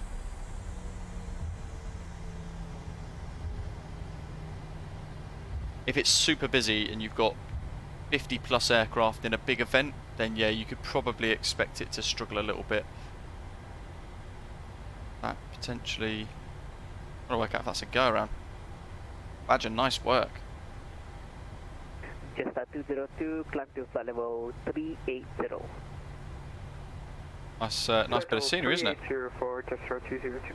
That's Terminal 2. Jetstar 202, my apologies, level 380 non-standard. Can you accept flight level 370 or flight level 350? Check intention.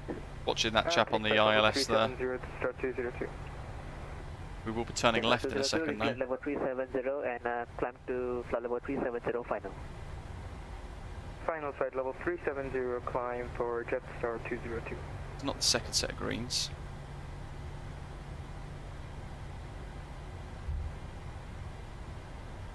It's this set of greens. We'll go super... Oops. Golf Juliet hold short Papa, didn't he said. Little bit of power. Singapore 918, taxi left on Juliet, hold short Papa. Left Juliet, hold short Papa, Singapore 918. He obviously wants us to keep moving. So we shall. Shanghai A1231, you're leaving my airspace, Unicom 122.8 radar service terminated, Zaijian.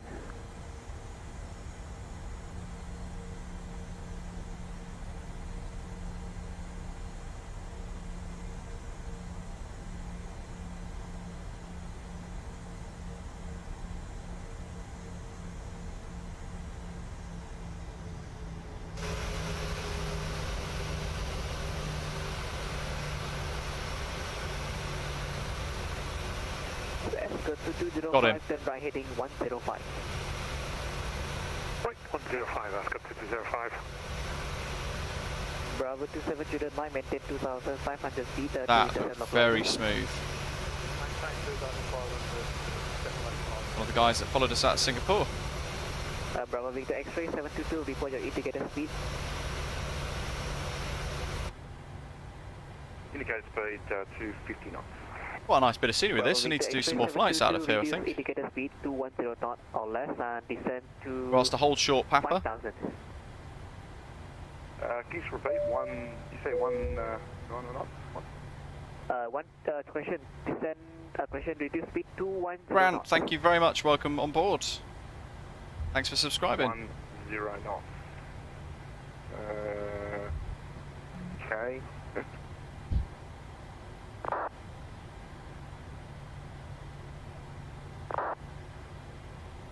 So we can't really go any further because we're asked to hold short, Papa. So we will.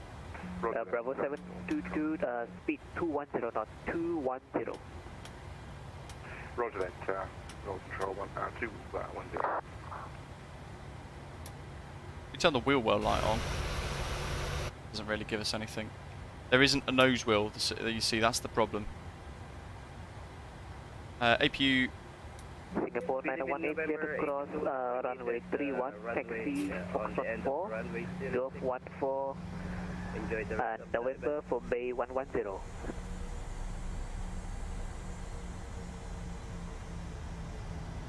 Blocked. I think it was cross runway 31, Foxtrot 4, Golf 14, and November 4, stand 110 for Singapore 918. 918. Ah, Dwal, it's broke again. Brilliant. Let's quickly refresh it, though it is rather useless. Bravo Victor X-ray 722 for traffic separation. Expect radar vectors for the ILS runway 24. Maintain present heading.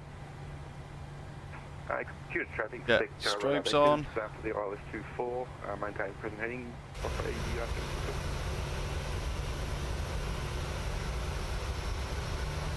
Question Escort 2205, turn right heading 130 degrees. And then we're going to bleed it in a minute as well. 130, Escort 2205. Blue, no, well, to be fair, you look at the manoeuvring area of an airport, it's very, very dark.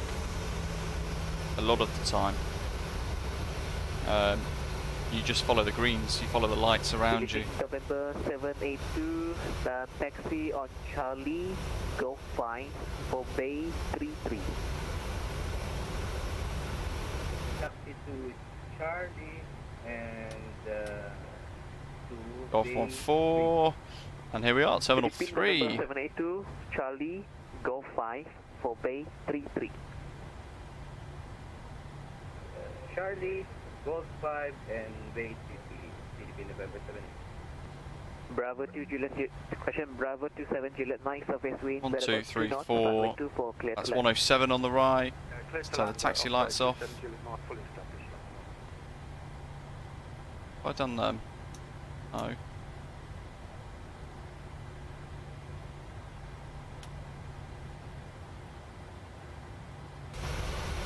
(108). Good old landing light.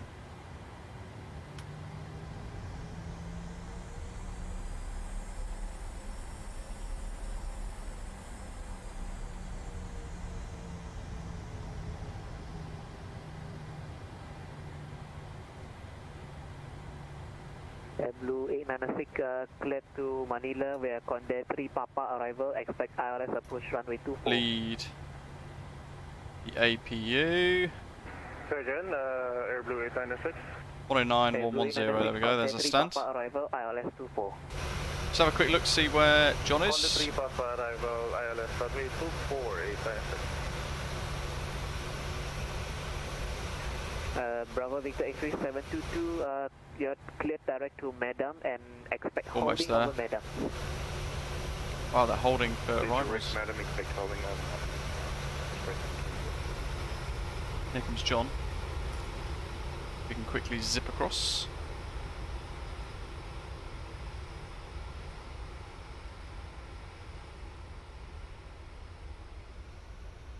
Still got a little way, so we can start the turn. Oh dear, have I overshot the gate?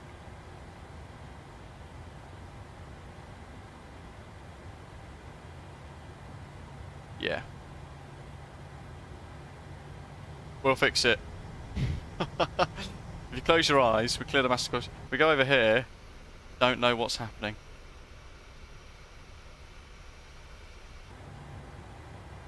Perfect. Oh dear. Taxi lights are off. APU's now on the generator. We go.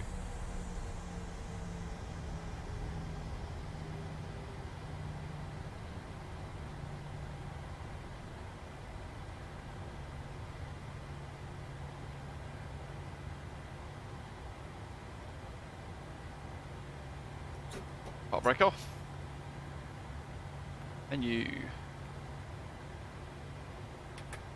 1 and 2. 2205, descend 2,500 feet, turn right heading 215. We shall wait clear for the for- LS approach. Descent 2,500, turn right, take 215. Ah, damn it. Clear for ILS, Ascot 205. Just touched down. There he is.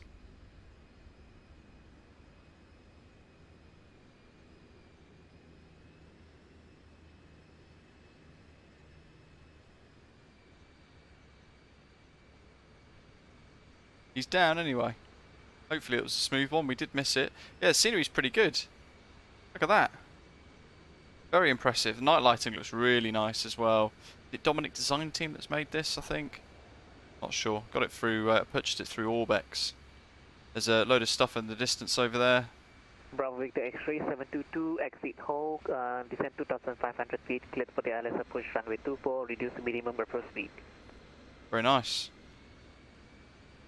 Exit hold, cleared for the ILS approach, reduced minimum approach speed. Oh, brakes on. 722. And descend 2,500. 722.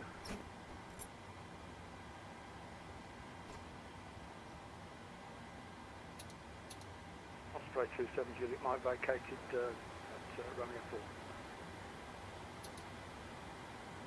4. 27 Juliet Mike, taxi right on Charlie. Taxi right on Charlie, Osprey 27 Juliet Mike. Bravo X-ray. Jetway Juliet still Mike, inhibited. Taxi on Charlie, Golf 5 for Bay 35. Request Garra and power. Taxi on Charlie, Bay. Golf. Bay 35, Osprey 27 Juliet Mike. Negative, Charlie, Golf 5 for Bay 35. Charlie Golf 5, Bay 35. And there we go. Now we can request the jetway. So inside here we can click the button. Wow, that was quick. We're about 2 knots, runway 24, clear to land. Clear to land, Ascot 205. I don't know where he's going.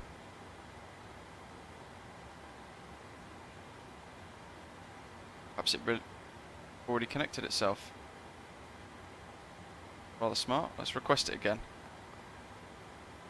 Here he comes. Yeah, so it had connected itself bizarrely. Pretty awesome. Right, where is the runway? That's the one we crossed. Got one on final now. Just see them on the left-hand side of the screen. Have fun, Blue. Centuria, rather. Now the weather's sorted itself out for you to go flying.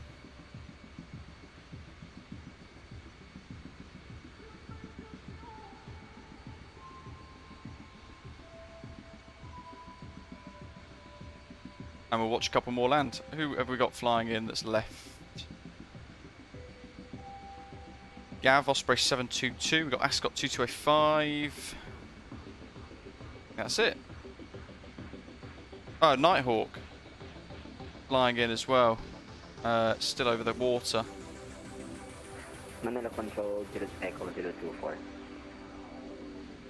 Juliet Echo 024, go. Juliet Echo 024 would like to confirm if I'm allowed to for RNAV. What was that touchdown? 169 foot per minute and exactly 1.00 G. Very nice. Happy with that. I think it's my best touchdown in recent time. Echo 024.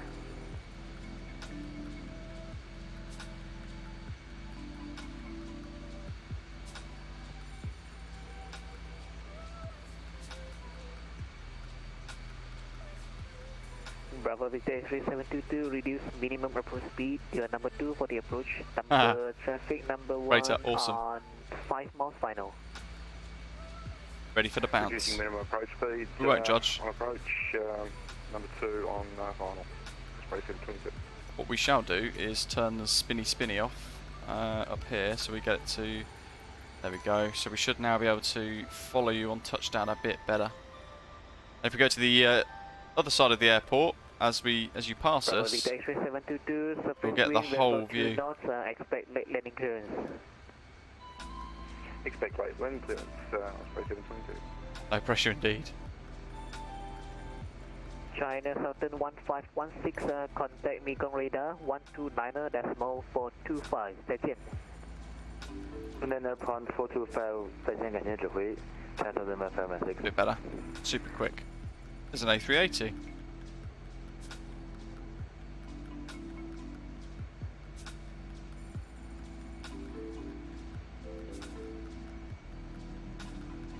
Oh wow, here we go, look.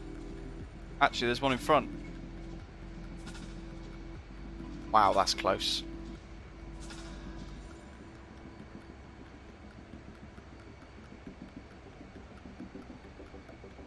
Hopefully you can see it. There's that's Freighter and Oz.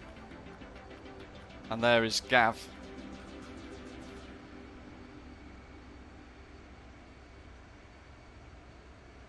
Logamer, it's landing rate monitor by FS Hub. So when we track our flights for Osprey Airways, it's that system that we use.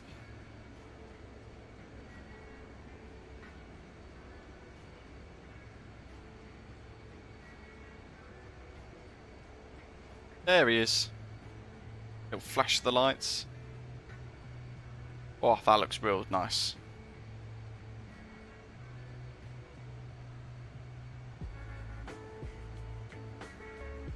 Bravo A32NX.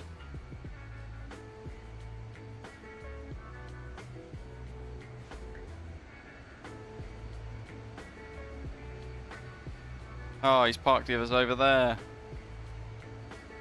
I will try and get a screenshot with you, or of you soon.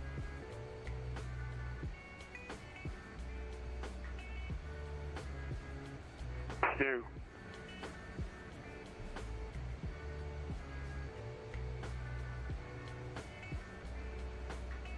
Yes, got 2205, expedite vacate. Okay, I've got 2205.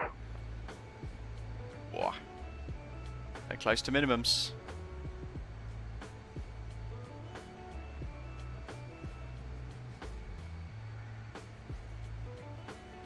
I've got 2205 for good. Bravo Victor X-ray 722, surface wind, rapid 2 knots, runway 24, clear to land. See you in. Clear to land, for Osprey 722. That was really nicely timed. Look at that. So close. Very Heathrow. Taxi on Charlie, Golf 5 for Bay 36. Charlie Golf 5. He's in a 737. Good choice. Singapore 9018.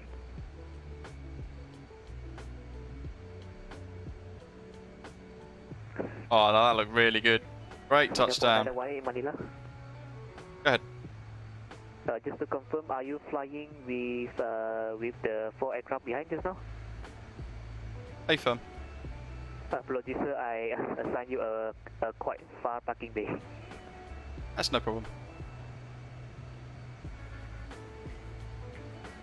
There's two saying, do painful radio calls at Barcelona right now. Nah, you gotta start somewhere. 122.8 for the Takeoff 724. Thank you very much. Nighthawk is last. How far are you away, Nighthawk? No problem, sir. Do you want us to wait for you? X-ray 722, taxi right on Charlie, Golf 5. Who have we got over here? Bay 38. Taxi Charlie Golf 5 Bay 38. This is looking pretty good for some airport scenery. Look at that. Thank you for flying. It's pretty incredible. Coordinate 085, Manila Control, reading straight 5, but I'm logging off now, sir. Okay, figured it out. So, Where is it? Ah, there's the osprey tail. Got him. Sorry, say again? Could you give from me a departure range? You mean I give you a departure clearance? Oh yeah, sure. Sure, and ready to copy? Oh, roger. Coordinate 085, clear to Incheon via Cabinet 12 Papa departure runway 24. Does it actually look like that in real life? 7,000 feet. Oh, this is pretty impressive. 1306. Look at them signs. Roger, clear to Incheon, copy to proper departure. Pretty cool. Oh, no, it's quite far out. 06, coordinate 085. Coordinate 085, read back correct, and there we are. Logging off now, Annyeong, thank you. Okay, thank you very much. See you again. All station, Manila control is closing. Unicom 122.8 good day. Thanks for the ATC. Thanks a lot. Thank you, ATC. Thank you for your service and have a great night. And there's our aircraft over at stand 110, Terminal 3. Yeah, it's Payware Lone Gamer. It's available on Orbex. Yeah, thanks for the service. Blue saying, I think your Osprey livery is among the coolest of all, including real life liveries. Very tasteful. Thank you very much. It took quite a while to sort of visualise it and get it creative, but absolutely love it. And we've got some very talented painters that assist us with actually making it work, which is really good. There we are. We've done probably the longest flight now that we've done in a long time in the sim with the PMDG 737. About 4 hours 10 minutes we've been streaming now. Frames are still absolutely on point. I've got no idea what is going on with that. Look at that. What's happened to the jet bridge? Air bridge is broken. Oh dear. We need some steps. There we go. Thank you everybody for flying along. I hope you've enjoyed it. Thanks to everybody who's subscribed to the channel for the first time today and hit the like button as well. And Blue, thank you very much for your super chats a little while ago, about an hour or so ago. If you want the PMDG 737, head to pmdg.com and you'll get all the details there. Make sure you head to our Discord server as well so we can continue the conversation, and join us tomorrow, same time, 12 o'clock UTC, 1 o'clock British summertime. And we're going to be back in this amazing aircraft add-on, Turkish Airlines livery, for a flight on VATSIM from Istanbul to Ljubljana for the Volanta Adria competition as well. So those who fly along tomorrow, make sure you track it on Volanta, and that way you get an entry into the competition too. James, thank you very much, buddy. Really appreciate that. Right at the end. Very generous super chat. Thank you very much. And everyone who flew along, I hope you enjoyed it. Thanks for flying along. Love it. Keeps it busy, keeps it nice and lively around us as well. And I will see you all tomorrow. Hopefully you're enjoying the new intro outro as well.